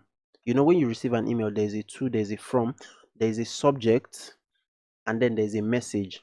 In fact, you can even specify a different reply email address. Okay, so those are the options that every email should have. So let's go ahead and add those. So first off, I'm going to specify the from, and you know what, these properties should come from you know what, let me just, this property should come from the point where you are using this send email function. I don't know if you get what I'm trying to say. So this async here, right, it's not response and request and response we need here. What we need here is the parameters that we're going to use when we are sending the email. For example, if we are using the email in this user controller, then it's from here that we'll now push arguments into the send email functions, and the argument, like I said, will be the options, these options that we're about to create. So here we don't need request response. What we need is things like what's the subject of the email, so subject parameters, then what's the message that you want to send, then who are you sending it to. So here I'll say send underscore to. All right, who are you sending from? So here I'll say sent underscore from. Then lastly, do you want to have a special reply address? So here I'll say reply to underscore to. Yeah, so these are the parameters that whenever we use this send email function somewhere else, these are the parameters we're going to specify, and when we are using it, we're just going to specify these as arguments, right? So here, let's come here and then let's add those. So from is going to be pointing to our sent from. Okay, so I'm sure it's not making sense, right? Then let me just duplicate this, and so this one is going to be to, so this one is going to be send to, and of course this will change to as well, so we're sending the email to. The next one is going to be the reply, so who am I replying to, and it's going to be camel casing, so reply to, and here I'll just make it reply underscore to. Then this one is going to be the subject, so subject, and of course this is also going to be subject. And then the last one is going to be the message. So this message here, I'll actually want to send a HTML email, so I'll say HTML and then I'll just point it to message. Okay, so these are the options that we need when we want to send an email. Now the last thing we are going to do, so let me add a comment here. I'll say options for sending email. All right, great. So the last piece of code that we need to add is to actually check for whether the email was sent successfully or whether it failed. and if it was sent successfully, we can do something with that. If it failed, we can, get the error message. So here, let me just say finally send the email. All right, so here I'll say transporter dot, then we're going to have the send mail function. Open that. So the first thing here is that we're going to slot in the options. Remember, when you want to send an email, you have to have all these options. So you see this options object here. I'll first slot it in here like this, options. Then I'm going to now have a function, regular function. So use the function keyword, and this function is going to have two parameters. It's going to have an error parameter and an information parameter. So info. This info is the variable that we hold the information about the success. In other words, if the email was sent successfully, it's going to be in the info parameter. If there was an error, it will be in the error parameter. So now let's go ahead and open this up, and then we're just going to have an if statement here. So I'll say if there was an error, then I just want to log that error to the console. So print to the console and error. So then else I'll just log the what's it called, the info to the console. So that's it basically. This function now that we've created, we can use it to send email from any part of our application. This utility function that we've created, and that's one of the things I appreciate about separation of concerns in programming as a concept. So let's go ahead and save this. We're not going to test this immediately, but we're going to test it eventually. All right, so I'll just save this, and let's go to our instruction.txt file, which says that the next thing we need to do is to create the controller function for the forgot password route. So we're going to do that in the next video. All right, so now in this one, we're going to create the controller function. Okay, but personally, I feel more comfortable having this if else statement complete and just putting my console.log inside here. All right, so that's it. Now let's come, and you see our instruction says that we should create the controller function. I'm going to come to my user controller. Yeah, my user controller, and we're going to start here. So the forgot password block here, that's where we're going to start. So I'll delete this guy and let's proceed. So the first thing is that when the user tries to reset their password, they are going to submit their email to us. If you come to the processes, you see here that the user clicks on the forgot password button, and then it will show them a form where they will insert their email. So those are the processes that we need to take. So here I'll say const, and I'm going to destructure the email. It's going to come in the request body, so that's going to be equal to request.body. Right, so when we get the email, we want to quickly check our database if the email is in our database, because if the email is not in our database, then it's a wrong email. So here I'm going to say const, and I'll just put it inside the user. That's going to be equal to await, and then I'll use my user model. So user model dot find one. And what do I want to find? Well, I want to find that email if it exists in my database. What if the email does not exist? What do we want to do? So here I'll say if there is no user with that email, then let me just bring this down. Sorry. So that I have space here. So if there is no user, then I want to throw an error. So first response.status, and that's going to be fall for not found, so that user was not found. And then I'm just going to throw a new error that will say user does not exist. So sorry about that. So I'll say user does not exist. Okay, yeah, so that's it. Now if the user exists, then I want to create a token, a reset password token. And just for a quick reminder, this is what I mean when I say I want to create a token. See this string here, this very long string after this reasonable URL. user.vercel.app /reset password, this last piece of string, that is our reset token. That's what I'm going to create right now. So I'll come here, let me expand this guy, and remember we have a token model as well, so let me import that token model so I don't forget. So I'll come down here and import the token model because it's a new piece of this thing we want to save in our database. So import it, and we have that there. So let's come back to where we are. Where are we? Okay, right here. Great. So like I said, I want to create a reset token first. So let me add a comment here. I'll say create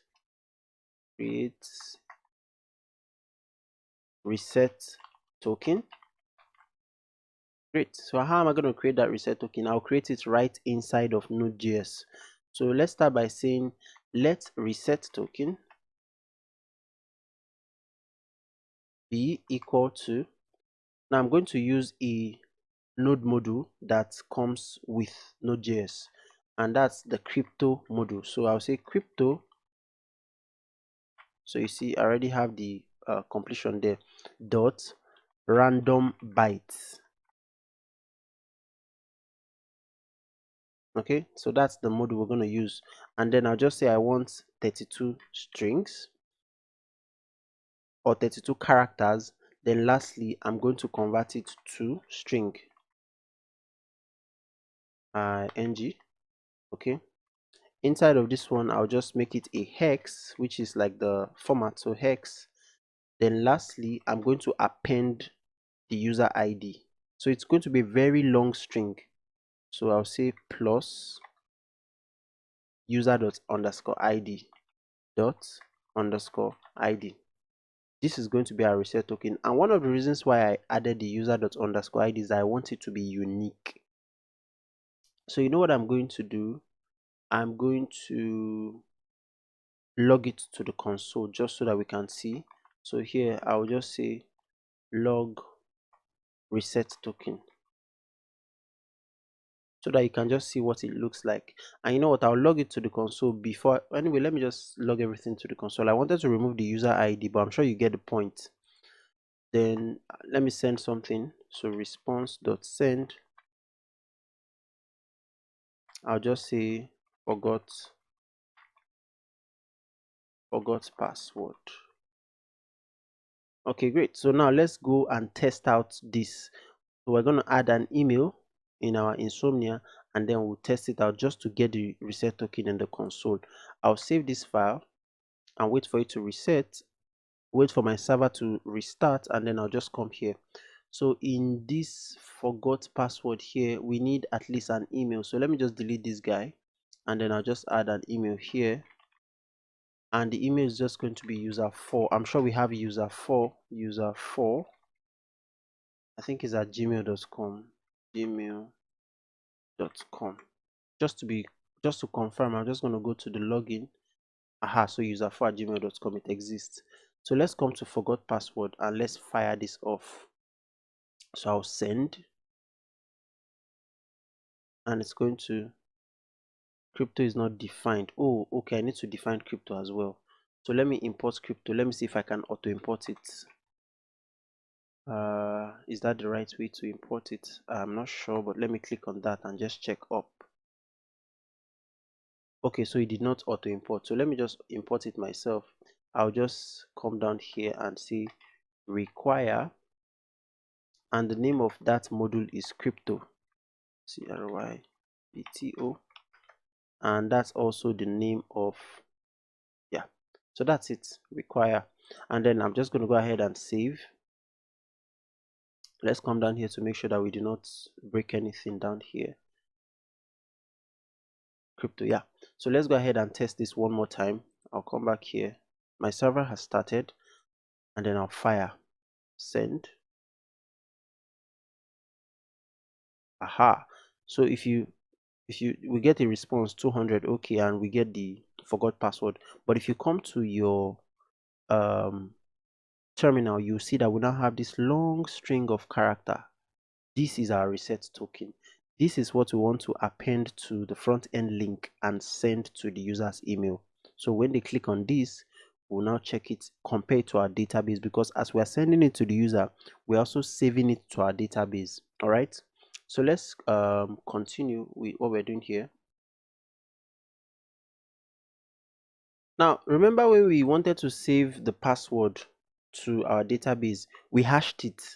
We are going to do identically the same thing with the reset token. So we're going to hash it before we save it to the database. Let me get rid of this console.log. I don't think it needs to be here.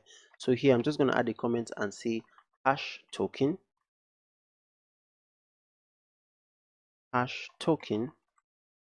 before saving to DB. All right, so how are we going to hash the token? In the previous one we use bcrypt. We're not going to use bcrypt here. We're just going to use something else that comes with NodeJS. So here I'll create a variable. I'll call this variable hashed token, because I don't want to save it exactly as it is here in our database. I want to modify it, okay, or I want to encrypt it. So here I'm going to say crypto,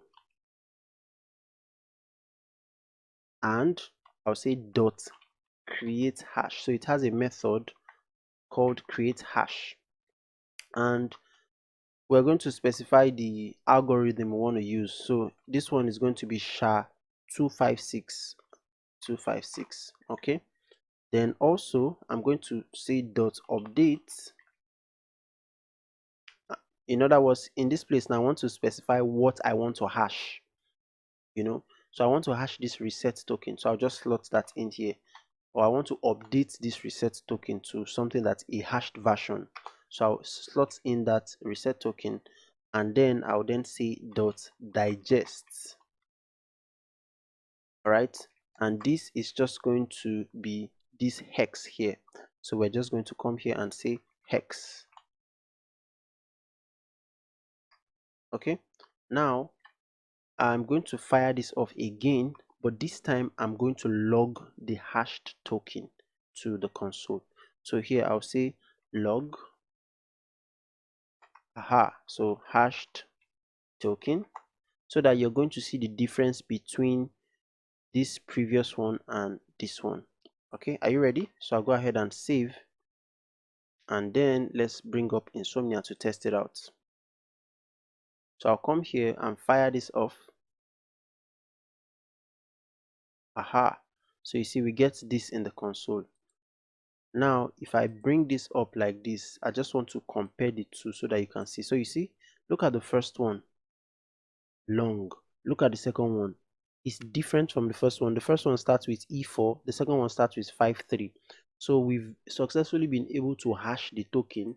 In other words, we've encrypted it, we've maxed it, before we will now go ahead and save it to our database. So the only thing that is left for us now, well, not the only thing, but the next piece of action that we need to do is to save this token to our database. But before we do that, I don't want this video to be too long, so I'm going to break it here, and in the next one we're going to do the remaining part. All right, see you in the next one then. So having created the reset token and hashed it, the next thing we need to do is to save it to our database. So remember, we created a token model. That's where we're going to save the token we just created. So I'll get rid of the console.log, because you don't want to be logging stuff to your console anyhow. So we're going to come down here. Let me add a comment here and say save token to DB. All right, so now I just got to say await, and we're going to create a new token. So you see, there are different ways that we can save stuff in our database. We've seen token model name, so model.create. When we're creating the user, we say user.create. We've seen the one where we can just assign it to a variable and then call the .save method. So now this is another one. So we're creating a new token, and it's an object that will have 4 properties. So the first is the user ID. Remember our token model. So the user ID is going to be this particular user ID. Remember, we got out the user and saved it inside this variable. So here I'll just come and say user dot underscore ID. The next is the token itself that we want to save. So token property, and then that's going to point to the hashed token. Right, next we're going to save the date we created it, so created at. By the way, this is coming from our token model, it's not coming from my brain. Look at it, token model, user ID, token, created at, expires at. All right, so that being said, let's continue. So created at, well, technically it's coming from my brain too, you know. All right, so this is going to be the date that the user clicked that button. So here we're going to say date dot now and then call it. Next we're going to have, oh sorry, comma, next we're going to have expires. So what time do you want it to expire? So expires at, I think that's what we use. Let me just confirm. Expires at, you know what, let me just copy it so I don't make a mistake. Copy that and come here and then just paste that in. And then what I want to do is I want to add 30 minutes to the current date. So if I want this token to be valid for 30 minutes, what I'll just say is date.now, call that, and then I'll just say plus 30 minutes. Now I'm going to just do 30 minutes in a very simple way. So I'll just say 30 and then I'll multiply it by 1 minute. So 1 minute is 60 and multiply by 1000. Okay, so let me just add a comment here and say 30 minutes, 30 minutes, like so. Great. So those are the things that we need to do when, these are the properties that we need to have when we create a token. So now I will just save this token. So you see I just said await new token and I added the property. So at this point here, at the end here, I can just tag on the dot save and the token will be saved to the database. Great. So now we've been able to create a token and we've saved it to the database. The next thing is let's construct a reset URL. So let's say construct reset URL, because if you look at that email, right? So let me, come on, be fast, you know. Great. So if you look at this email, this is a reset URL and it doesn't just have the token, it has the front end URL. So pinvest.versal.app, that's the front end URL, and then /reset, and then the token is the last part. So we're going to construct that URL now. So hereby I'll first need to have access to the front end URL or the client URL. So what I'll do is I would put that inside my .env file. So come to my .env file and then I'll just come here. I don't know if I should call it client URL or front end URL. Let me just call it front end URL because everybody knows front end, but it looks long. Front end underscore URL. So that's fine. What's the front end URL in our local development? It's localhost port.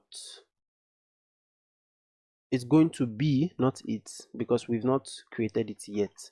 But it's going to be http / localhost port 3000. So this is going to be the front end URL we use in our application. So now let's save this guy and then let's point to it in our controller. Front end URL, yeah, okay. So here I want to construct a reset URL, yeah. So I'll say const reset URL, and that's going to be equal to, we're going to use backticks here so that we can have variables and string inside. So the variable we want to point to is process.env, then dot, remember, front end URL. So there needs to be underscore here. Oh, what have I done? What did I press? I think I pressed, okay, yeah, I pressed control and something else. So let me just press control minus.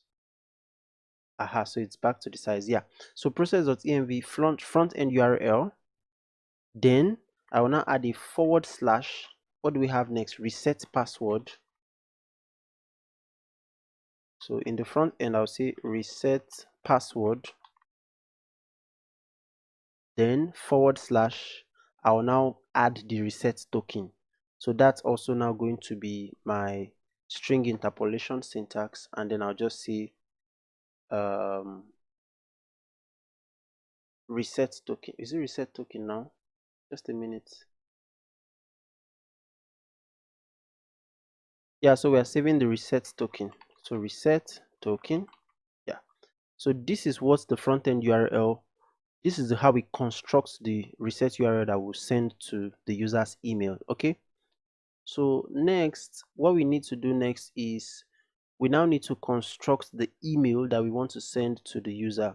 So let's come down here and say reset email. So the reset email, well, I'm just going to put it inside a variable that I'll call message, and that's going to be equal to, I'll use backticks as well.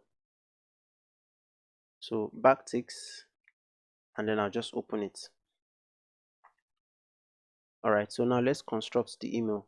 Look at what we did here. We said hello, the name of the person. So here I'll say h2, let's just use a h2, and then I'll just say hello. Then I'll just use my string interpolation syntax again to get the user dot name. So that's going to get out the username. Then I'll just add a paragraph, and then the paragraph says please use the URL below. Let's paste that in. Let's have another paragraph at the next line, and then reset link is valid for 30 minutes. Copy that and then paste that in. By the way, if you wanted to increase it to maybe 40 minutes, all you just need to do is just change this to 40. Okay, but let's leave it at 30. Then what's the last one? We'll now send the reset link. Okay, so this reset link is going to be a href. I think I should space this guy up a bit, so let's come down. So we're just going to have an a tag that will just tab. Aha, so that's href. The href is going to be our string interpolation syntax. So we're just going to do dollar and curly braces, and then we're just going to send the reset URL. Aha, then inside of the middle here we also want it to show the reset URL. So same thing, and then we're pointing to the reset URL. Now there's a property we need to add for this particular URL, and that is click tracking. So I'll say click tracking because I don't want the clicks to be tracked, and I'll set it to off. So that's about it. Then of course you greet the user. So that's what we did here when we said regards. You want to respect your users.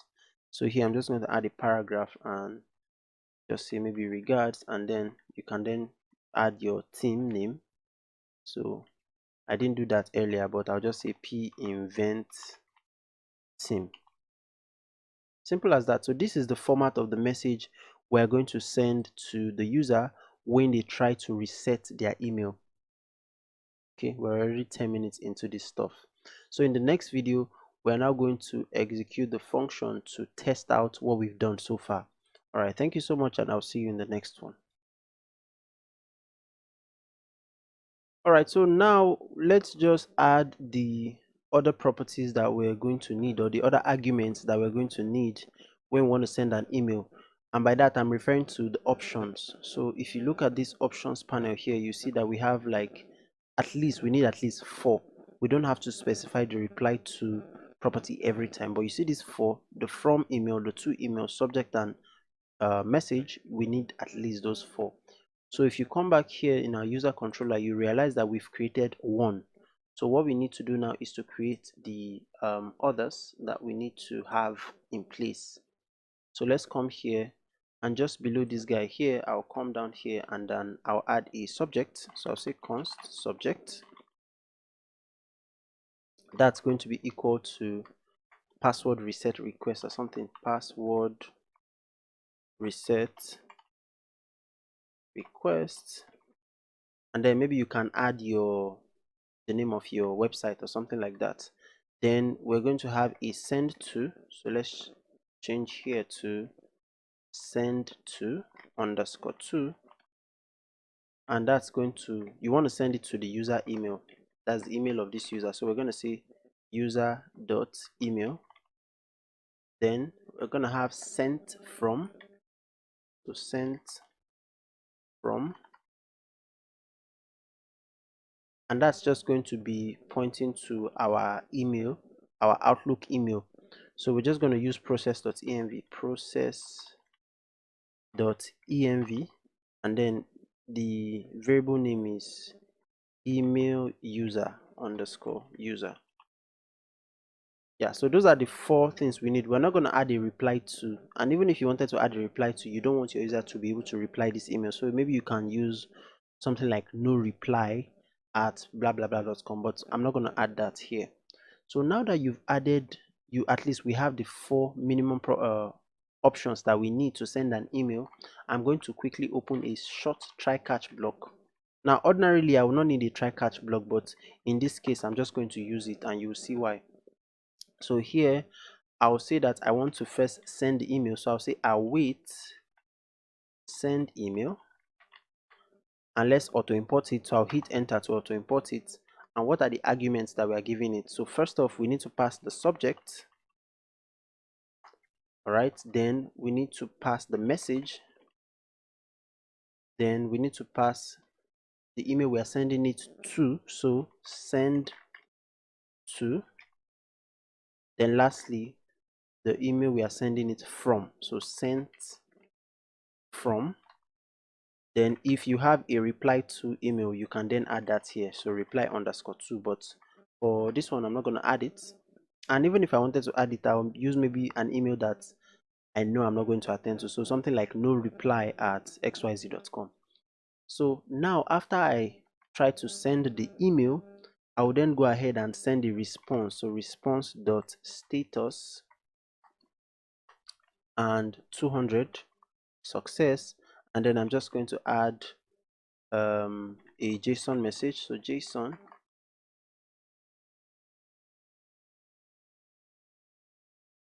so in this one I'm going to first give it a success property, so success, and I'll set that to true. And then lastly I'm going to give it a success message, so message, and then this one I'll just say reset email sent, so reset email sent. So that's about it.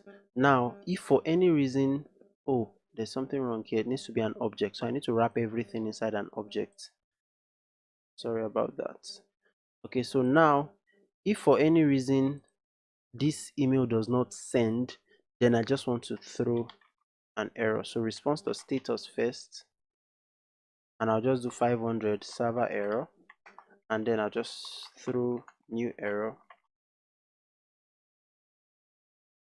I'll say something went wrong, or email not sent. Email not sent. Please try again. Try again.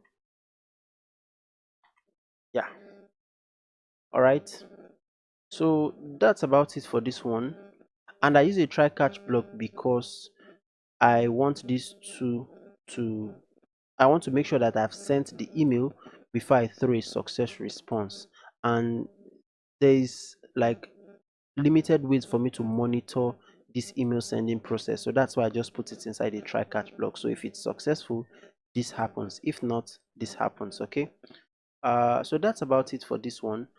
Fingers crossed. Now we're going to go ahead and test this out from here. So I'll just save this guy. Oh, and I'm not going to need this response.send anymore, so I'll go ahead and save this guy. Now before I test this functionality, there's something I should absolutely say. There are different scenarios where you may get an error if this, like, your sending email functionality does not work. You may get an error. For example, if your internet service provider has been maybe blacklisted on any email sending platform, if your IP address has been blacklisted, you may get an error, even if normally the email should be sent, but because of your IP address has been blacklisted, maybe on any other email service platform, you may not be able to send the email. But let me just cross my fingers and try it, because in my own experience, one of my IP address was blacklisted. All right, so I'll just make sure that I have this guy restarted. Okay, great, it's restarted. So I'll come here and try it, and I need to try it with an actual email. So I'll come to my insomnia here, and I'm going to register an actual email. So let me do one of my test email. So this is going to be Donald Z aha .ng. Okay, so this is an actual email that I have. The name is going to be Zeno, and the password is going to be Zeno1234. So I'll go register this email. So send,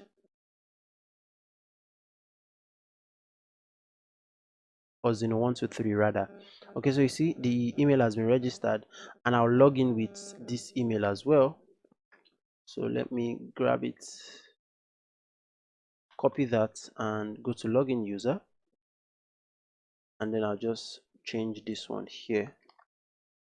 So then Zeno1234, so that's correct. Okay, now we can go ahead and, fingers crossed, let's test this out. So if there is any error, we'll get that error in the console. If the email is sent successfully, we'll also get the message in the console. So I'll go ahead and log in first.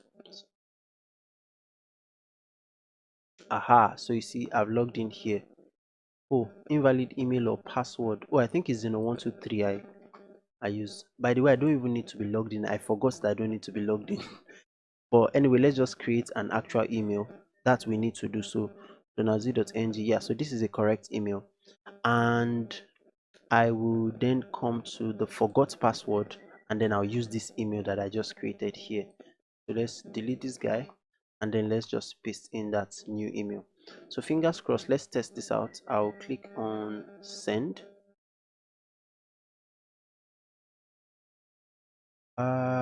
Token validation field path created that is required.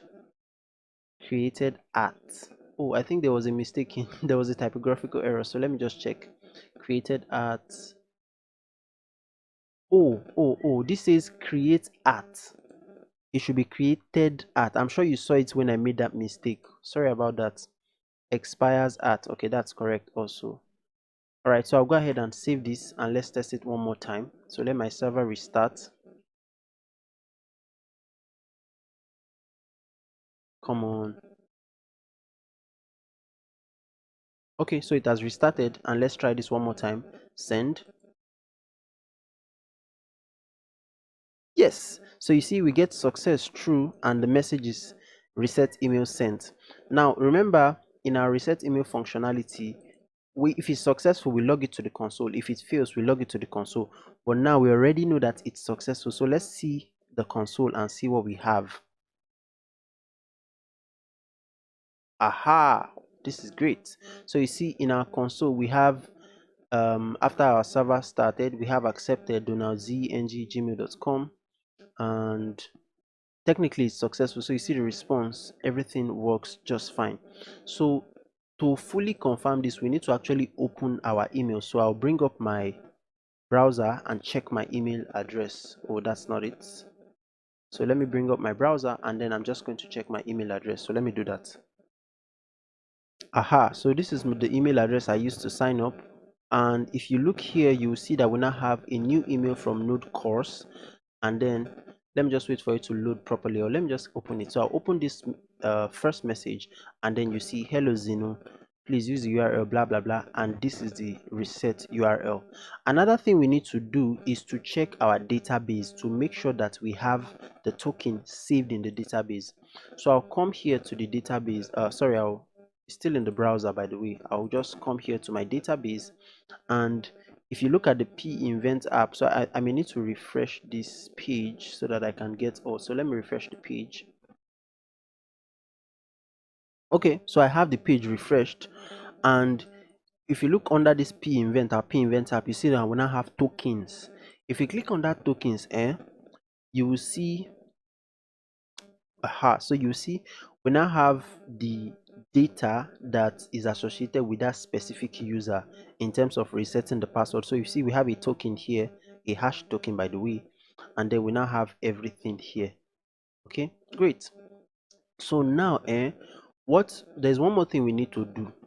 When a user tries to reset their password, we need to be able to check if there is a token that's associated with that user. And if there is a token that's already associated with that user, we want to delete that token. That's one thing we need to do. If there's a token associated with the user, first delete the token, then create a fresh token, because you know why? The expires at would have already expired. So if there's a token associated with a user, after 30 minutes it expires. If a user tries to reset their password, let's say 2 weeks from when that token was created, you want to first look in the database, clear the token, then create a new token for that specific user. I don't know if you understand what I'm trying to do here. So we're going to do it in our code. So let's come back to our code here, and I'm just going to scroll up just to so just the top of our application here. After we get the user email, we find the user email and make sure that okay, it exists in our database. I'll come down here and say, let me add a comment. I'll say delete token if it exists in the database. Okay, so that's what we want to do. First, if there's any token there, we'll first delete it, then we'll create a fresh token. All right, so here I'm just going to create a variable here. I'll say let token, and that's going to be equal to, we're going to await token. So we're using the token model, we're checking the token in the database. I'll say token dot find one. And what do we want to use to find the token? So I'll create an object. I want to find the token by the user ID. So user ID, like so, and the user ID is going to be this particular user here dot ID. So here we're going to say user dot underscore ID. Okay, so now if a token exists, we want to find it, then we want to delete it. So here I'll now say if token, then delete it. So here I'll say await token dot delete one, and then I'll just call it. All right, so look at the process here. We check if the user exists. If the user exists, we check if the user has a token associated with it already. In other words, if they've reset their password before, they will definitely have a token. If they have a token, delete that token, then create a new reset token, and then save that new reset token to the database. I hope you appreciate what's going on here. So because the new reset token, now we have a new expiry date, which will be 30 minutes into the future. So that's about it for this one. We've been able to break down all the processes that you need to reset your password, or at least to get a reset email. So in the next video, we'll now build out the functionality for what happens when you click on that reset email. All right, so thank you so much for this one. I'll see you in the next one. All right, so now let's simulate a condition or a situation where you're getting this success message, but the email is not being sent. So you get a success message through, and yet you don't get the email, or you even get an error in your console. Let me show you what I mean. So I'll open my internet, and I want you to actually see this. I'll connect to another internet provider. The one I told you somehow was blacklisted, or was flagged for maybe email issues and stuff. So I'll come here and I'll try to send this email again. So watch what happens. Let me make sure that my console is here. The server running. I'll try to send this same email again. So let's see. Send.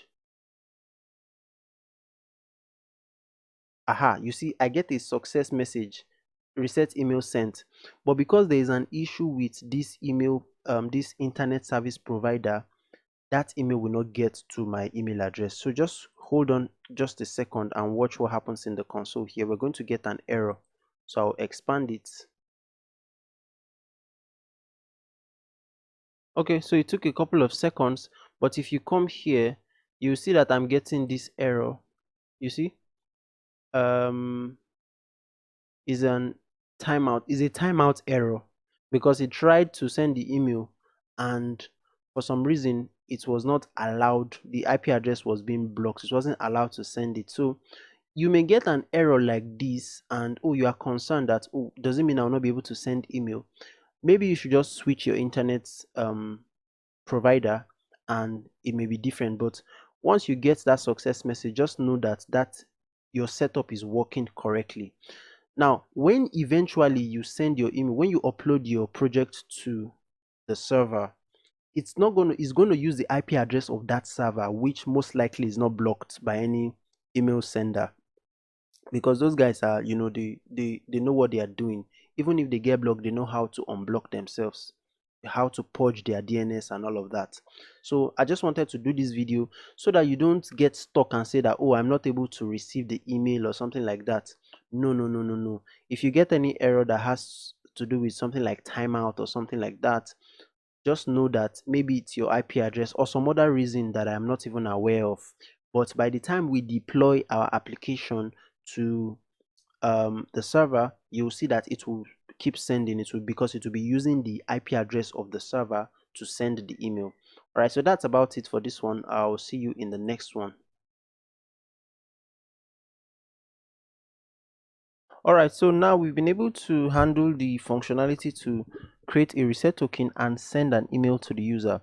Now what we want to do is we want to handle when the user actually clicks on that reset link that contains the reset token, they are usually brought to this page, this reset password page, and these params here and the password will be sent to the back end. So we're expecting two pieces of data from the front end. Number one is the params, number two is the new password they want to set. So let's go ahead and build this out from the back end. So I got to come first to create a route for the reset password. So we've created a forgot password route. Where's my route? Okay, right here. And I think I can close this stuff I'm not using so that I have. Okay, so we'll create another route for the reset password. And let me just duplicate this one. Or you know what, I'll create a controller first so that I don't repeat all those errors that I normally do. So I'll come here and then I'll just add a comment here. I'll say reset password, and then I'll just create my asynchronous handler function, which I'm going to call reset password as well. Okay, great. Copy that, and what I normally do, response.send, which I'll just say reset password. Okay, then I would lastly I would export it. Great, and save. So now I'll come to my route and create my route. This time I'm not going to make any mistake. So we'll change the function here to reset password and auto import it. Then we'll change this also to reset password. But you know something, we're expecting two pieces of data from the front end. The first is the params, which is going to be in the URL, and the second is the reset token. So what that means is that here also we are going to do a forward slash, and then we are going to reference the params, and I'm going to just call that params reset token. Okay, and this is not going to be a post request, it's going to be a put request. So router.put. Great. Now I'm going to go ahead and save this guy. Aha, and everything. I'm waiting for it to restart my server. Aha, so my server has restarted. What that means is that we cannot test this in Insomnia. So I'll come here and duplicate this route here. I'll duplicate this route and I'll just call it reset password. Set password, and then I'll create that. So we're going to change this here. First, let's make this put, and then let's update the URL as well. So this is not going to be forget password, it's going to be reset password. But remember, this reset password has a param. So the params is anything that comes after the URL. So here I'm just going to say 123 and just type something. This is the params. Okay. But just for the sake of testing, I'm just going to click on send, and as you can see, we get a 200 response. Okay, so what this means is that we can now go ahead and create the controller function in the next video. See you there. All right, so now let's go ahead and create the controller for the reset password functionality. So I'll come here, I'll go to my controller, and let's proceed. So we said that there are two things we're expecting from the request, and that is the params, which is that long string of token, and then we're also expecting a password.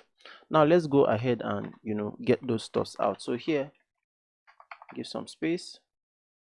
So here I'll get let's just get the password first. So I'll say const, and I'll destructure it out of the body password.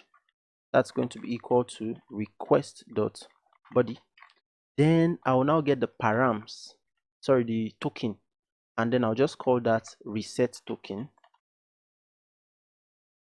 and then I'll get that from the request.params. Great. Now let's come down. Oh, what did I do here? Control Z. Okay, request.params. So let's come down. Now we've gotten the two pieces of information or data that we need to execute the reset password functionality. Next, we need to convert this this reset token. We need to convert it to what was stored in the database. What we stored in the database is a hashed version of this reset token. Allow me to remind you. So if I scroll up here, you'll see that this is where we created a new token, but it's a hashed token. So we stored a hashed version of the reset token. So we first created the reset token, then here we hashed it. Now what we are getting back in the params is just the reset token. So to compare it to what is in the database, we are first going to hash it with this same procedure. So I'm just going to grab this guy here. I'll copy that, and then I would come down here and paste that in. So what I want to do is, you see this reset token here, I'm going to hash it first. Hash token before saving to the database. No, it's not before saving to the database. I want to hash the token, hash token, then compare. So then compare to that one in the database, to token in the database. All right, so I'll hash the token first, then I'll now compare it with what is in the database. So let's come down here and let's look for the one in the database. So let's find the one in the database. Find token in DB. I don't know what's wrong with my typing today, but no problem. So here I'll say const, and I want to find the token in the DB. So I'll just give it a variable of user token, and it's going to be equal to, I'll await token dot find one. Let's open that up. Now, what is the token we want to find? Remember, we want to find the token that belongs to the specific user, right? So here we'll say token, and then we'll now specify the token we want to find. First, we want to find this hashed token, because remember, we need to hash it first before we find it. So hashed token, that's one. Then another thing is that we want to check whether it has expired.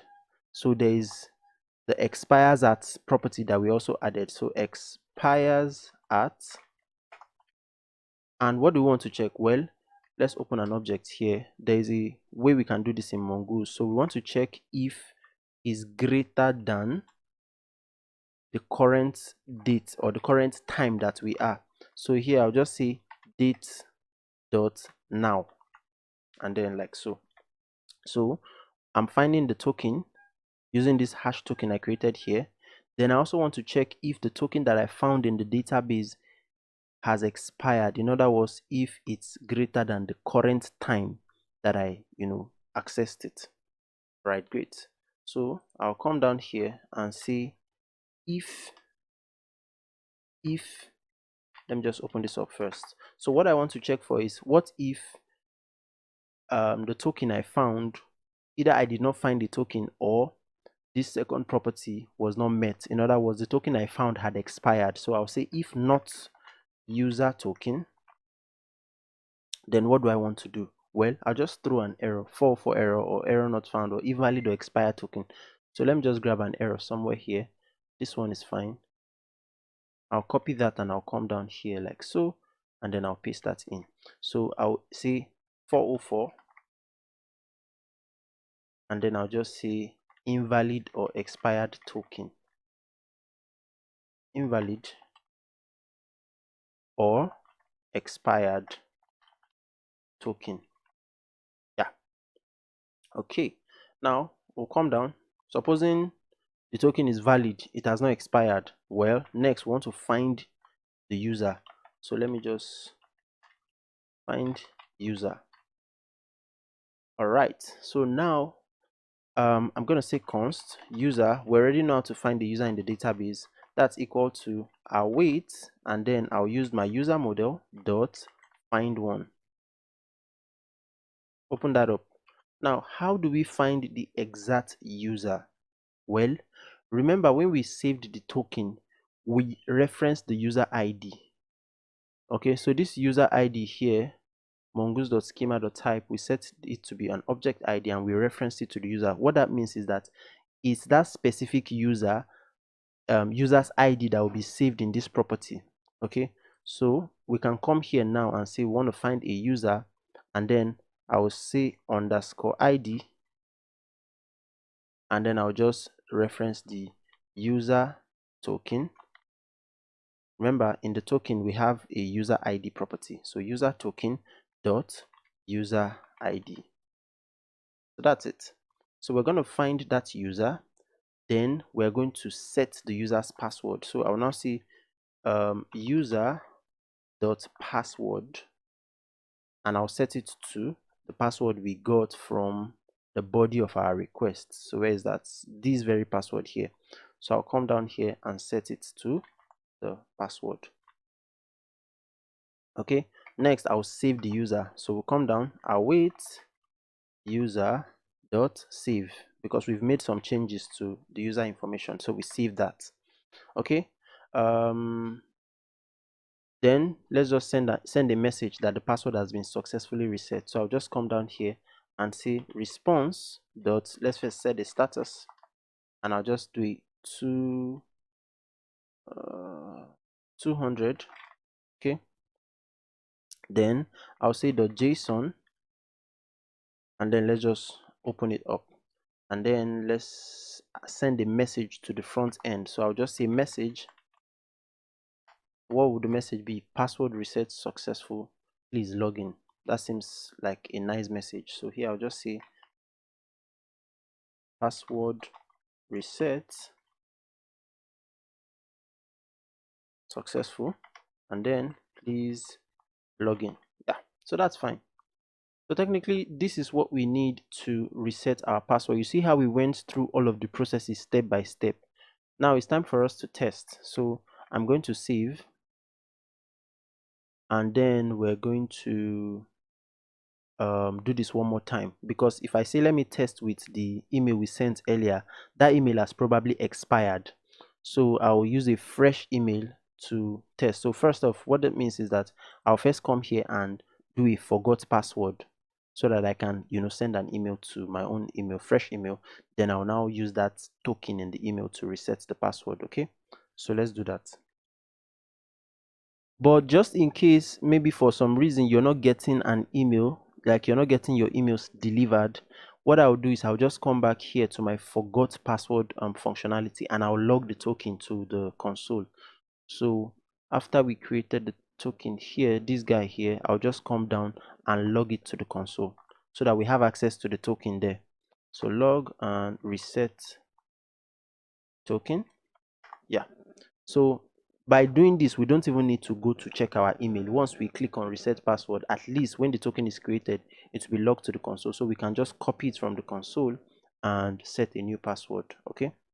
All right. So let's reset that.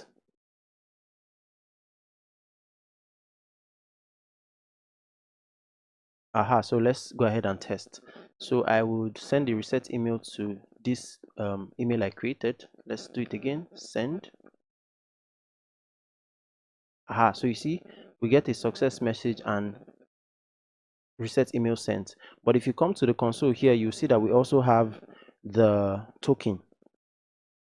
Okay, let me see if it's sent, because sometimes my internet, okay, for me I actually got it delivered, so I'm sure you had a noise just now. That's my phone.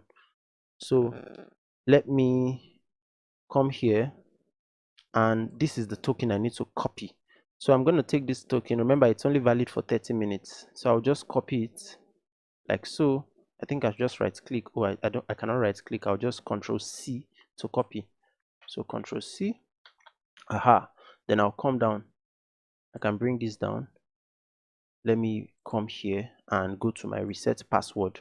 Now that token I just copied, I would put it here as the params.